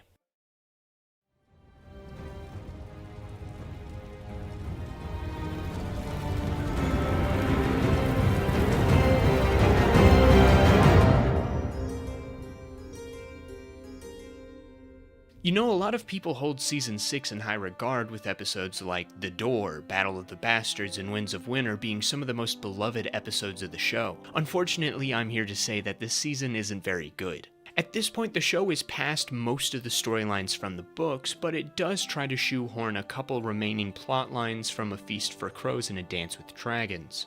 Honestly, I found this season a slog to get through. All the previous seasons I could easily watch over a weekend, while I struggled to get through this one over the course of a week. Part of this is the ungodly slow pace of some of the major storylines, and the fact that most of the main characters cease to be characters to one extent or another. I even made a chart that shows how much each character was bungled this season. Let me show you. Season 6 picks up right where Season 5 left off, with Jon's corpse just sitting out in the courtyard. Why did Alistair and his buddies not get rid of the corpse? Maybe to send a message to everyone or something. But here's the thing, Davos and Ed are the people who discover Jon's body, which allows them time to form a resistance against Alliser. If Alliser had buried the body, or more likely burnt it, no one would know about Jon's death until he stupidly declared his guilt the next day, catching any Jon loyalists off guard, allowing him to easily arrest all of them. Also, let's not forget how poorly it went the last time the Night's Watch left some corpses lying around. So between the few seconds of killing Jon and leaving his body there, Alliser lost all of his brain cells and became Alfred Horny, or Horny Al for short. The next step in Horny Al's plan is, naturally, stage a takeover of Castle Black, secretly killing or imprisoning Jon's key allies and forcing everyone else at sword point to bend the knee. Then he gathers forces to go kill the wildlings, uniting his shaky allies against a common enemy. Oh no wait, I read my notes wrong. That's what Alliser Thorne would do. Horny Al decides to announce in front of a whole room of black brothers of questionable allegiances, Jon Snow is dead. Who killed him? I did. And for whatever reason, no one there tries to kill Horny Al the minute those words left his mouth. I mean, that's equivalent to killing a king. That's treason. It's illegal. You are punished by death for doing what Horny Al did. Meanwhile, Ed and Dave, yes his name is Dave now, are holed up with Jon's corpse. Now why is this guy named Dave? Well that's because the real Davos died in the middle of the night and was replaced by Dave Oceanman. Davos was a fiercely loyal member of Stannis' council, sharing a close bond with his king's daughter and harboring a deep hatred for magic. Dave Oceanman really wants to use magic to bring some random kid he barely knows back from the dead, even if it's at the cost of his own life. Dave doesn't even ask about Stannis or Shireen until episode 4. Instead, Dave dedicates his life now to fight for Jon. He sends Ed to go out and get the wildlings while he distracts Horny Al. The wildlings arrive and help Dave Oceanman arrest all the mutineers. Meanwhile, he goes to Melisandre to ask her to resurrect Jon. Why? Because plot. Dave should have no reason to assume that Melisandre is capable of such a thing. Even Melisandre herself didn't know that this was possible until she bumped into Thoros in season 3. Yet Dave asks anyways because he's pulling out all the stops to save a kid he's had like 3 conversations with. Melisandre, for her part, is left in a very interesting place in the aftermath of season 5. She dedicated her entire life to Stannis' service, believing him to be the champion for the Lord of Light. And then he just dies. She's in a bad spot, believing everything she believed in to be a lie. When Dave comes to convince her to resurrect Jon, he tells her that he believes in her abilities, not her gods. She decides to give it a go and successfully brings Jon back to life. I love how the episode ends with everyone leaving the room believing they failed only for Jon to come back to life, and then the next episode starts with Dave coming back in at sunrise and finding Jon there. Did Jon just sit there patiently all night waiting for someone to come in before getting up for a walk? Or maybe that ceiling he was staring at was just that interesting. Anyway, Jon's resurrection pretty much factory resets Melisandre's character, as she's pretty much back to her old self from the previous season without any growth. She was set up for an interesting character arc, but then the show got scared of change and reverted her back to her old self. The same thing happens with Jon a little later. At first, he seems disturbed by his resurrection, becoming a lot more brooding. He rounds up all 4 of the mutineers to execute them. I mean, there was at least like 6 guys who participated in stabbing you, Jon, and then there's this whole room of people who were like, yeah, okay, when Horny Al made his announcement. But yeah, I guess only the 4 guys who got names in the show should be executed. Bowen Marsh and Othel Yarwick are nothing characters, so who cares what they have to say for themselves, but Alliser finally decides to participate in the story this season to make sure he gets at least a good death. He stands by his own decision to kill Jon and is content to be at peace while Jon faces a life of chaos. I fought. I lost. Now I rest. But you, Lord Snow, you'll be fighting their battles forever. This was such a good send-off for a character who was fantastic for like 90% of his screen time. Oh, and Ollie is there too, he just broods until Jon kills them. And with that we can place 2 characters on the chart. Ollie comes out of this season relatively unscathed, while Alliser borders on getting assassinated, but the comeback he makes in his final scene right before he dies bumps him up to a lot of damage. Immediately after this, Jon declares that his watch has ended and storms off, presumably right before turning around and walking back to his quarters since he's still at Castle Black when Sansa gets there. Sansa has escaped Winterfell with Theon. After Ramsay's dogs discovered the cheat code to finding people after they've gone through water, they're saved by Brienne. Bloody woman! Brienne pledges her sword once again to Sansa, and Theon urges Sansa to accept. You'd think that his time with Ramsay would make Theon distrustful of random strangers in the woods promising to help you after killing a bunch of enemies, but oh well. There's another glaring issue with this scene too, and that's Brienne. First, there is the extremely convenient timing of Brienne somehow randomly stumbling upon these two right when they're about to die, and second, there is no acknowledgement of the end of the last season. I've already stated that I'm not a fan of Brienne's choice to abandon Sansa to pursue vengeance, but it does provide an interesting path to take her character for season 6. Brienne is now someone who committed the dishonorable act of abandoning her vow in order to unlawfully murder an injured man, and now she's going to have to grapple with that as she tries to enter back into the service of the girl she abandoned.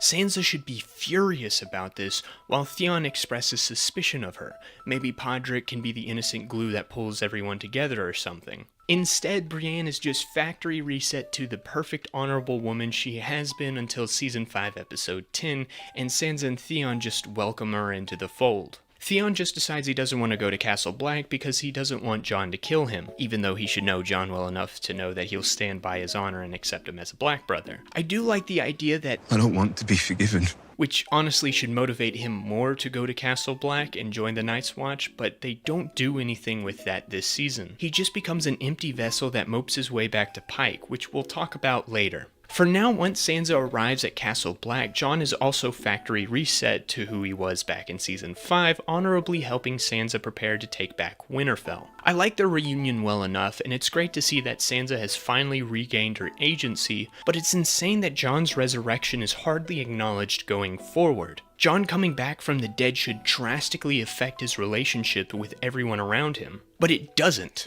I saw your pecker. What kind of god would have a pecker that small? Also, I need to point out that the George R.R. Martin philosophy around resurrection is that it always comes with a price. When Lady Catelyn is resurrected in the books, she becomes a heartless revenge zombie. She isn't the same character she was before she died. If only the show had established this.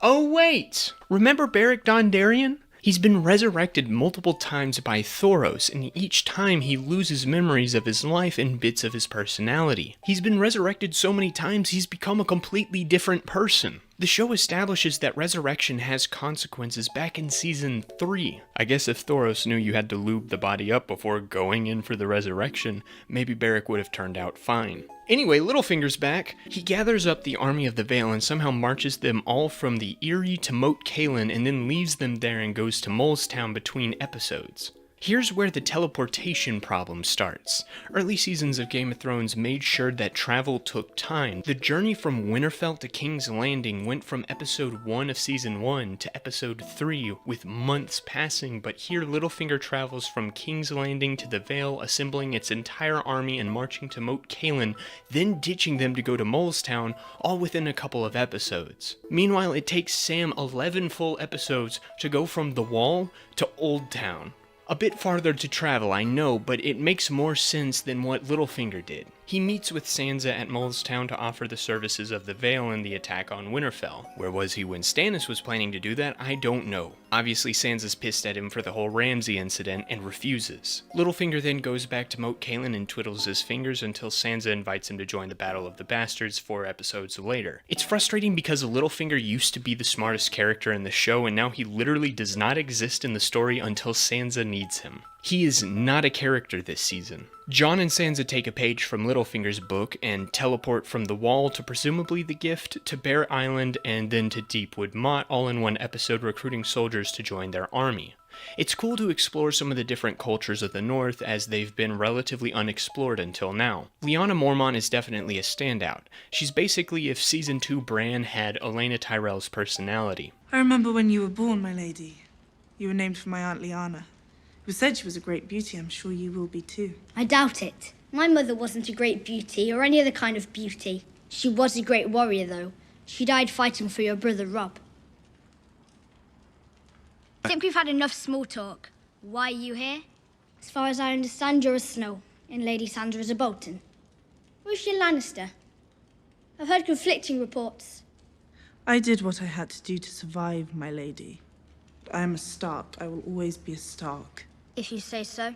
I'm going to kill you, and then kill you again. She's a nice addition to the cast. Now that their army's grown like maybe 3 inches, maybe 4 if we're pushing it, Jon prepares to attack Ramsay. Ramsay is also kind of ruined this season. We get a great scene where he mourns the death of Miranda, showing that he truly loved her, but then immediately after this he becomes a goofy cartoon character. The minute Walda gives birth, he kills his dad and his stepmother and brother for no reason. Roose told him that he's still his firstborn, meaning Ramsay is still going to inherit everything from his father, so there's absolutely no reason to kill Roose, except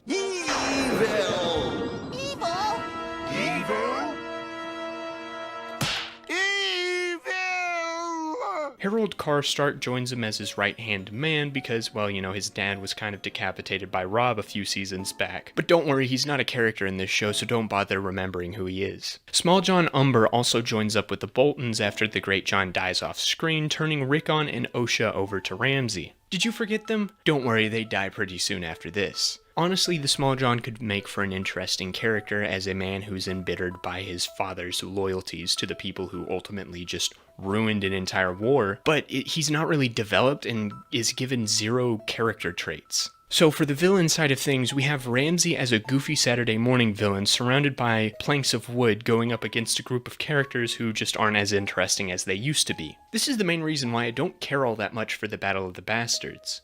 I don't care about these characters. Well, that, and there's also some stupid decisions here. Ramsay's plan to build a mountain of bodies and trap the enemy army against that wall isn't too bad, and it fits with his deranged personality. However, everyone, including the writers, seem to just forget how effective 1-1 could be. I think a literal giant could easily break through a line of soldiers with spears. Just kind of like grab the spears, lift it up, and then just rip the person in half. It's not that hard. Instead, he's only used to break down Winterfell's gate and die. Don't get me wrong, it's tragic, but he's the only notable casualty on Jon's side. Anyway, they're saved by the Army of the Vale, who are secretly called by Sansa. Why does Sansa keep this critical element secret from Jon?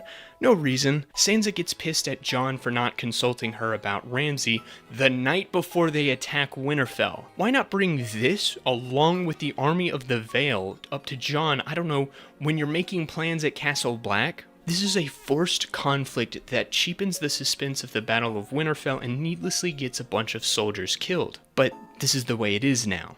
Oh, and also this is supposed to jumpstart some, like, really contrived conflict between Sansa and Jon so Littlefinger can kind of weave his way in there and stoke those flames, I guess. Jon quickly defeats Ramsay because he's too stupid to just aim anywhere but Jon's face, and Sansa feeds him to his dogs. A rather poetic death for this character, I must say. In the aftermath of this battle, Davos manages to retake his body from Dave and finally question Melisandre about Shireen, something that should have happened at the beginning of this season, and we get a solid scene where Davos goes off on the Red Woman. Jon banishes her and makes Sansa Lady of Winterfell. Littlefinger finally reveals his endgame to Sansa. A picture of me on the Iron Throne. You by my side. Then why did you marry her off to Ramsay, you freaking moron? We end our time in the North with Lyanna Mormont, Robert Glover, Wyman Manderley, and Lord Serwyn declaring Jon Snow the new king in the North. Okay, so where does that leave us? We got Jon, Melisandre, and Brienne. They were pretty much factory reset during the course of this season. Davos is now Dave Oceanman, so he's effectively assassinated. Ramsay is too, because he commits an action that basically goes against all former character motivations that have been established for him, and he becomes a Saturday morning cartoon villain called, let's call him Ram Man Bolt Boy. However, Sansa manages to get out with a few dents, but largely intact. She gets her agency back again, which is nice. And Littlefinger isn't really a character this season, so we'll put him right there. Gosh, this is frustrating. As the stuff in the North was easily the best parts of the last season, and now it's become a massive mess of cluttered storytelling. Oh yeah, Bran is back after being absent for a whole season, so let's see what he's been up to. Not a lot. Presumably the Three-Eyed Raven has been training Bran in the art of greensight, but Bran still seems completely new to all of this. It feels like we didn't have an entire season pass to allow Bran to learn and grow in his abilities. We also get a bunch of vague statements that promise important developments but are never really fulfilled. I've told you many times, stay too long where you don't belong and you will never return. He isn't going to stay here forever. And out there, he needs you. Bran's training involves seeing flashbacks to different points in Westerosi history. However, I have to question the point of these specific visions. Like, what's the point of this flashback? Like, yeah, on a metatextual level, this is to set up the reveal of how Hodor became Hodor, but all Bran learns from this is that Hodor used to be named Willis. How does that help him become the Three-Eyed Raven? Are you seriously expecting me to believe that Bran's caretaker, Old Nan, Hodor's great-grandmother, never told Bran about Hodor's childhood seizure, or that this wasn't common knowledge for the people in Winterfell? So really, Bran should already know about Willis. Okay, well, what about the other visions? We get a flashback to the Tower of Joy. Wait, hold on. How is Bran able to see this? Bran can only experience these visions thanks to the werewoods, but it only allows you to see things that happened around other werewoods, which are found exclusively in the north. The Tower of Joy is in Dorne, literally the furthest away from the north you can get in Westeros. Well, maybe there's something super important that Bran needed to see that legitimizes the Raven hacking werewood mechanics. Well, I guess Bran learns that Howland Reed dishonorably stabbed Gerald Dane in the back.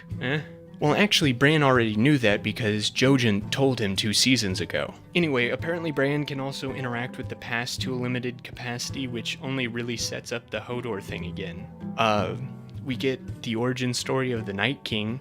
Apparently he was a normal dude that the Children of the Forest turned into a weapon to kill the humans they were at war with.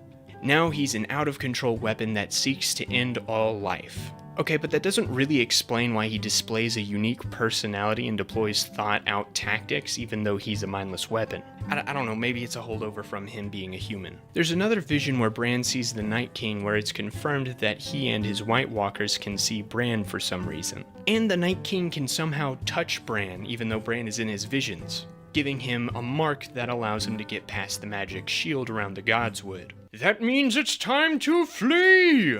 But first, the Raven has to quickly upload more visions into Bran's head that must be paramount to Bran's ability to be the next Raven, which apparently is the same flashback to Winterfell from earlier. Bran is somehow able to stay in this vision despite being dragged away by Mira, even though it was established that Bran has to be in contact with the Godswood in order to stay in visions. But now he doesn't. This is to facilitate Hodor's origin story where Bran accidentally wargs into Willis as Mira tells Hodor to hold the door to keep back the White Walkers, inadvertently causing Willis to seize while repeating the phrase until it becomes Hodor. On one hand, it's very tragic that the circumstances of Hodor's death basically come to define his entire life. But on the other hand, it's kind of awful that Bran basically melted Hodor's brain, making him quite literally retarded for basically no reason. Hodor holds the door and delays the White Walkers for like 5 seconds, barely buying enough time for Cold Hands Benjen Stark to show up and save the day. It just kind of leaves a bad taste in my mouth. But yeah, Benjen is still alive. Well, technically he died and the Children of the Forest did the same ritual on him that created the Night King. I don't know why it had a different effect on him. It's not really explained. Also, how did the Raven not tell Bran about Benjen the entire time they were together? You'd think that would be an important bit of information to tell your successor. Anyway, Benjen tells Bran that he's now the new Three-Eyed Raven. What does that mean? It's never explained what the Three-Eyed Raven actually does, why he's so dangerous to the Night King, why he was even north of the Wall in the first place, or even why Bran needed to succeed him. So this new title for Bran means nothing to me. Benjen takes Bran to the Wall and leaves him, saying that the Wall magically prevents the dead from passing it. But doesn't Bran still have the mark? So wouldn't that mean that if Bran goes south of the Wall, not only Benjen, but all of the White Walkers and the Night King could cross the Wall? Unless the mark is like a one and done thing, I don't know. The mark is just kind of forgotten about after the door, so who cares? Bran finishes his Tower of Joy vision that reveals that Jon Snow is the son of Rhaegar Targaryen and Lyanna Stark, making him the rightful heir to the Iron Throne. Neat. That's where Bran's story ends this season. Notice how I barely mentioned Mira? That's because she's not a character anymore. We don't get to know how she feels about her brother's death, or anything about what's happening, to be honest. She's just there as Bran's little sidekick. In fact, everyone in this story is just there to prop up Bran without actually being characters themselves. Mira isn't a character, Bingen isn't a character, Hodor isn't a character, the Three-Eyed Raven isn't a character. This is a problem because Bran also ceases to be a character this season. This entire storyline is just a history presentation that builds up characters that aren't even present in this story, or a bunch of vague statements that aren't as important as they sound. Bran literally could have disappeared this season too and just showed up in season 7 and relayed the relevant information that he learned, and nothing would have been lost. And I wouldn't have had to suffer through this slog of a story where a lot of information is told to me, yet I learned nothing important. You know, if I had a nickel for every character in Game of Thrones that disappeared in the last episode of Season 4 and resurfaced in Season 6 yet acts like nothing much happened in the interim, I'd have 2 nickels. Which isn't a lot, but it's weird that it happened twice, right? Yeah, so the Hound comes back this season. After being left for dead by Arya, he was nursed back to health by a commune led by Brother Ray, which he then joins. For a character who only appears in one episode, and that episode being in Season 6 no less, Brother Ray is a pretty interesting character. Much like the Hound, Ray had a bloody past where he would kill, steal, and destroy anyone he was commanded to, but eventually he reformed and now serves as a Septon of the Seven. However, he's not as devout as someone like the High Sparrow, as he doesn't really care what god you serve, only that you find peace in your life and practice it. He tries to teach the Hound this extreme form of pacifism, but while he's found a community here, the Hound isn't quite ready to accept it. This pacifism spells doom for the commune, unfortunately. Lim Lemoncloak shows up at the commune and demands food and water, but Ray lies about not having any to send him away. Unfortunately, Lim comes back and kills everyone in the commune except for the Hound, who is out in the woods. This drives the Hound back into a life of violence as he goes off for revenge. This almost works for me, but it falls short. First, this happens all in one episode, and the first interaction we see between Ray and the Hound is portrayed as them meeting for the first time. I find it hard to believe that it took this long for Ray to try to reach out to the Hound, but because this was the way the relationship was portrayed, I don't get the feeling that the Hound had grown close enough to Ray to go out on a revenge quest for him. It feels like we started the beginning of the Hound's relationship and then just kind of jumped to the end where his friend died. If this plot was introduced earlier in the season, or if Ray had been portrayed right off his introduction as a friend of the Hound, Sandor's revenge quest would have felt more justified.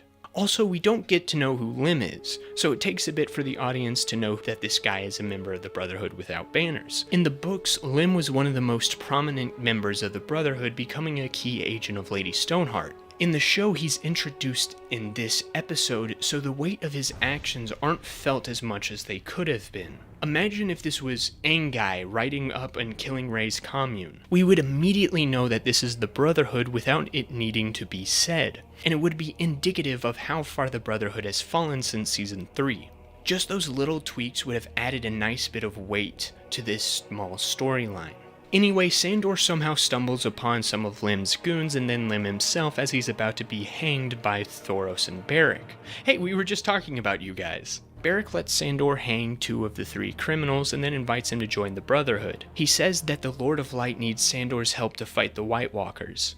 Given the Hound's disdain of fire and religion and the Westerosi sentiment that the White Walkers are just an urban myth, Sandor should laugh in their faces and leave, yet for whatever reason he joins them. Overall, it's nice to see Sandor, Thoros, and Beric again, and this was one of the better parts of the season. Thoros and Beric remain pretty intact just because they were only in like 2 scenes this season, so that wasn't a lot of time to screw their characters up. The Hound gets a few dents, however, just because he agrees to join a cause his character would never logically join at this point in his storyline. Well, I feel like taking a nap, so let's talk about King's Landing. Jaime arrives back home from Dorne where he informs Cersei of Myrcella's death. Why he couldn't have sent a raven ahead, I don't know, but we do get a really good scene where Cersei blames herself for her daughter's death, recognizing herself to be a monster, while Myrcella was pure and innocent, and Jaime pledges to fight to keep Tommen safe. Jaime is really good the first half of this season. All last season he fought to be a good father for Myrcella, so naturally her death would drive him to a place where he would violently fight to protect the last two people in his family. He wants to murder the High Sparrow, but Cersei cautions him to take a more strategic approach, which she decides to throw out the window later in season.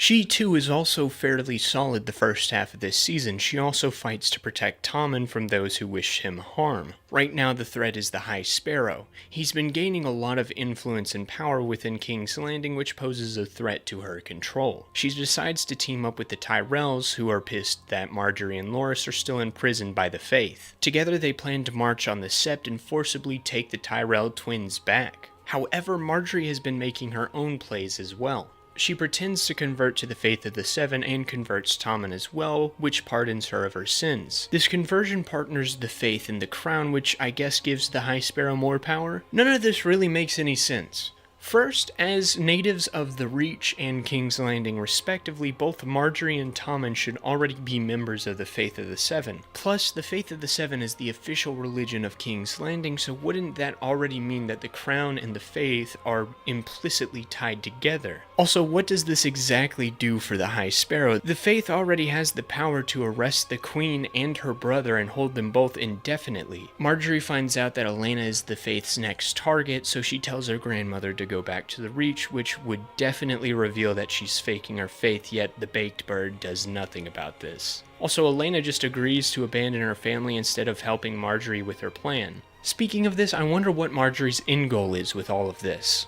Too bad we don't get to find out.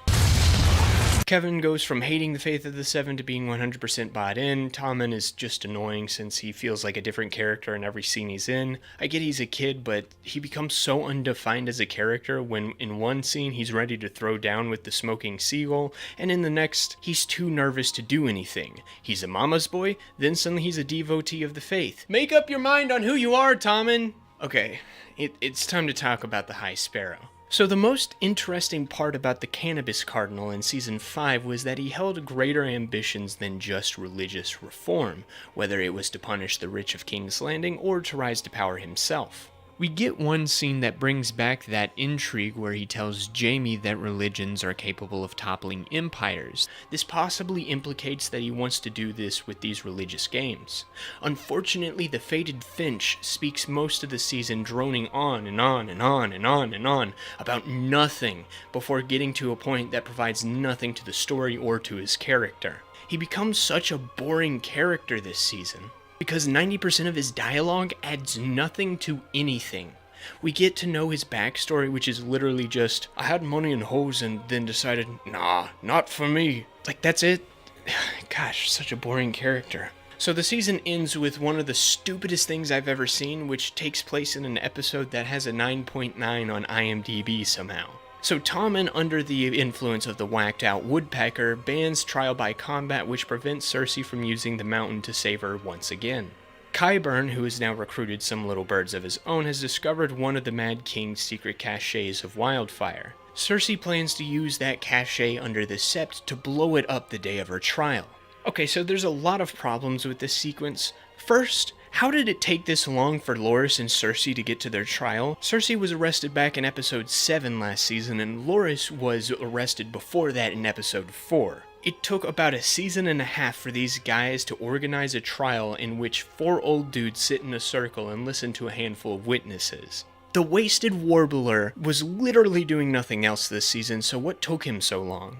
But yeah, I guess the day finally arrives for the trial. Loras admits to his sins and gives up his inheritance to become a member of the Faith Militant, but Cersei doesn't show up. Why wouldn't you send a couple members of the Faith to collect Cersei before the trial? Why did it take until the trial already started before you sent Lancel off to go get her? Also, the second Cersei doesn't show up for a trial, everybody should have gotten suspicious. Like, this is a woman known for her scheming, and 90% of the people in this room do not trust her, yet they're just gonna patiently wait for her to take her sweet time getting there. Anyway, Lancel goes outside and sees one of Qyburn's little birds running off and follows him. Sorry, but that's stupid. Either Lancel knows this is one of Qyburn's kids who's clearly baiting him, so he should have ignored the kid, gone back inside, told everyone that Cersei's up to something and that they should all leave, or Lancel thinks this is some random kid, so he should have ignored him also and gone on his merry way, collect Cersei and bring her back to the Sept where she could probably die in an explosion with everyone else. Instead, he follows the kid and gets stabbed. Speaking of stabbings, Pycelle is lured to Qyburn's lab under the pretense that Tommen wants to meet with him there, and gets stabbed by Qyburn's little birds. Why would Pycelle believe that Tommen would want to meet him in Qyburn's lab instead of, I don't know, his own quarters or maybe the throne room? Also, Tommen should be at the trial of the century right now, so why would Pycelle not immediately find this kid suspicious? What would Tommen possibly want to talk to Pycelle about as the trial for his brother-in-law starts? Also, what was the point of this whole shenanigan? Why not let him die with everyone else at the Sept? The only reason I can think of is that he was running late because he was having some quality time with a lady of the night. Anyway, Margaery starts to get suspicious when it takes too long for Lancel to come back with Cersei. She realizes that her mother-in-law is up to something and tells the Ascended Albatross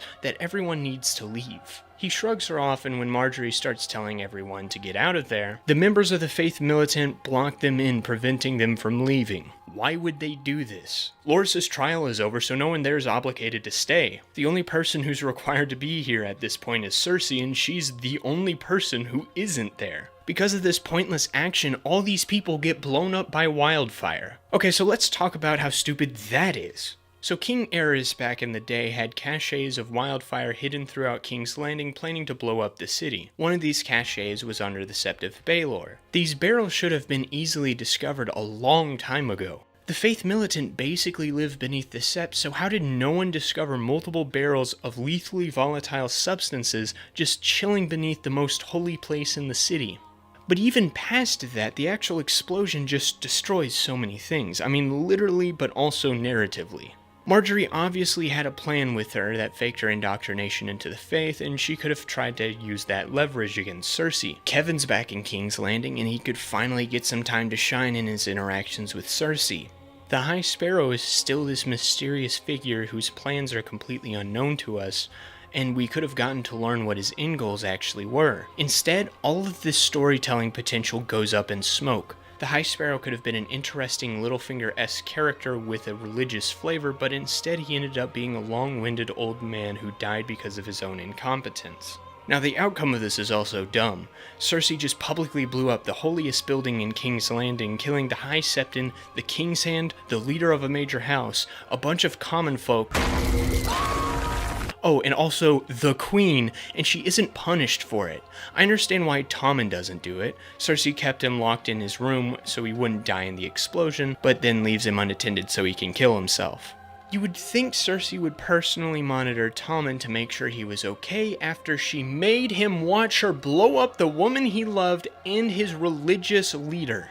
But instead, Cersei is too busy being proud of herself, and so Tommen decides to take a little trip out the window. The season ends with Cersei being crowned queen, which should not have happened. Even if there was no proof, it would be an open secret that Cersei killed all of these people. Olenna says as much after this happened. This should be the beginning of a rebellion. Like I said, Cersei only has 2 real allies in King's Landing, so even the common folk rebellion should easily get rid of her. Instead, this is treated as an epic girl boss moment, with the only person taking any concern being Jaime. Alright, so Jaime was sent to Riverrun after Tommen dismissed him in order to take care of Brynden Tully, who had gathered the remaining 5 Tully guys to take their home back from the Freys. Since the Freys have just defaulted to being incompetent and retarded, Jaime has to step in and help them. Oh hey look, Bronn's back! So the Freys' only plan is to continuously threaten to kill Edmure Tully unless the Blackfish lets them into Riverrun. The Blackfish, however, keeps calling their bluff.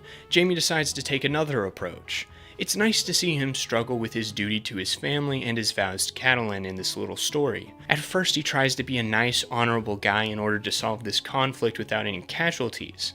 He parleys with the Blackfish to try to get him to lay down arms, earnestly trying to honor his duty and his vows. But the Blackfish isn't having any of this, distrusting him due to his reputation as the Kingslayer.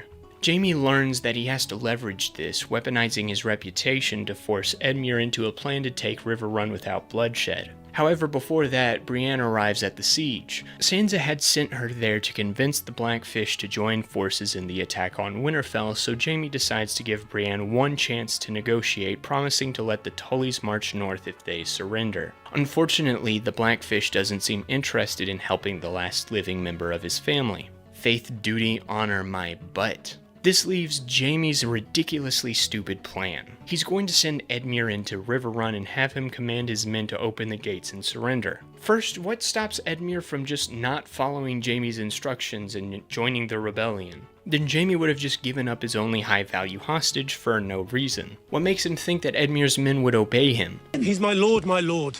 And? Anyone with a functioning brain would recognize this as a trap, but apparently the Blackfish is the only person here who can actually think. Jaime's plan works because the Tully soldiers are stupid, not because of any military genius on his end. The Blackfish helps Brienne and Podrick escape before going to die off screen. With that, Jaime returns the King's Landing. Okay, this leaves us with a lot of characters to add to the chart. Cersei's fine until her gambit to blow up the Sept, which does a lot of damage to her character. Jaime, however, remains pretty intact, though his stupid plan does give him a few dents. Qyburn remains intact as a Cersei loyalist, while the Mountain is just muscle, so he's no longer really a character. Pycelle, Margaery, Loras, Mace, Kevin, Lancel, and the High Sparrow are quite literally assassinated, but at least Mace manages to stay consistent with who he has always been. Pycelle and Lancel take a couple dents towards the end of the season due to their own stupidity with the little birds, and Margaery also takes some dents from her conversation with Olenna and from the fact that her storyline was cut too short. Loras, Kevin, and the High Sparrow just aren't really characters this season. And Olenna takes a lot of damage for abandoning her family, but overall she keeps her blunt personality, so she's not quite assassinated yet. Edmure remains pretty intact, but the Blackfish is effectively assassinated for not choosing his family over his own pride and for dying off screen instead of choosing to go with Brienne in order to protect his grandniece. Bronn is a member of a group of characters this season that are reduced down to nothing more than crude jokes and little else. Magic cook!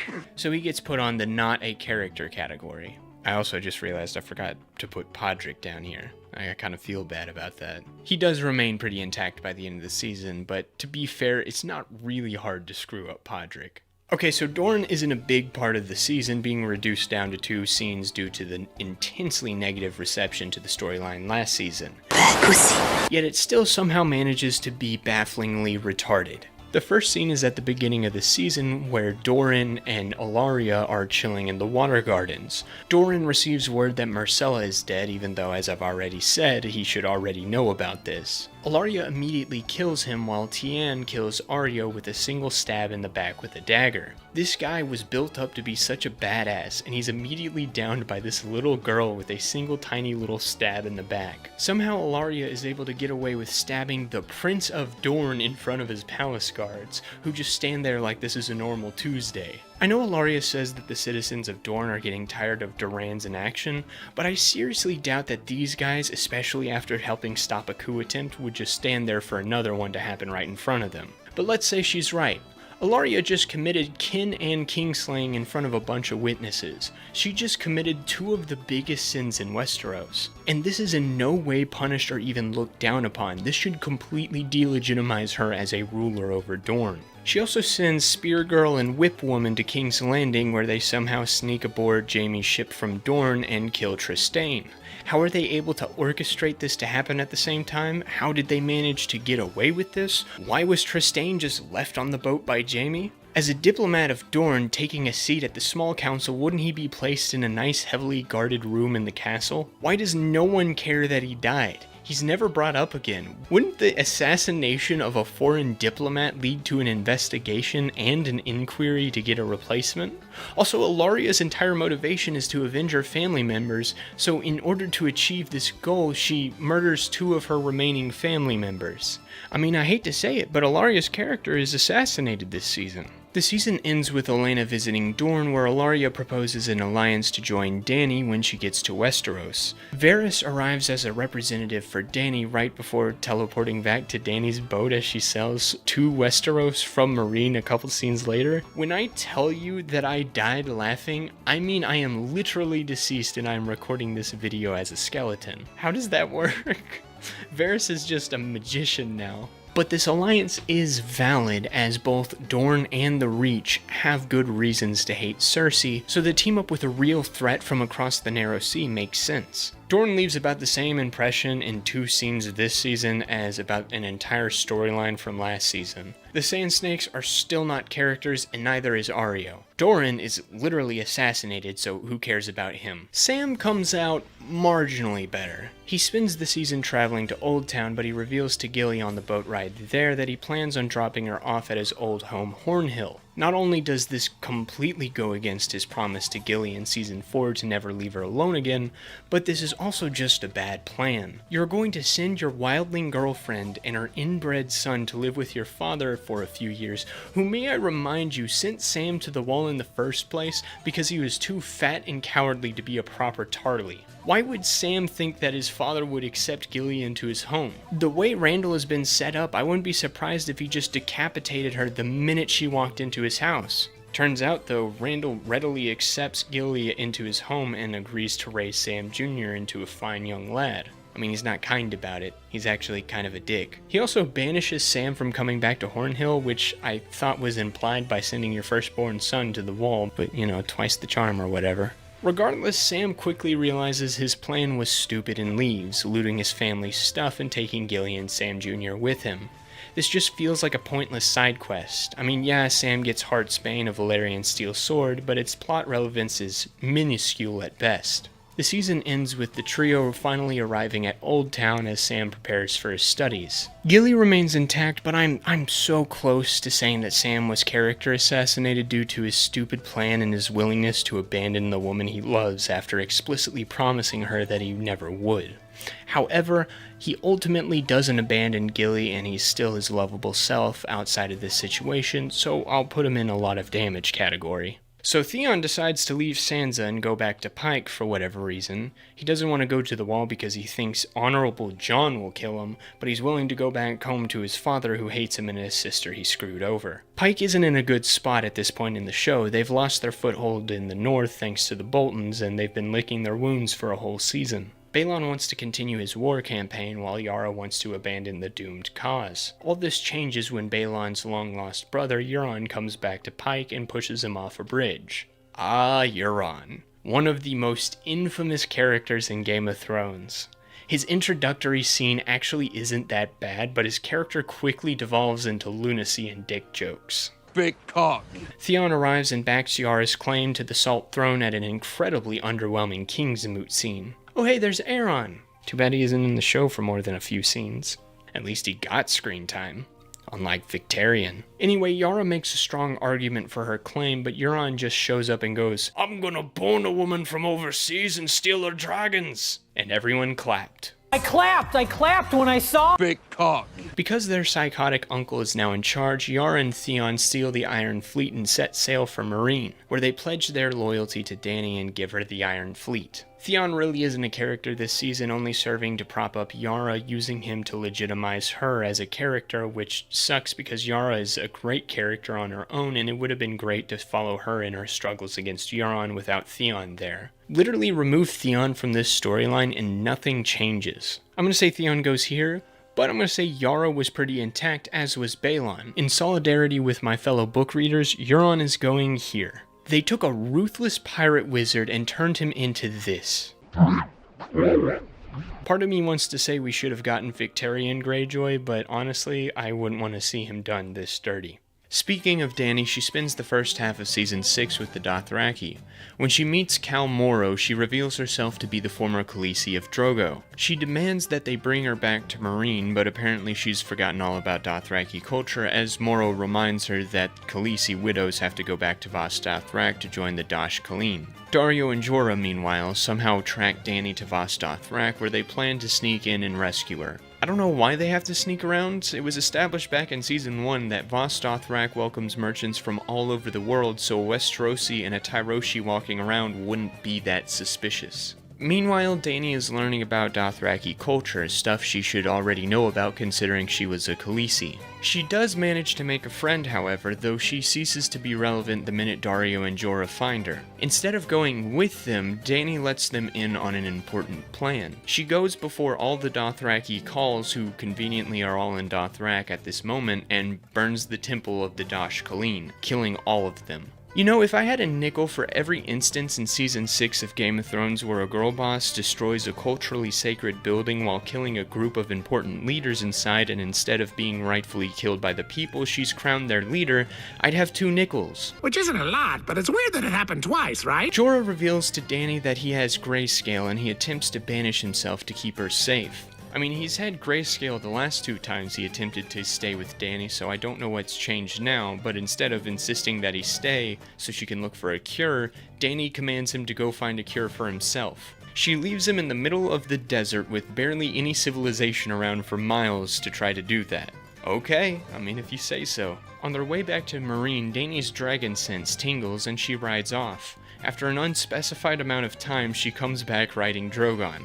How long did she leave her Khalasar twiddling their thumbs? How did she know Drogon was nearby? Since when did Drogon obey Dany? Last time we saw him, he was going all Charizard on her, but now it's like they did the How to Train Your Dragon scene becoming Hiccup and Toothless off screen. Unironically, the notoriously goofy Pokemon anime does the loving baby dragon to disobedient adult dragon that learns to respect its owner arc much better than Game of Thrones, and you can fight me on that. Anyway, with Drogon in tow, Dany makes her super casual return to Meereen where she finds it engaged in war. I guess that means it's time to talk about Tyrion. Let's just let his first scene of the season speak for itself. It's a good thing you're not a boy anymore. Because you have no cock. So yeah, Tyrion completes the holy trinity of characters who get reduced to crude humor and stupid one-liners this season. Say the line, Bart! I drink and I know things. He becomes genuinely insufferable in some scenes this season. Tyrion has gone from an immensely complex character who cleverly weaponizes his wit to manipulate any circumstance to his advantage, to a drunk who cannot for the life of himself communicate with the people around him. The scene where he tries to pressure Missandei and Grey Worm into alcohol consumption under the guise of having fun is a little uncomfortable to watch. But this is all just a reflection of how dumbed down Tyrion has become. Even last season, Tyrion was a depressed wreck, but he was still able to wittily get Jorah and himself to Meereen under their unfortunate circumstances. Tyrion's solo plot this season involves his navigation around the Sons of the Harpy, much like Dany in seasons past.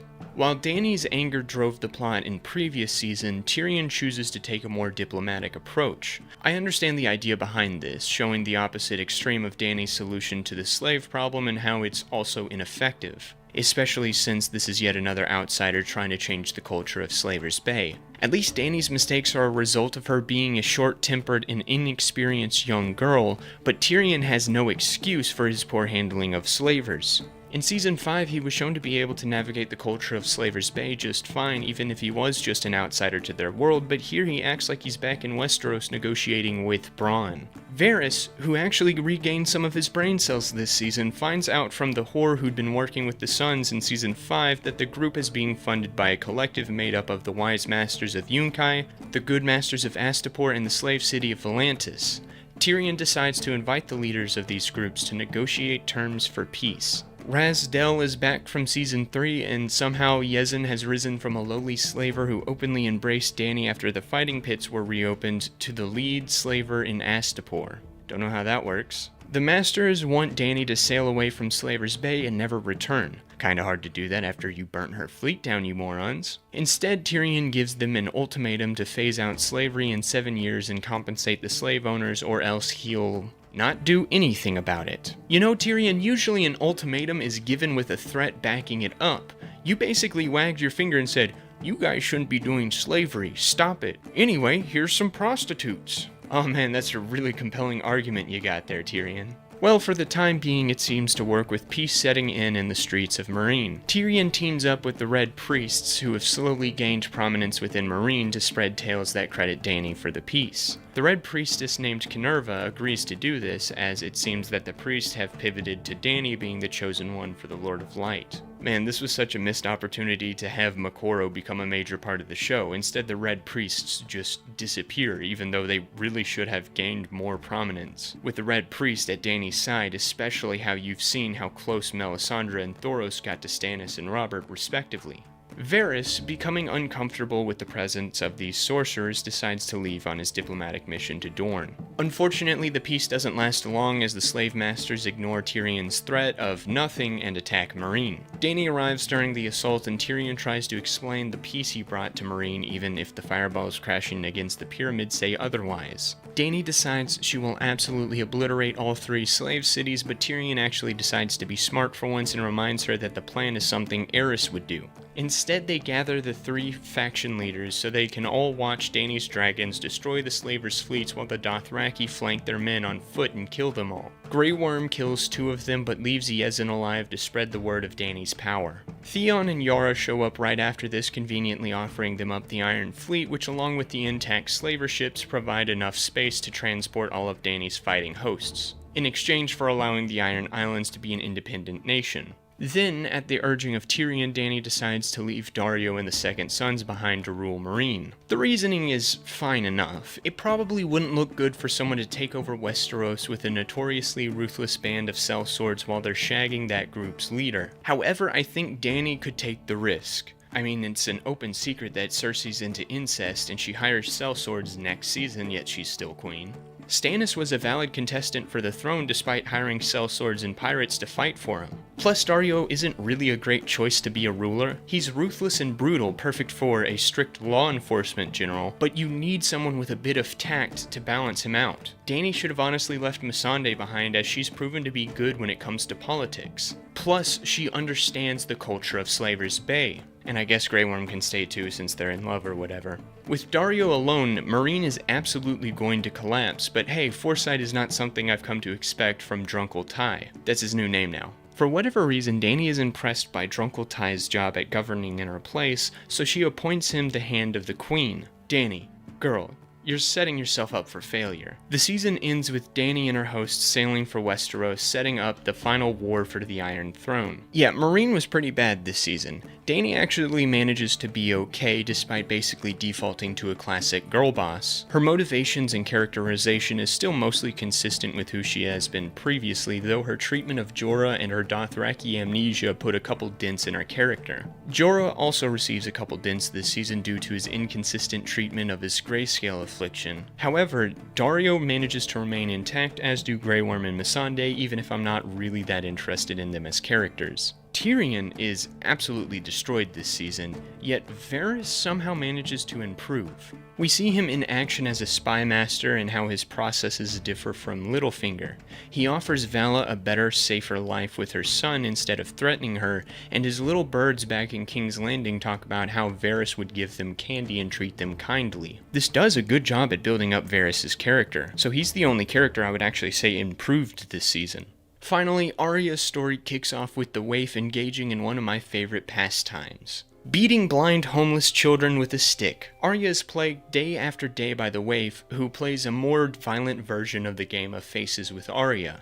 Eventually, Jaqen arrives and tempts her with safety and comfort in order to get her to say her name, but Arya refuses and is invited back to the House of Black and White. What makes Jaqen think that Arya isn't lying to him? It's not like he's threatening her. He's just like, I'll let you sleep in a bed tonight if you say your name's Arya. No. Aight, cool, you get to sleep in a bed tonight. This doesn't seem like a foolproof system to me. After Arya rejoins the Faceless Men, she keeps sparring with the waif, who clearly doesn't like Arya for some reason. We see throughout the season that the waif harbors a deep hatred towards Arya, something that wasn't really present last season. Was this because she's jealous of Jaqen's favoritism towards her? Does she hate the Starks? Maybe just rich people in general? I don't know, because the show never elaborates on it, making the character incredibly vague and bland. Once Arya basically becomes Daredevil, Jaqen gives back her eyesight along with one last opportunity to prove she's become no one. She's tasked with killing an actress named Lady Crane. The bloody hand stage play is the best part of Arya's story this season. Not only does this finally expand on the culture of Braavos outside the Iron Bank, but it also allows Arya to experience some catharsis. Lady Crane plays Cersei in the bloody hand, and she's the exact opposite of the Queen. She's a kind old woman who strives to better herself with her craft, desperately wanting to improve the show to make it a great piece of art. Unfortunately, the lead actor, played fantastically by Richard E. Grant, is content with fart jokes and farcical melodrama. Arya gives Lady Crane some advice on her performance and actually develops some sympathy towards Cersei as a result of her new betrayal. She also deduces that the supporting actress is the one who requested Lady Crane's death, which doesn't sit well with her, so Arya stops Lady Crane from drinking her poisoned rum and warns her of the uppity upstager.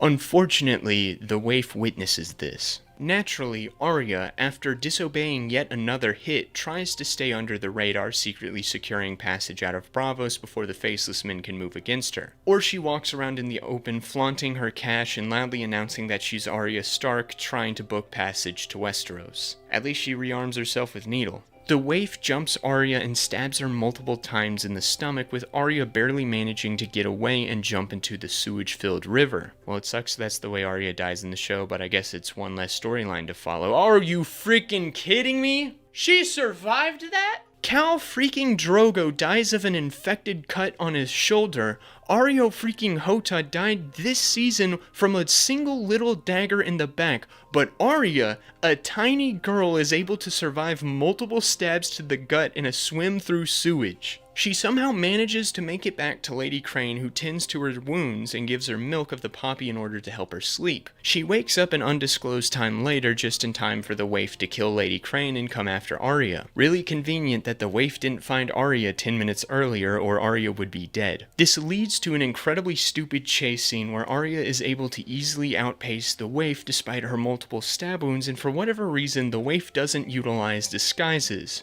You know, the thing that the Faceless Men are known for. Arya leads the waif into a trap and goes Daredevil mode on her. Later, Jaqen finds the waif's face in the Hall of Faces, where Arya confronts him. He congratulates her for completing her training, saying she's officially no one. And Arya's like, "Lord, no, I'm Arya Stark." Then she just leaves and Jaqen lets her. Ah, so the Faceless Men are full of crap. The way this ended makes this entire 2-season arc feel pointless. I know I said that this show was setting up Arya to be a shrewd assassins a few seasons back, but this Braavos arc starts to push Arya in a direction for her to find peace in her life and become an assassin in the service of others. Instead, she goes through all of this and rejects peace and embraces vengeance, totally losing herself to darkness. Don't get me wrong, that is an interesting direction to take the character in, but it's frustrating that she was heading in this direction at the end of Season 4, then started to course correct for 2 seasons before doubling down. Season 5 punishes her for choosing vengeance, but then this season's like,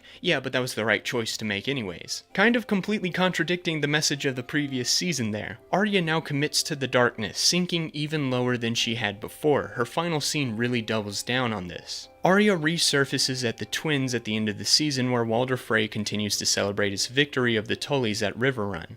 Unfortunately, his sons Black Walder and Lame Lothar are nowhere to be found. Arya, disguised as Walder's new daughter-wife, reveals that she killed his 2 sons and baked them into a pie. She then reveals herself to Walder and slits his throat, reveling in the kill. Yikes. Look, killing Lothar, Black Walder, and Walder in retaliation for dishonorably killing your mother, your brother, his pregnant wife, and countless other soldiers at a wedding is one thing. Baking 2 of them into a pie and feeding them to their father is incredibly dark. Let's not even mention the implication of Arya wearing that little girl's face. You can only make faces out of corpses, so that means Arya killed this girl in order to kill Walder. Some people like to compare Arya at this point to the Punisher, but even Frank avoided killing innocent civilians, not to mention little girls. Arya is officially evil now, if not precariously walking that line. And with that, the waif's lack of substance behind her motivations make her not a character this season, and so does Jaqen's vague stoicism. I was originally going to put Arya in a lot of damage, but her assassination of Walder's daughter-wife officially kills her character for me, as this was never treated as Arya's fall from grace but another girl boss moment. Also, how is no one going to mention Meryn Trant's murder from last season? The Kingsguard serving as the head bodyguard of the Master of Coin is mysteriously murdered at a brothel, and no one looks into it. This in no way strains tensions between Braavos and King's Landing. Cersei isn't panicking that one of her few loyal allies has been murdered under mysterious circumstances. Really? Yeah, so Season 6 is bad. Definitively bad. When I first watched the show a few years back, I fell for the hype and thought that Season 6 was a return to form after Season 5. But now this is easily worse. Some characters have important developments happen to them only for the show to ignore them if not outright contradict them, and those are the lucky ones. There's some characters that cease to exist or are outright assassinated, as you can see. I'm gonna erase the characters that either die this season or never come back to the show. Now, we still have a giant chunk of characters that are still intact, but most of them are side characters or supporting characters that didn't get a lot of screen time this past season, so this doesn't really bode well for the rest of the show.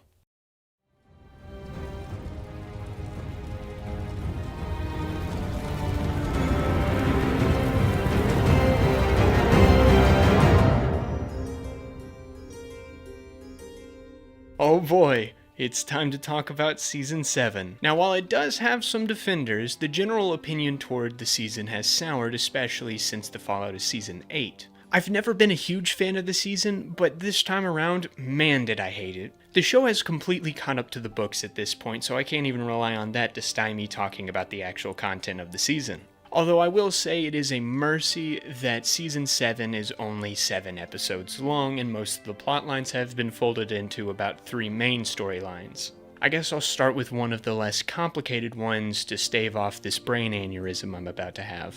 But first, since I'm going to be complaining a lot about this season, I'd like to make this a compliment sandwich. I haven't talked much beyond the writing and the character work, so I'd like to praise the production, design, cinematography, and the effects work of this season. The show as a whole has always been pretty consistently good in these departments, but this season is visually striking, which may just be because the writing is so lacking. Still, the costumes are top-notch, the shot composition is beautiful, and the sets are rich with character work. The acting is also excellent. Each actor naturally slips into their role and works wonders with it, even if their character is garbage. Well, there's the first slice of bread. Let's get to the lunch meat. Sam spends most of the season separated from everyone else as he trains to be a maester in Old Town under the Archmaester Ebrose. He gets stuck in a cycle of menial labor, getting increasingly impatient with his situation. He really wants access to the restricted area of the library to read up on the Night King, but Ebrose forbids him from entering. Sam does it anyway and steals the books on the White Walkers. With Gilly, he reads through them and discovers that there's a lot of dragon glass on Dragonstone. Wait, didn't Stannis already tell you this a couple seasons ago? I guess Sam just forgot until it was time to tell Jon about it so he can meet Dany on Dragonstone. Oh, also Sam finds a picture of the dagger that was used in the assassination attempt against Bran in Season 1. Foreshadowing. He also helps Ebrose treat Jorah, who has somehow made it from Vastoth Rak all the way to Old Town between seasons with his advancing grayscale. Ebrose determines that Jorah is untreatable and will surely die. However, Sam, who has been reading some text from another Archmaester, asks if he can try one of the treatments from the book. Ebrose says no, but Sam, the rebellious scamp he is, does it anyway. The treatment, it turns out, is to cut off the infected bits of skin. By the way, the edit here is perfect, but now I don't want to eat today. This ends up curing Jorah, which allows him to go back to Dany, leaving Sam to get in trouble with Ebrose. Ebrose does praise Sam for saving Jorah's life, but he punishes him by making him transcribe a bunch of text that the maesters were just too lazy to do themselves. Later, Sam walks in on a meeting between the headmaesters of the Citadel as they discuss a letter from Winterfell warning of the coming of the Night King. They're skeptical of it, and when Sam tries to stand up for Bran's credibility, they dismiss him. Ebrose, who has usually been sympathetic to Sam's concern about the Night King, says this. This message is part of a ploy by the Dragon Queen. What? How? Why would Dany even know about the Night King to lie about him? Why would this be a valid war strategy? Why would you think Dany did this? Seeing as how this takes place after the Battle of the Golden Road, Dany clearly isn't interested in trickery to win this war. Also, why do you care? Maesters are concerned with service and healing. They don't care about rulers. Get out of here. The Maester's dismissal of the White Walker threat pisses Sam off, and he rants to Gilly while she reads about Rhaegar's secret marriage to Lyanna Stark after annulling his marriage to Elia Martell. That is quite a retcon there. Luckily, the maesters were too lazy to read through this until now. Imagine if they'd read this earlier. This would put the crown in a very shaky position, as Robert's rebellion would not have been then started over Rhaegar's alleged forced entry and murder of Lyanna, but Robert's violation of a sacred marriage pact. I mean, yes, everyone hated the Mad King already, but it would have easily made Robert a less valid king. Wait, why was this document here in the first place? This was a secret marriage, so why would the Septon send documents to the Citadel unless he died and his replacement sent them, in which case, why didn't they read over the documents of the previous Septon before sending them? How did no one find out about this? They were sitting right there. I mean, it doesn't matter because Sam isn't paying attention, except yes he was because he tells Bran. Anyway, Sam does what he always does when an authority figure pisses him off. Steals their property and runs away. Man, if I had a wait, I've already done that joke twice now. This was the least offensive part of Season 7. It's always nice to see Jorah hang out with people who knew his father, but there's still a good bit of dumb here. You know what has a lot of dumb? The bomb. Well, yes, that, but also Winterfell. In the aftermath of the Battle of the Bastards, Jon rules over the North. He decides to forgive the Umbers and the Karstarks who submit to him as king, but he is publicly chided by Sansa, who wants to kick these literal children out of their homes because their fathers were bad people. I get she's frustrated that Jon is seemingly making decisions on the fly without consulting her after they agreed to trust each other, but publicly chastising the king, whom you claim to support, in front of his allies, some of whom hold a shaky alliance at best, and openly advocating for the dislocation of your allies could severely compromise the loyalties of your army. I mean, Robert Glover refused to send his men to help in the Battle of the Bastards. Are you going to punish him too? That's probably what he's thinking. Jon also declares that not just the men, but the women and the children too will be trained to fight, so the chances of beating the White Walkers will be better. He later receives a letter from Drunkle Tithe saying that Dany has arrived at Dragonstone and wants an audience with him. Sansa, despite acknowledging that Tithe treated her well, suspects that the invitation is a trap. Based on her past with the Lannisters, yeah, okay, that makes sense. What do you think, Dave? Ty killed your son at the Blackwater. Surely you've got thoughts. Sounds like a charmer. Fire kills whites, you told me.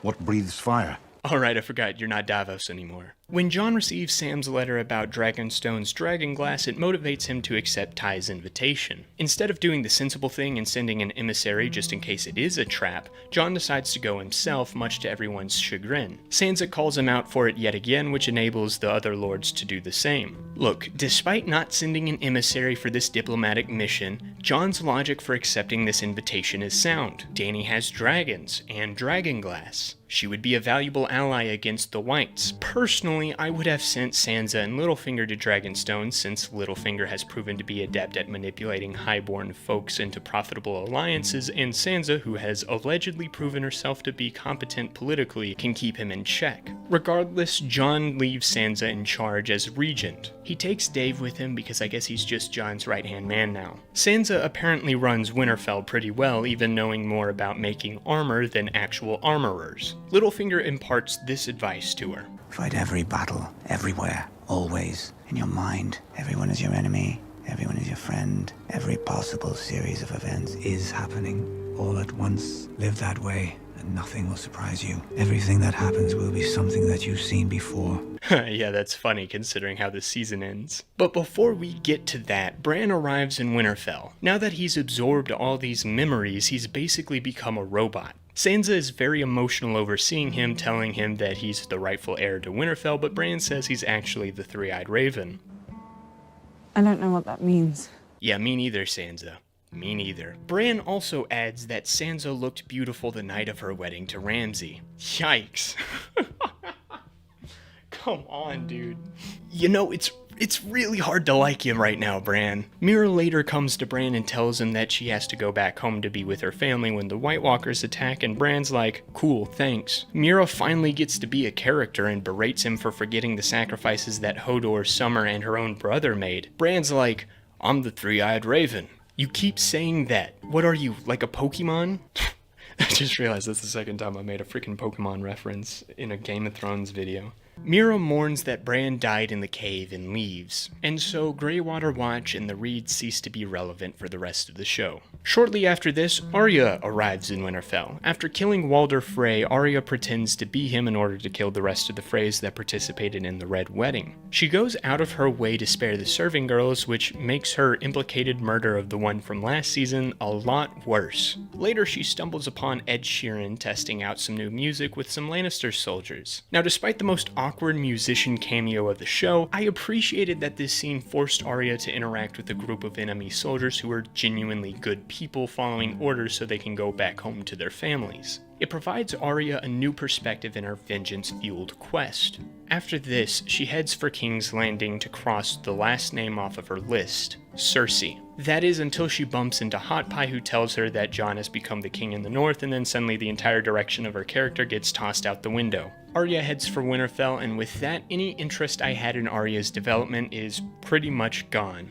Oh, she reunites with Nymeria too, but that scene is so freaking inconsequential I forgot to put it in the script. Sansa and Arya have a very warm reunion, but then suddenly Arya becomes an instigator, antagonizing Sansa into several pointless and frankly stupid arguments. Meanwhile, Littlefinger, for whatever reason, gives Bran the dagger from Season 1, and Bran decides to quote Season 3 to him. Chaos is a ladder. Instead of doing the strategically smart thing, either subtly killing Bran in a way that doesn't incriminate himself, or going back to the Vale to grow his power and influence there while Jon Royce is in Winterfell, Littlefinger decides to fuel the Stark sister drama because heaven forbid anyone have a good relationship with Sansa. The rest of the season mainly consists of the two girls bickering as they learn more and more about each other, while Littlefinger stokes the flames. Oh, and Bran gives Arya the dagger because he got an early screener for Season 8 and he knows that she will need it. For whatever reason, Sansa decides to confide her frustrations in Littlefinger, which is either incredibly suspicious or incredibly stupid. Either way, it's bad writing. He tells her to turn to Brienne for protection, even though he saw earlier that Arya could easily beat the Lady Knight,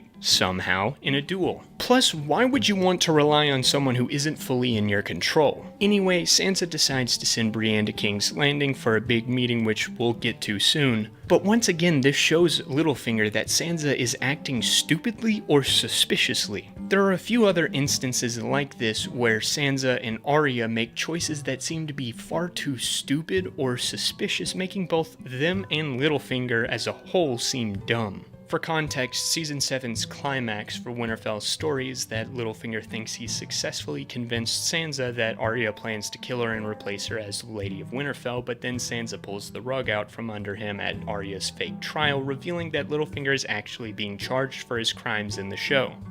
I'm a bit confused. So does that mean the sibling rivalry was a setup to fool Littlefinger? First off, why? This gained you nothing, as most of your evidence comes from the stuff Bran saw and from what Sansa personally witnessed. Second, why does this argument happen then? You two are in Arya's private quarters, and this isn't like Littlefinger's brothels in King's Landing. He's not watching you through a peephole.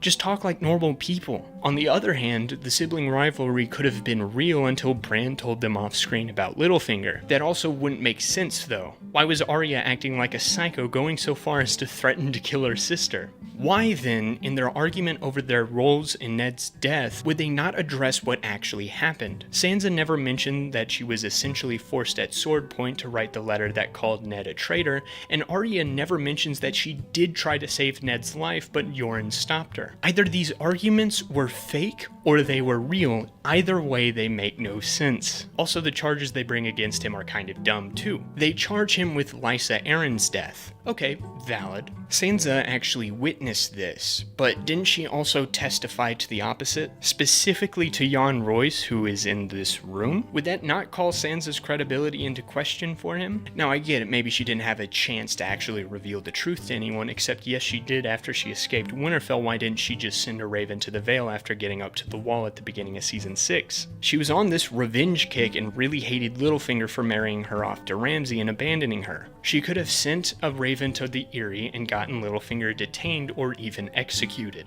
The army of the Vale could have still saved the day at the Battle of the Bastards, and it probably would have made more sense for them to be a back pocket trump card, as they wouldn't be readily waiting for Sansa's command at Moat Cailin. Plus, it would have been a much less frustrating way for Littlefinger to be bested. He's also charged with betraying Ned, which really isn't a crime, especially since Ned was attempting to usurp the throne from the believed to be rightful king. The final charge is for helping Lysa murder Jon Arryn and orchestrate the conflict between the Starks and the Lannisters, which kicked off the whole show. I mean, there's no solid evidence of this, and the only witness is a crippled kid who said he saw it in a vision. Most of these people are still struggling with the idea of the White Walkers, but they readily accept Bran's vision thing. I mean, my personal theory is that no one there really liked Littlefinger, so they just kind of went along with this and just stood by while Arya executes him.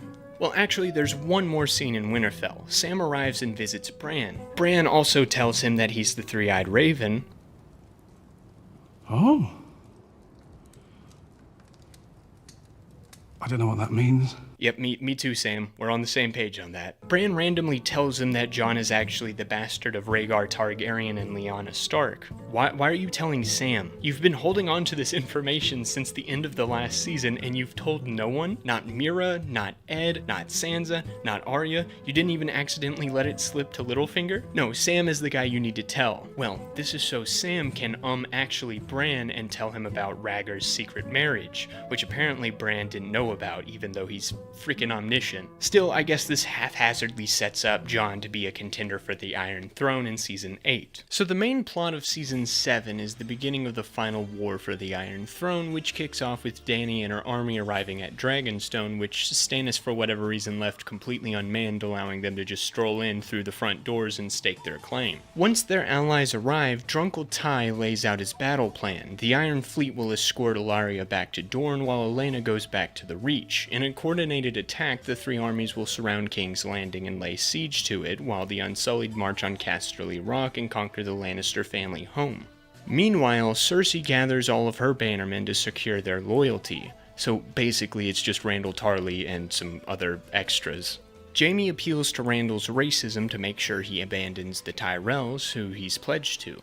Euron then arrives in King's Landing, having abandoned the idea of marrying Dany in favor of marrying Cersei. Cersei rejects his proposal, so Euron pledges to bring Cersei a gift so she will change her mind. His intended gift is revealed when he ambushes the Iron Fleet on their way to Dorne. Somehow he either knew where they're going or just stumbled upon them and threw together an attack plan. Either way, this seems like an unlikely encounter. Regardless, Euron's forces are somehow able to overpower the infamous Iron Fleet. After being left with basically no ships last season, Euron has somehow been able to build enough ships to do this. I'll give the show the benefit of the doubt and say that we also see the Unsullied using ships at Casterly Rock, so maybe with the ships divided up, Euron's attack is more feasible. He also kills Spear Girl and Whip Woman, displaying their bodies on the ship they leave behind, which is incredibly gruesome and I kind of like it. I wish we got this more ruthless version of Euron rather than this guy. A finger in the bum.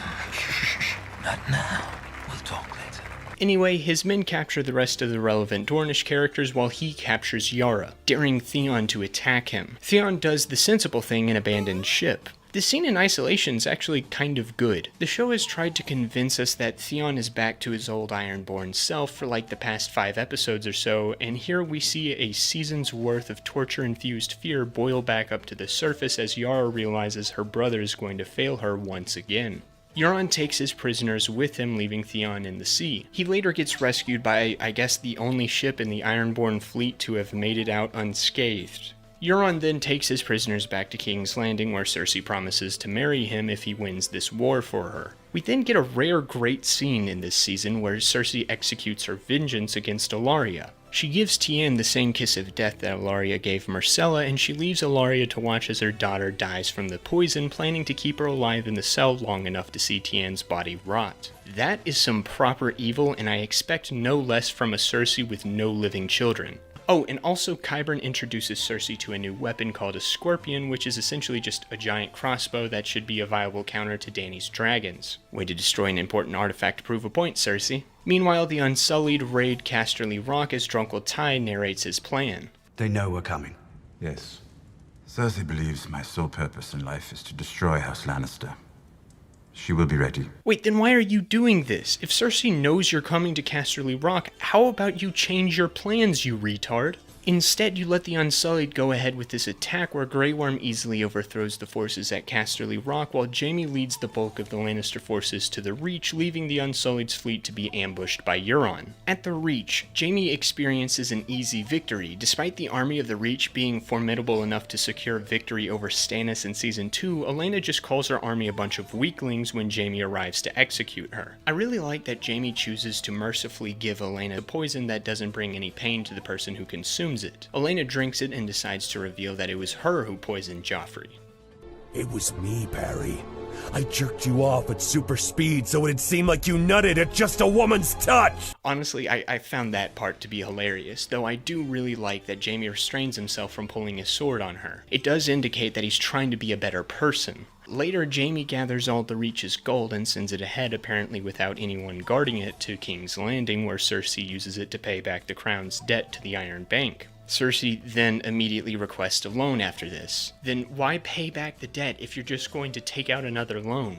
Tycho, for whatever reason, gambles on this, even though he has financially supported Stannis in the past because the Lannisters are so unreliable with their money. Meanwhile, Dany gets rightfully pissed at Drunkle Ty for his retarded plan, so she resolves to personally lead an attack on the Lannister forces, which probably isn't any smarter. But I guess the plot needs to move forward somehow. She ambushes Jaime's forces on the Golden Road as they approach King's Landing. She leads the Dothraki, who have somehow traveled from Dragonstone to the mainland, even though most, if not all, of Dany's ships have been destroyed at this point. They, paired with Drogon, are able to easily overwhelm the Lannister soldiers. However, Bronn is able to make his way to the Scorpion that they were transporting and puncture Drogon's hide. But Drogon returns the favor and destroys the Scorpion. Instead of momentarily retreating or maybe fighting on as Drogon seems resolute to continue the fight, Dany decides to just land Drogon and dismount in the middle of an active battlefield to pull the arrow out. Why are you doing that? Do you want to die? Jaime seizes this opportunity and recklessly charges at her, which is similar to how he acted at the Battle of Whispering Wood, so I guess it's in character for him. Drogon intervenes, but Bronn is conveniently there to tackle Jaime into the water. So Jaime definitely died here, right? Wearing armor alone should have condemned him to a watery grave. But I guess Bronn just has the insane upper body strength to drag Jaime while he's still wearing his armor out of the water.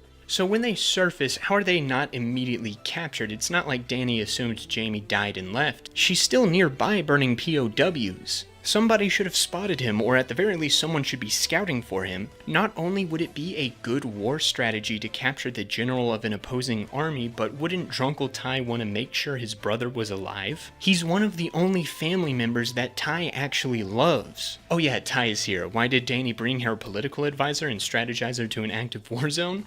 I don't know. Personally, I would say that pointlessly puts your political advisor in harm's way. Anyway, Dany brings all the survivors of the battle, besides Jaime and Bronn because plot, and offers them the choice between submitting to her or burning alive. Well, that's very Aerys Targaryen of her. Tyrion slips into Ty's body real quick to remind her that there's always the option to send them to the wall, but Dany ignores him. You do realize mercy will make you a good queen, right, Dany? You don't want to end up like your father, right, Dany? I guess not. She calls forward Randall Tarly, somehow recognizing him as a lord despite having no physical signifier of his status. He refuses to bend the knee for her because, well, you know, racism, and she sentences him to die. A recast Dickon, we'll call him Big Dickon, goes, "Oh wait, I want to die too." I do like this little moment where Randall non-verbally tells Big Dickon not to throw his life away, but Big Dickon goes forward with this for no reason. Naturally, a character who is admitted to being incredibly new to combat and doesn't feel comfortable with it more likely would submit, especially if it's at the bidding of his father. That honestly could have made for some interesting interactions with Jon or even a reunion with Sam where they both have to process their father's legacy. Plus, Big Dickon could have actually gone through a character arc where he's forced to become a great military leader, but instead Dany decides to reduce him to ash. While all this is happening, Jon has been on Dragonstone. Prior to his arrival, Melisandre had come to Dany to tell her about the whole Lord of Light Chosen One thing, misleading Dany into thinking that she was the Chosen One. Why didn't she find out about this from the Red Priests at Meereen who actually believe she is? Melisandre still believes that Jon is, so she wants Dany to reach out to him as she thinks that Dany has an important role to play in the coming war against the Night King. Ty agrees to this as he thinks Jon would make for a good ally against Cersei. When Jon arrives, Melisandre decides to discreetly leave, but Varys finds her and warns her never to return. I know this dude doesn't like magic, but why is he being so openly aggressive with her in particular? Regardless, Melisandre ignores his warning, cryptically saying that both her and him are supposed to die in Westeros. Can't wait for that satisfying payoff. Jon's arrival is a pretty warm one from Ty, and he and Dave get to see dragons for the first time. However, when he goes before Dany to ask for her help against the Night King, she is such a petulant child. I get you seek to rule Westeros and don't want a king in the north, but he clearly doesn't care about that and is concerned about something else. A smart queen would have deduced this quickly and sought to meet his needs to meet her own. Instead, she buckles down on making him kneel until Varys interrupts their meeting. Drunk Ty manages to convince Dany to let Jon mine dragonglass so they can secure another ally against Cersei. Later, Jon shows Dany some cave paintings made by the Children of the Forest that depict them teaming up with humans to fight the White Walkers. Not sure how, but this convinces Dany that the White Walkers are an actual threat. Also, Jon awkwardly grabs Dany's arm to guide her where she should point the torch. This is incredibly impractical, but they have to physically touch somehow so they can fall in love as they're told by their respective advisors. I've noticed you staring at a good heart. There's no time for that. Also, Dave Oceanman has become fascinated with Missandei for some reason. Speaking of good hearts, Missandei of North. After Olenna is killed and Yara and Ilaria are captured, Dany flies off to attack Jaime on the Golden Road. While she's gone, Theon arrives wanting Dany to help free his sister. Instead, he is hostilely greeted by Jon, who only spares him because of what he did to help Sansa. He then loses any urgency to save his sister, choosing to hang out until the end of the season, where he wins back the respect of the Ironborn by getting into a fight with their captain. He wins the fight thanks to a crotch joke. Even though only his peen was chopped off. Presumably he still has balls, right? Anyway, when Dany returns, Drogon bum rushes Jon for no reason before recreating How to Train Your Dragon with him to tease his parentage. Jorah shows up just then and reunites with Dany. All of the Dragonstone people gather for Drunkle Ty to propose a plan where a group goes north of the wall to capture a white to show to Cersei in order to convince her to join a ceasefire and help defeat the Night King. Don't even get me started on how stupid this plan is. You're going to send a small group of people to somehow extract one ice zombie guy from an entire army that, as far as you know, moves in a singular mass in order to convince your notoriously selfish sister to stop trying to kill you so you can fight an army of zombies. You are leaving a lot to chance here. You could spend your valuable time reinforcing the defenses of the north so that you can easily defend it from both Cersei and the Night King. Maybe if you're lucky, the two will wipe each other out. I don't know, just spitballing here. Anyway, the first step in Ty's plan is to have Dave Oceanman smuggle him into King's Landing for a meeting with Jaime. Last time I was here, I killed my father with a crossbow. Last time I was here, you killed my son with wildfire.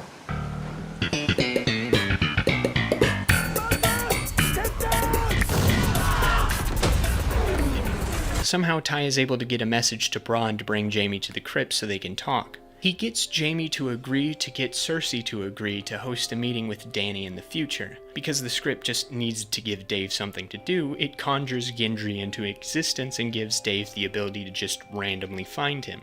Now, why does the script force this contrived situation into the story? Well, you see, Gendry actually did a lot of track in high school and became the Flash, and his speed will be vital for this important mission. With Ty, they return to Dragonstone and send their extraction team north. The team is led by Jon, who, as has been consistently shown throughout the show, has always put himself in harm's way for the sake of others, and consists of Jorah and Gendry. Dave also decides to tag along because what else is he gonna do? The group is greeted at Eastwatch by Tormund, whom Jon assigned as leader here at the beginning of the season, even though he had no authority to do so and didn't even run this decision by Ed. Tormund informs Jon that he has a few prisoners who want to go north of the wall as well. This turns out to be the Brotherhood without banners. We only got a couple scenes with these guys before this, but there was a really good scene where they stumble across the farmer's house from season 4 and the group discuss faith. It's great to delve a little deeper into these characters. Then Sandor and Thoros bury the farmer and his daughter. By the time they get to Eastwatch, the Brotherhood has somehow dwindled down to just the 3 musketeers.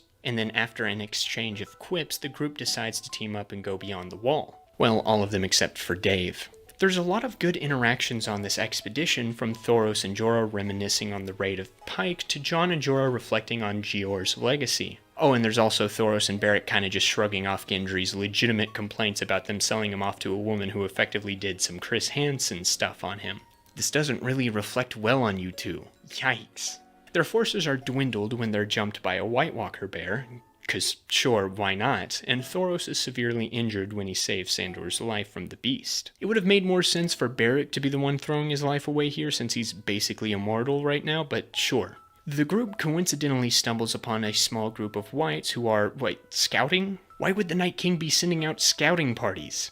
There's no need for a horde of zombies to be splitting up, especially considering that this guy is supposed to be a living weapon, not a military strategist. Anyway, Jon and company set a trap for this group and jump them. They manage to kill the walker, causing all but one white to die along with him. They determine that if you kill a walker, you kill everyone he's turned. Very convenient that there was only one white there who wasn't turned by this guy, but plot's gotta happen somehow. They bag the zombie boy, but not before he lets out a scream that summons the full force of the army of the dead. Jon calls upon the power of Gendry's legs and sends him to the wall to send a raven to Dragonstone.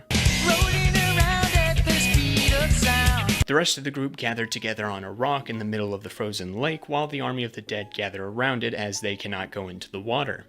The editing here is kind of confusing, as it's not clear how long the group is camped out here. The way it's portrayed, it seems like Gendry somehow spin-dashed all the way to the wall, got Dave to send a letter to Dragonstone, and Dany traveled all the way to where Jon is north of the wall overnight. However, if this took a logical amount of time, then far more than just Thoros would have died from anything from hypothermia to starvation. Regardless, Sandor accidentally and quite unnecessarily misses a rock throw, revealing that the lake is frozen over enough for the army of the dead to safely walk on.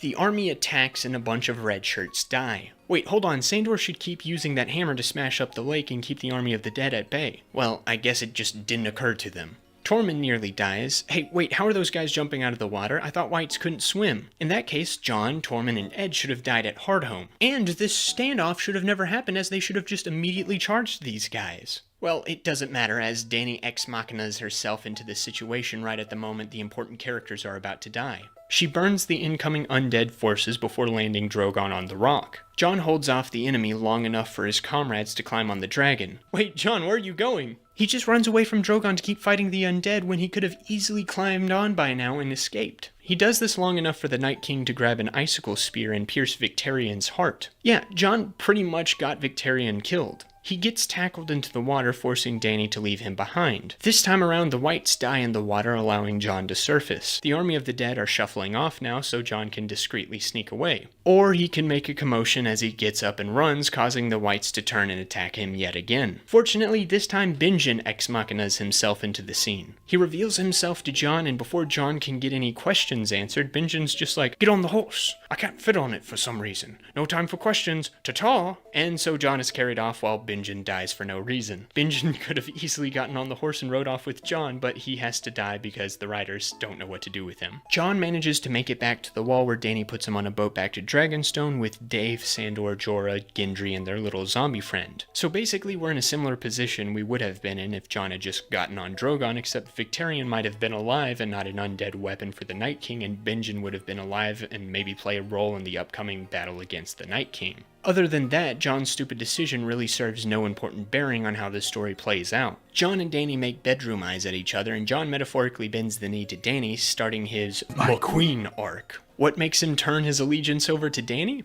I don't know, she's hot, I guess. This storyline wraps up with a big dumb meeting. Jon, Ty, Sandor, Theon, Varys, Dave, and Missandei meet Grey Worm and the Unsullied at King's Landing.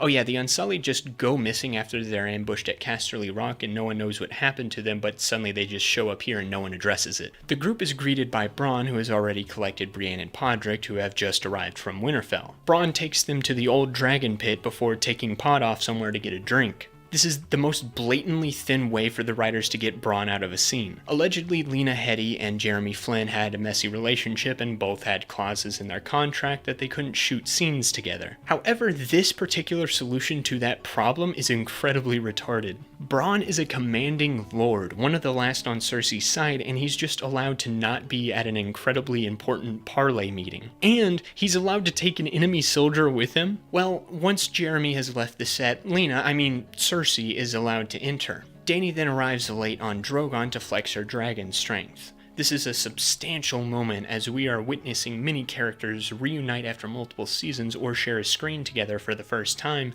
and it's all for this big dumb meeting where only a handful of them get anything substantial to say. Most of Sandor's character development for the past 2, maybe even 4 seasons go out the window the second he sees his zombie brother. They square off for a few seconds, which means that the Mountain, I guess, still has some memories of his past life. He's kind of just been a mindless muscle machine so far, so I guess that he gets some sort of character besides a zombie strongman. Also gotta love how no one is stepping in to break this up considering this is a parlay meeting. Finally, the meeting is able to start. Theon!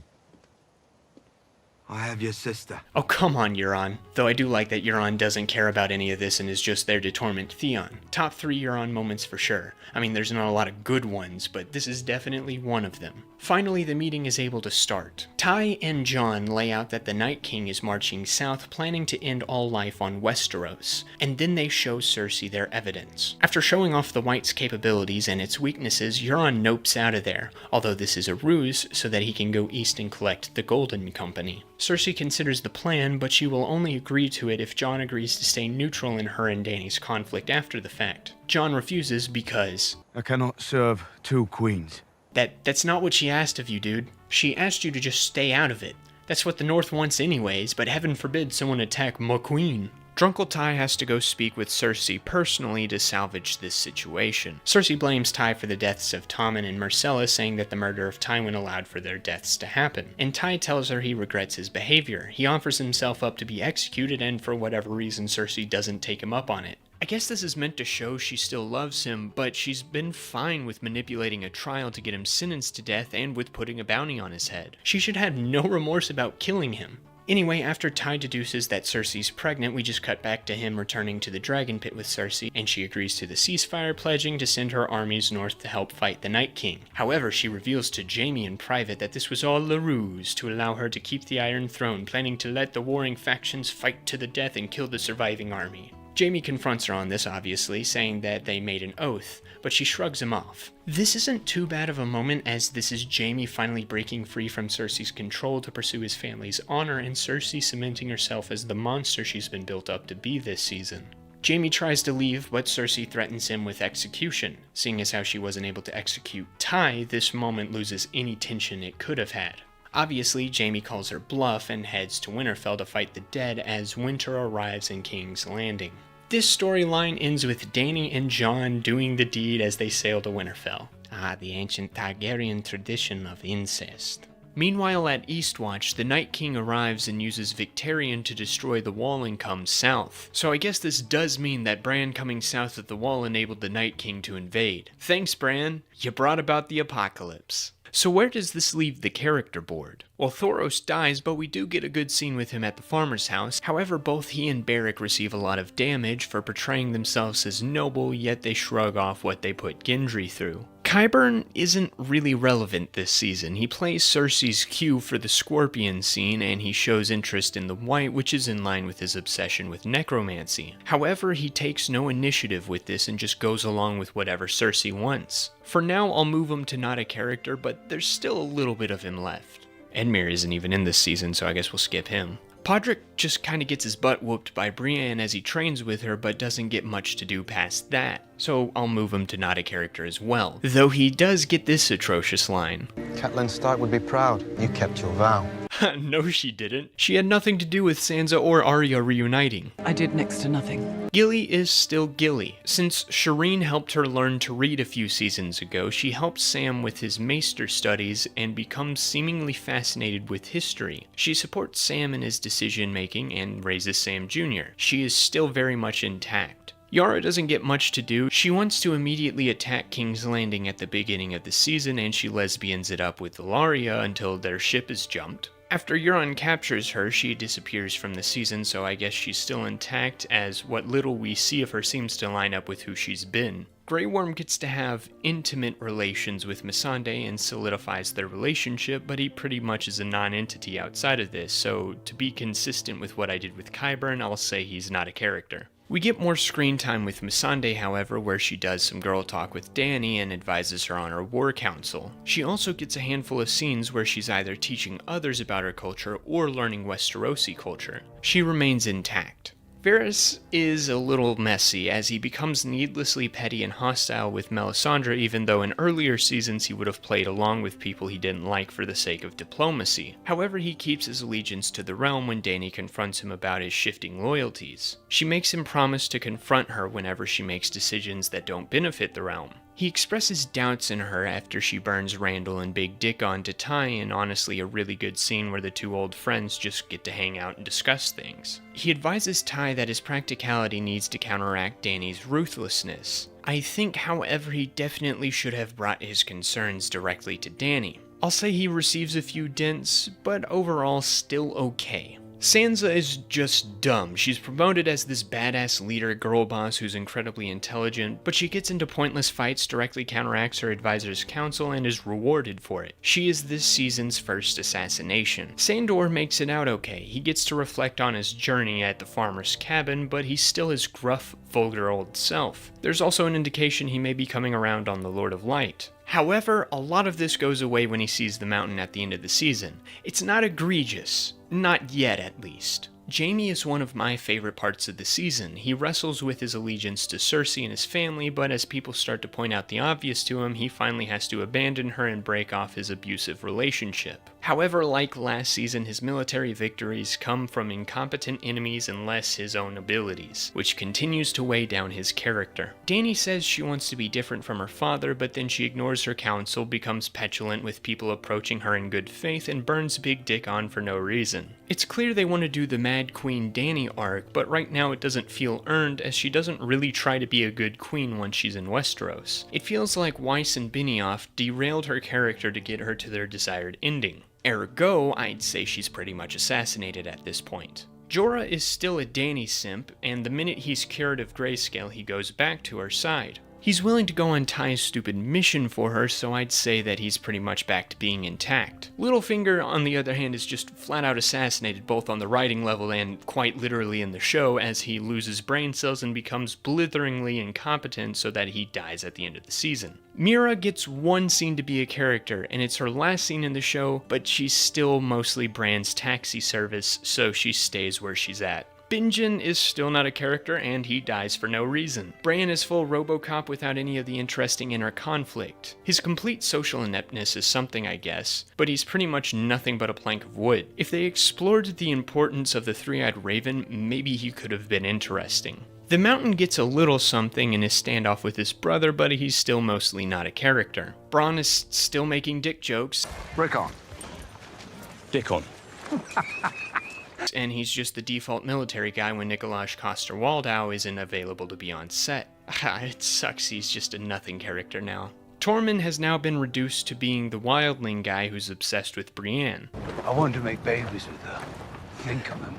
Great big monsters. He also throws his former king under the bus for no reason. Mansraider was a brave man, proud man. King beyond the wall, never bent the knee.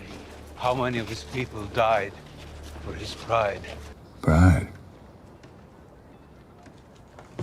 Fuck my pride. Dick. Cock. Dick.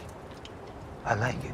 The Sand Snakes aren't characters and they die, so they don't even matter anymore. Theon gets two moments to shine, the standoff with Euron on the boat and beating up the Ironborn guy at the end of the season. Outside of that, he just kinda stands around and has a little agency on his own, so he's still not a character. Jon is relatively consistent with his honorable little self, but when he goes McQueen mode at the end of the season for no reason, his character is kind of ruined. Plus, he tends to make bafflingly incompetent decisions, but to be nice for now, I'll just put him in a lot of damage. Melisandre's pretty much a non-entity. She sets Jon and Dany up on a blind date and pieces out. Not a character. Brienne does almost nothing of substance. She tries to appeal to Jaime at the big dumb meeting, showing that the existence of White Walkers has shaken her belief in honor and loyalty, that the greater good comes before that. But outside of that, she's just around, not a character. Cersei goes to the natural conclusion of becoming a monster now that all of her kids are dead. When she becomes pregnant, she obviously becomes a little more cutthroat and ruthless to ensure that this child stays safe. However, she had no reason not to kill Tyrion right then and there. Overall, though, I would promote her for this season to a little damage and not a lot of damage. Olenna is in like 2 scenes, but she's mostly pretty good, besides throwing her army under the bus. Sam redeems himself a little, but he mostly serves as the lore learner for the sake of late-game world building. However, he's such a lovable guy that he's easy to watch. Though I can't help but think that echoing his father's sentiment about the Citadel is backtracking on his character a little. I'm tired of reading about the achievements of better men. Your nose, buried in books. Spending your life reading about the achievements of better men. Still, I'll bump him up to a little damage. Dave, Euron, Ty, and Arya stay in the assassinated category. Dave is unrecognizable as Davos at this point. He doesn't have any feelings on talking to Tyrion, the guy who killed his only son. Euron gets a couple decent villainous moments, but he's still an awful Saturday morning cartoon character. Ty gets a couple of sparse moments where his personality and wisdom from the first 4 seasons get to shine, but he's mostly an incompetent buffoon. Who's an idiot? Arya abandons her vengeance quest for basically no reason and then behaves like a psychopath towards her sister unprovoked. So I rearranged the board and erased the characters who died this season or just don't come back to the show, and honestly, looking at it, it doesn't look as bad as I thought it would be. We only have a handful of characters who have been assassinated and only one that really has taken a hit to his character. But the main concern right now is that most of the main cast just don't exist as characters with their personal character traits intact. And most of the intact characters are mainly side characters or just weren't in the season. Don't worry though, Season 8, it gets a whole lot worse. Season 7 is just an absolute travesty. This could have been a monumental season of television, but because most of the characters are forced into certain directions to guarantee they end up where the writers want them to end up for the final season, the story becomes a bungled mess, and multiple characters become unrecognizable from who they were seasons ago. Oh right, this was supposed to be a compliment sandwich, so I need to end this with a compliment. I mean, if you want more in-depth coverage on how bad this season is, I'd highly recommend Glidus' Piss Take series. He also did videos on Season 6, and they're also great. I used them for reference to make sure I knew what I was talking about because he's far more knowledgeable about this series than I am. I'll put the link in the description down below and try to remember to put an iCard up here for you. I know that wasn't actually about Season 7 itself, but that was the best I could do. Well, that was totally what Season 7 was all about, wasn't it? Exactly. Character development? Lob it all Story! in.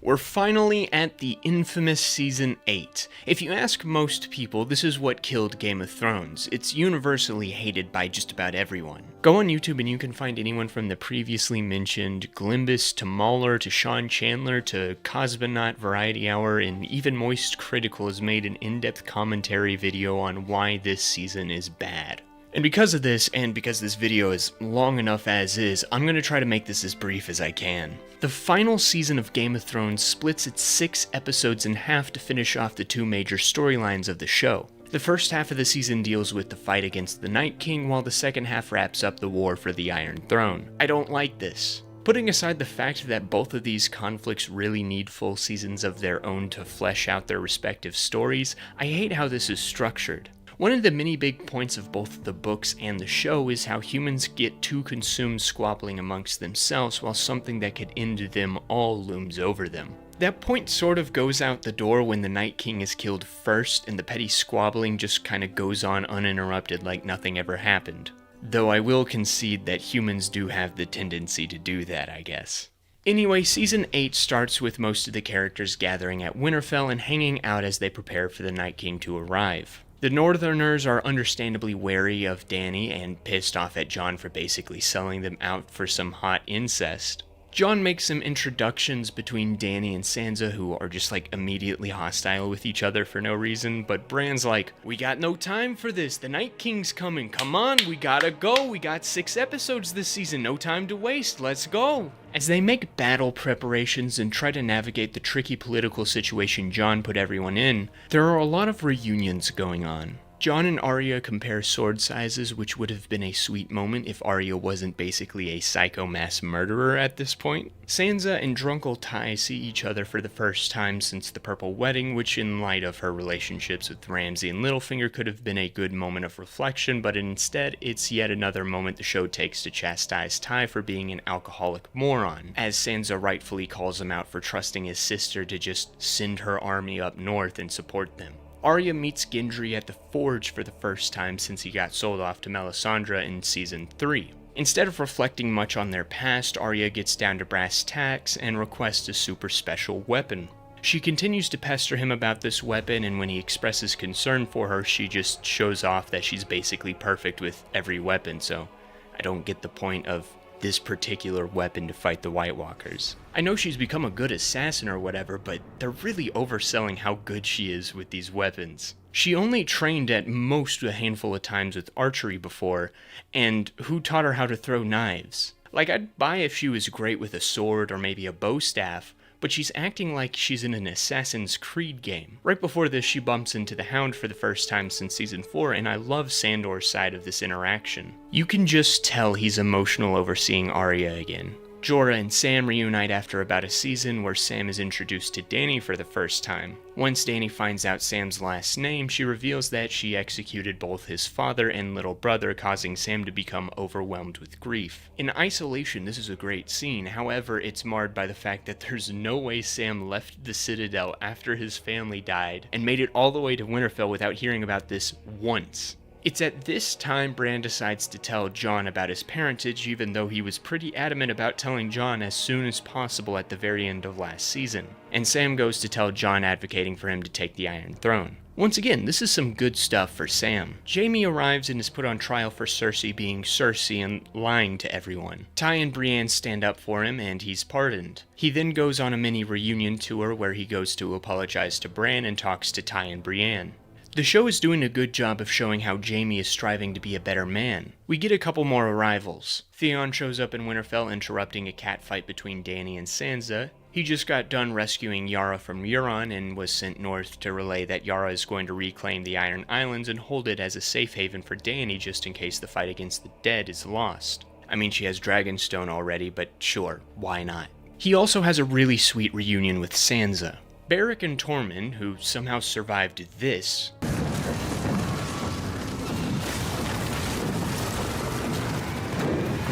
also show up. They bring Ed with them, who they bumped into at Last Hearth, where the Umbers were completely eradicated by the Whites. Yeah, instead of helping their evacuation, Jon was too busy riding dragons and smashing Dany by a waterfall. This trio's arrival brings news that the dead will be upon them soon. With a timetable set, they immediately begin war planning. Don't know why they haven't started devising a plan yet, but, you know, now's better than never. Bran proposes himself to be bait, finally providing some sort of explanation about the Three-Eyed Raven and the Night King. Apparently the Three-Eyed Raven is a walking history book and the Night King doesn't like that, so his first step is to kill Bran. Sure, why not? Their entire plan becomes hiding Bran in the Godswood with Theon guarding him in order to lure out the Night King, while everyone else distracts the army of the dead. Okay, sure, that could work, but you have to make a plan that limits the amount of people who die as much as possible, lay out multiple layers of traps to stymie the dead's progress, keep hand-to-hand combat limited, and fortify the walls of Winterfell with, like, obsidian spikes to make it harder for the Whites to climb.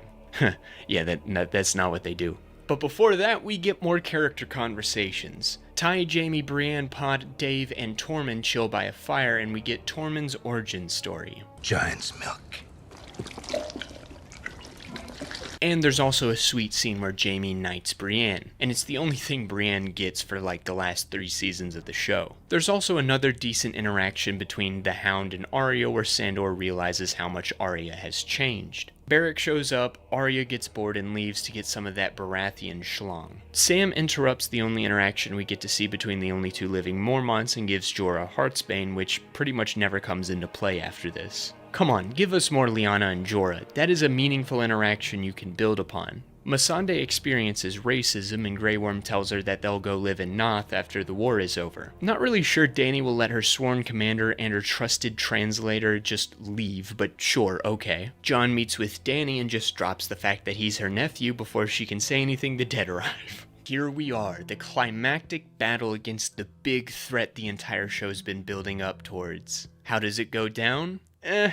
Not great. Melisandre randomly shows up, riding from the north somehow, and lights the Dothraki weapons on fire. They charge in as the cavalry, and there's this really neat shot where they all pretty much just die. Why did you just sacrifice basically the entirety of the Dothraki here? There's no reasonable strategic purpose for this. You basically just gave the Night King more soldiers, for no reason. Dany is upset her people are dead and decides to ignore the plan to stay behind and guard Bran. Jon decides, yeah, that sounds good, and follows after her. After doing a couple of strafing runs at the zombies, Jon decides to target the White Walkers in the rear, but suddenly a gust of wind stops him. On the ground, the troops are becoming overwhelmed by the Whites, so they retreat while the Unsullied cover them. Ed saves Sam's life in the retreat, but is killed himself. Once most people have retreated, Grey Worm decides to screw over his brothers in arms, and Dave attempts to signal Dany to light the trench. Unfortunately, she can't see him because, she left. This leaves Melisandre to come out and fulfill her ultimate purpose in the war against the Night, touching wood and getting it hot.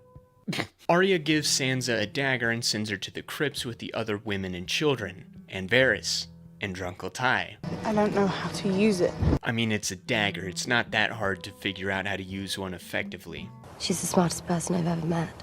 Bran forgives Theon in one of the only good scenes in this battle, as Theon is officially welcomed back into the Stark family after everything he's done and been through. Bran then decides to finally lure the Night King to him by working into his ravens. Way to let all these people die while you just hang out, Bran. The Night King tells the Whites to pile on to the burning trench to form a safe bridge to cross. Yeah, Season 3 would like to have a word about this plan. Also, this shot is perhaps the funniest thing in the show. Guess I'll die. The zombies do the classic zombie thing, make a pile to climb up the walls of Winterfell. During the attack, Beric berates the Hound for hiding from the fire, but he changes his mind when he sees Arya fighting with her special weapon that she immediately loses. This season loves its setups, but hates anything resembling a payoff. If this was less clunky, this could have been a great turning point for Sandor, as his love for Arya motivates him to overcome his childhood fears that have defined his life and fight to save others. Arya plays a stealth minigame in the library and manages to escape the Whites, except not really. She's saved by Sandor and Beric, the latter of which fulfills his purpose to the Lord of Light by dying so Arya can run down a hallway. All of his lives have been built up to him standing in a doorway so a psychopath mass murderer can make it to the end of a hallway. If I had a nickel. He manages to make it to the end of the hallway while injured, so I don't even know if this is necessary. Beric dies and Melisandre shows up in a room full of dead people to tell Arya, hey, actually you're supposed to kill the Night King. And so Arya leaves Sandor by himself to do just that. Lyanna Mormont dies killing an undead giant, so that's cool, I guess. Meanwhile, Jon finds the Night King and starts a dragon fight. Undead Viserion manages to injure Rhaegal, but Drogon manages to knock the Night King off his steed. Rhaegal drops Jon off and leaves to find a better show to be a part of. Dany finds out that Dragonfire can't kill the Night King, so Jon pursues him on foot. The Night King starts to raise the dead and, wait, Jon, why'd you stop? He's right there, keep going! Instead, Jon just stops and watches the Night King do his little magic trick. Ooh, this could be interesting. Ed and Lyanna are being raised from the dead. This could provide some interesting character stuff for Sam, Jon, Jorah, and some of the other characters. Oh wait, we never see them as Whites again. You know, the cool thing about zombies is that they force characters to face the people they love while those people actively try to kill them. It provides a nice little internal struggle for characters, yet this show seems to be allergic to that type of thing. The Night King also raises the corpses in the crypt, which immediately start attacking the people there. See, this is what happens when you put vulnerable people in a crypt when you're fighting against a guy who can raise the dead. Although they probably didn't consider the fact that apparently skeletons are able to break through solid stone. Sansa and Ty have this weird nonverbal exchange. I don't really know exactly what the two of them are thinking, but the acting's good, I guess. Dany saves Jon from the newly raised Whites, and once again she stupidly lands Drogon in the middle of an active war zone. Drogon has had enough of this stupid strategy and ditches Dany while Jon gets cornered by an undead Viserion. Jorah steps in and fights to the death to protect his queen. You know what? Not a bad way for him to go out. Meanwhile, the Night King arrives at the courtyard, killing all of Bran's protectors. Why are they all armed with bows? Why does no one here have a Valyrian steel sword? Wasn't the plan to lure the Night King here and kill him? How exactly do you plan to do that with bows and arrows? Theon decides he wants the best death of the season and does the final solo charge on the Night King as a redeemed man. With his foes defeated, the Night King slowly walks towards Bran and slowly starts to draw his sword. Don't worry, Bran, you're gonna die here any minute now. Any minute. No, wait, here comes Arya. She does her little trick from last season and kills the Night King. This was so freaking underwhelming. Out of everyone in this cast, Arya Stark gets to kill the Night King. Let me just run through maybe 10 characters off the top of my head that could have made this death more satisfying. 1, obviously, Jon. He's the one who's been actively fighting the Night King for the longest out of anybody in the show. The Night King's death at Jon's hands would have made him the hero of humanity and would have easily slid us into the Dany jealousy arc. Number 2, Dany. She could get justice for Viserion, and if the Northerners ignored her for Jon, that could believably send her spiraling into her Mad Queen arc. 3, Sam. Cowardly Sam the Slayer, who killed the first White Walker in thousands of years, kills the last Walker ever and proves his dead father wrong by becoming the hero of humanity. 4, Jaime. He finally finds his big act of redemption by slaying another king and saving millions. 5, Theon. He finds redemption by defending the home he once betrayed. 6, Ed, because Night's Watch. 7, Tormund. The Night King kicked him out of his home and killed countless members of his people. I would be pissed at him too. 8, Alice Karstark. I'm pulling out some of the deep cuts. She could make up for the betrayal of 2 generations of her family in killing the Night King.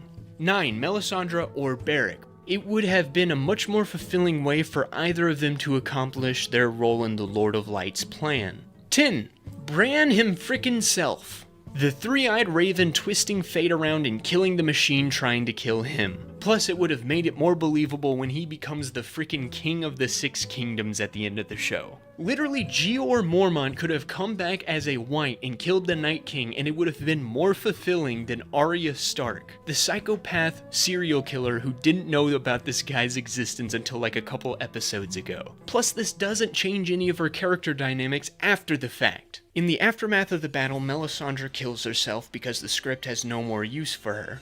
Dany empowers one of the few people who could challenge her for the Iron Throne by making him the Lord of Storm's End, even though no one there actually knows if there's one already. Dany gets jealous over Jon's popularity, Jaime and Brienne smash, and Sansa and Sandor get to share a scene together for the first time this season. Why have they not interacted yet? What the heck? Still, it's a good scene that shows just how far scared little bird Sansa has come since season 2. Gendry finds Arya and proposes to her, but she rejects him. I'm not a lady. Well, he's not much of a lord, so you two would be perfect for each other. But nah, Arya's gotta be strong, independent lady woman.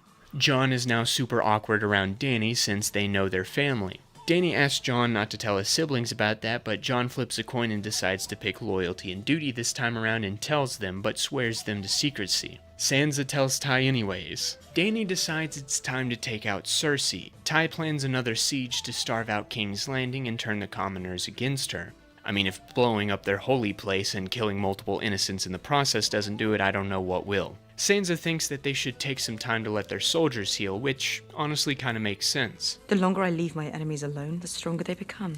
Wait, but didn't Varys just say... Thankfully, she is losing allies by the day.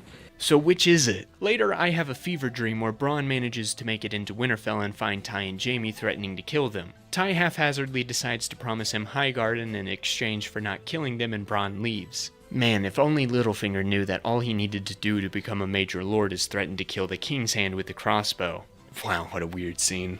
Anyway, people start to leave Winterfell. Tormund decides to take the free folk back north of the Wall. Sandor regresses on his character arc and decides to go back to King's Landing and kill his brother. Arya isn't actually a character anymore and has no direction in this story, so she's like, yeah, I guess I'll try to kill Cersei again, and joins him. Jon takes his armies on foot to King's Landing while Dany rides some boats to Dragonstone. On their way to Dragonstone, Ty tells Varys about Jon's secret parentage, and Varys starts thinking about backing Jon as the rightful ruler of Westeros. Ty proposes a marriage alliance, but Varys is like, nah, Dany's too strong. I mean, sure, I guess, but that's the best solution you have right now. Dany wants to rule, and Jon doesn't, but he can serve with her as king to strengthen her rule, and maybe in the process temper her anger. Dany kind of forgets that Euron exists and has omniscience on the seas. He somehow manages to shoot Rhaegal not once, not twice, but 3 times with an upgraded scorpion from frickin' far away. Dany charges and Euron decides to start missing every shot now, but it spooks Dany enough for her to retreat. Euron turns the scorpions on the ships, causing Ty, Varys, and Grey Worm to be knocked overboard. Euron, for whatever reason, decides to take Missandei captive because he read the wiki and discovered that Dany really likes her. Cersei has piled all the civilians of King's Landing into the Red Keep in an attempt to dissuade Dany from a full frontal assault. This doesn't stop Dany and Grey Worm from wanting to do it anyway. Varys and Ty manage to convince them to parley with Cersei one last time to give her a chance to give up. In private, Varys finally decides enough is enough and tells Ty he's going to get rid of Dany. I get they're friends and all, but Varys should really not be making this scheme known to someone he knows is a Dany loyalist. Back in Winterfell, Jaime finds out about Euron's ambush and that Cersei's death is pretty imminent. For whatever reason, this causes him to abandon Brienne and his own character arc to go back to her. He seems to be motivated by the realization that he's a terrible person because Cersei is. Didn't you abandon her because she was a terrible person and you didn't want to be one? I would have murdered every man, woman, and child in Riverrun for Cersei. No, you aren't. You actively tried to make sure no one died at Riverrun to abide by your oath to Catelyn, so you're just wrong. Brienne, you were there, you know this. Oh wait, Brienne isn't a character, I forgot. She just watches him leave and cries. They've officially ruined Jaime, one of the last good characters in this show. Parlay time. Dany's army meets Cersei right outside the walls of King's Landing. You know, if the writers remembered this was Cersei, she would have just immediately killed everyone there with her new and improved scorpions, but no, once again she has a chance to kill Ty and just doesn't do it for some reason. She doesn't have any problem with killing Missandei though. This sends Dany and Grey Worm over the edge. Meanwhile, Varys moves forward with killing Dany. He greets Jon at Dragonstone and immediately starts nonchalantly talking about treason out in the open in front of a bunch of Dany loyalists. Well, there you go. Varys is ruined too. Ty is one of these loyalists and snitches to Dany, who burns Varys alive and blames Sansa for it, for some reason. She tries to make out with Jon, but he's still not into incest. Alright then. Let it be fair. Wait, so she becomes a monster because she can't get laid? She resolves to sack King's Landing and kill everyone there, but Ty once again proposes that he can convince Cersei to surrender.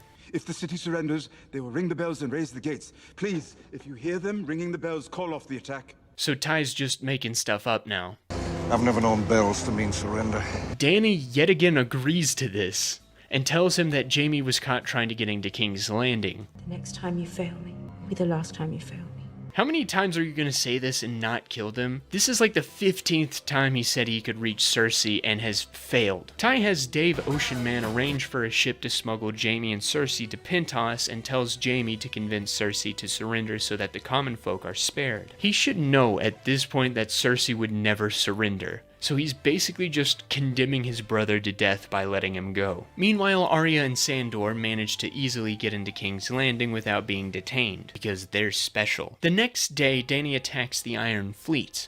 Unlike last time, Dany plans to beat them by trying harder, I guess. She single-handedly destroys the Iron Fleet and all the Scorpions on King's Landing. Gotta love how these tools basically served no purpose in the climactic battle of the show. Nor did the Iron Fleet really either. Meanwhile, Grey Worm faces off against the Golden Company on the other side of King's Landing. Oh boy, I can't wait to see how formidable these guys are. They must be pretty good since Cersei went out of her way to get them. Ha, no, Dany just kills them all. Wait, Dany, why are you here? You could have killed Cersei. You were right by the Red Keep and just didn't attack her. You were right there. Well, with basically all of Cersei's forces eliminated under 5 minutes, the people of King's Landing ring the bells to surrender. Unfortunately, Dany doesn't like bells, and instead of directly attacking her enemy, she just decides to start indiscriminately killing not just the men, but the women and the children too. Because Grey Worm is loyal and big mad, he joins in. For whatever reason, the Northerners also decide indiscriminate murder of men, women, and children are cool too, I guess.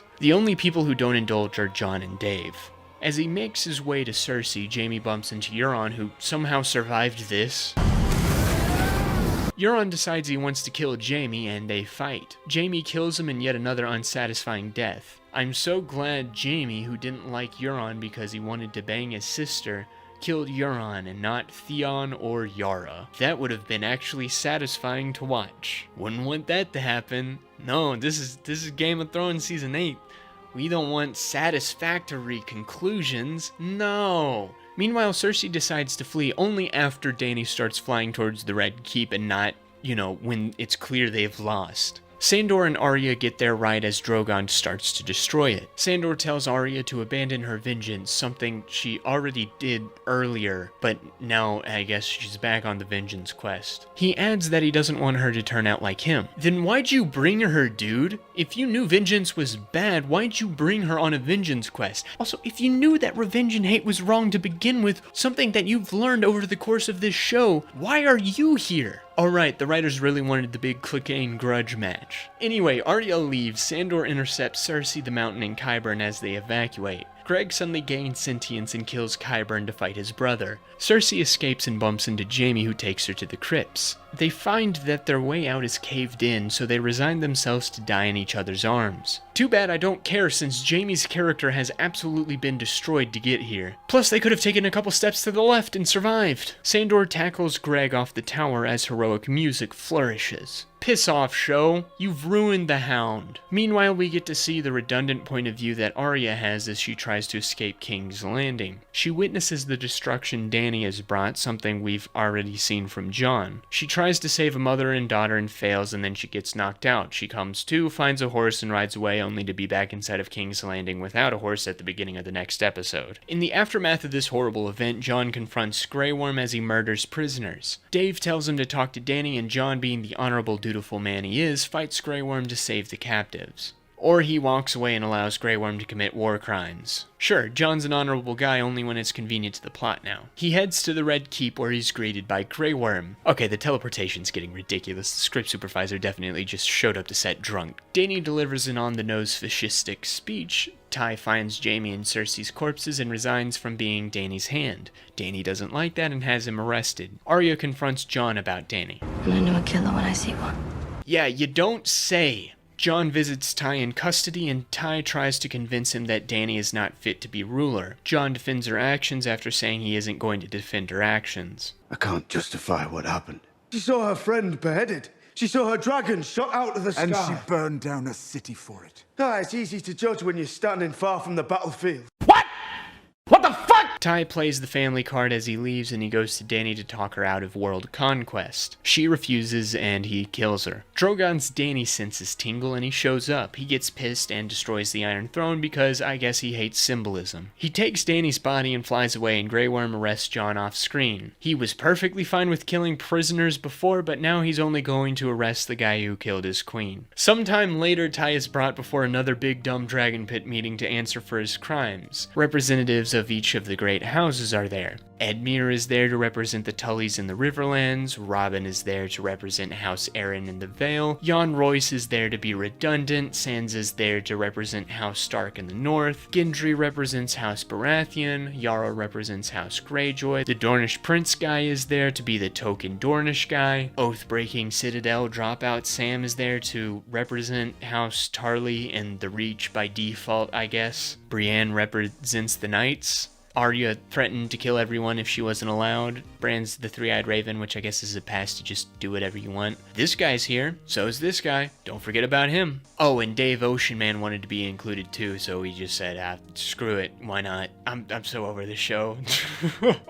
Sansa wants Jon freed while Yara wants both Ty and Jon killed. Wow, she seems more upset about Dany's death than her own brother's, doesn't she? In fact, she doesn't even mention Theon at all. Ty proposes that they pick a king or a queen to determine the punishment for both he and Jon. Edmure seizes this opportunity to serve the realm. He's a man of honor and duty who successfully ensured that almost all of his people weren't killed during the siege of Riverrun during season 6. Oh wait, this was just an unnecessary scene to needlessly embarrass my boy. Please sit. Piss off, Sansa, he's one of the only good characters left in this show. Sam, on the other hand, proposes democracy. Unfortunately, no one else has a good proposal, so who do you have in mind, Ty? There's nothing in the world more powerful than a good story. And who has a better story than Bran the Broken? Literally anyone else here? Did I not just mention Edmure? For whatever reason, everyone just goes, yeah, sure, that makes sense, and they vote Bran in. Well, everyone except for Sansa, who decides to make the North independent again. And Bran punishes Ty for being an awful hand by appointing him to be Hand. He also decides to send Jon off to rejoin the Night's Watch. Wait, how is there still a Night's Watch? The Night King is dead, the Wildlings are allies, the Lord Commander is also dead. Why have they not just disbanded and gone about their own business? There should be no Night's Watch left to join. What is the purpose of the group now? Apparently there's enough people to have an entire fleet escort Jon back to what's left of the Wall. He has a brief goodbye with his siblings. Bran will be the next king of the Six Kingdoms, Sansa will become the first queen in the North, and Arya has resigned herself to dying at sea. Sure, why not? The show ends showing where all the major living characters end up. Brienne is, for some reason, the captain of the King's Guard because she's the only living knight in the show, so that's by default her final position. Podrick serves under her as a knight. Bran's small council meets for the first time. Sam is the Grain Maester, which makes no sense. Dude dropped out of the Citadel. He shouldn't have a chain at all, yet he's the highest ranked Maester in the realm. Dave is the Master of Ships because, sure, why not? That's all his character's been reduced down to anyways. And Bronn is not only the Lord of Highgarden now, but he's also the Master of Coin because I guess he was a sellsword once. This realm is screwed. Not only do you have a cripple king who can't have kids, which means the minute he dies, the entire realm is going to devolve into a war of succession, but you also have a cutthroat lord as the Master of Coin who will definitely start a war for his own financial interests. Jon goes to the north and meets Tormund there, who I guess hasn't gone north of the Wall yet. Jon reunites with Ghost, who basically has been a non-entity for like at least 3 seasons, and joins the Wildlings as they travel north of the Wall. So does this mean Jon isn't part of the Night's Watch anymore? Or can members of the Night's Watch just leave the Wall whenever they want? Is there any rules to this now? Like, none of this is clear. Who knows? Sansa is crowned queen in the north, and Arya condemns a ship full of people to die at sea. She said she wants to sail west of Westeros, which is canonically an endless sea, so they're all just gonna die out there. Also, Arya has never demonstrated an interest in exploration. It's like the writers didn't know what to do with the character who's been a literal psycho serial killer for 2 seasons and just sent her off to sea, which I guess is perfect for a character who has been completely aimlessly wandering around for 2, maybe 3 full seasons. Literally none of these endings were satisfactory for any of these characters, nor do they make any sense. I freaking hate Season 8. The battle for humanity was incredibly underwhelming and dumb. At least there were some satisfying character moments like Theon's death or Jaime's redemption tour. However, the second half of the season absolutely ruins anything good that was left in the show. Like, I'm looking at this character board, and the only characters that make it to the second half of Season 8 and miraculously remain intact, or at the very least aren't completely destroyed, are Edmure,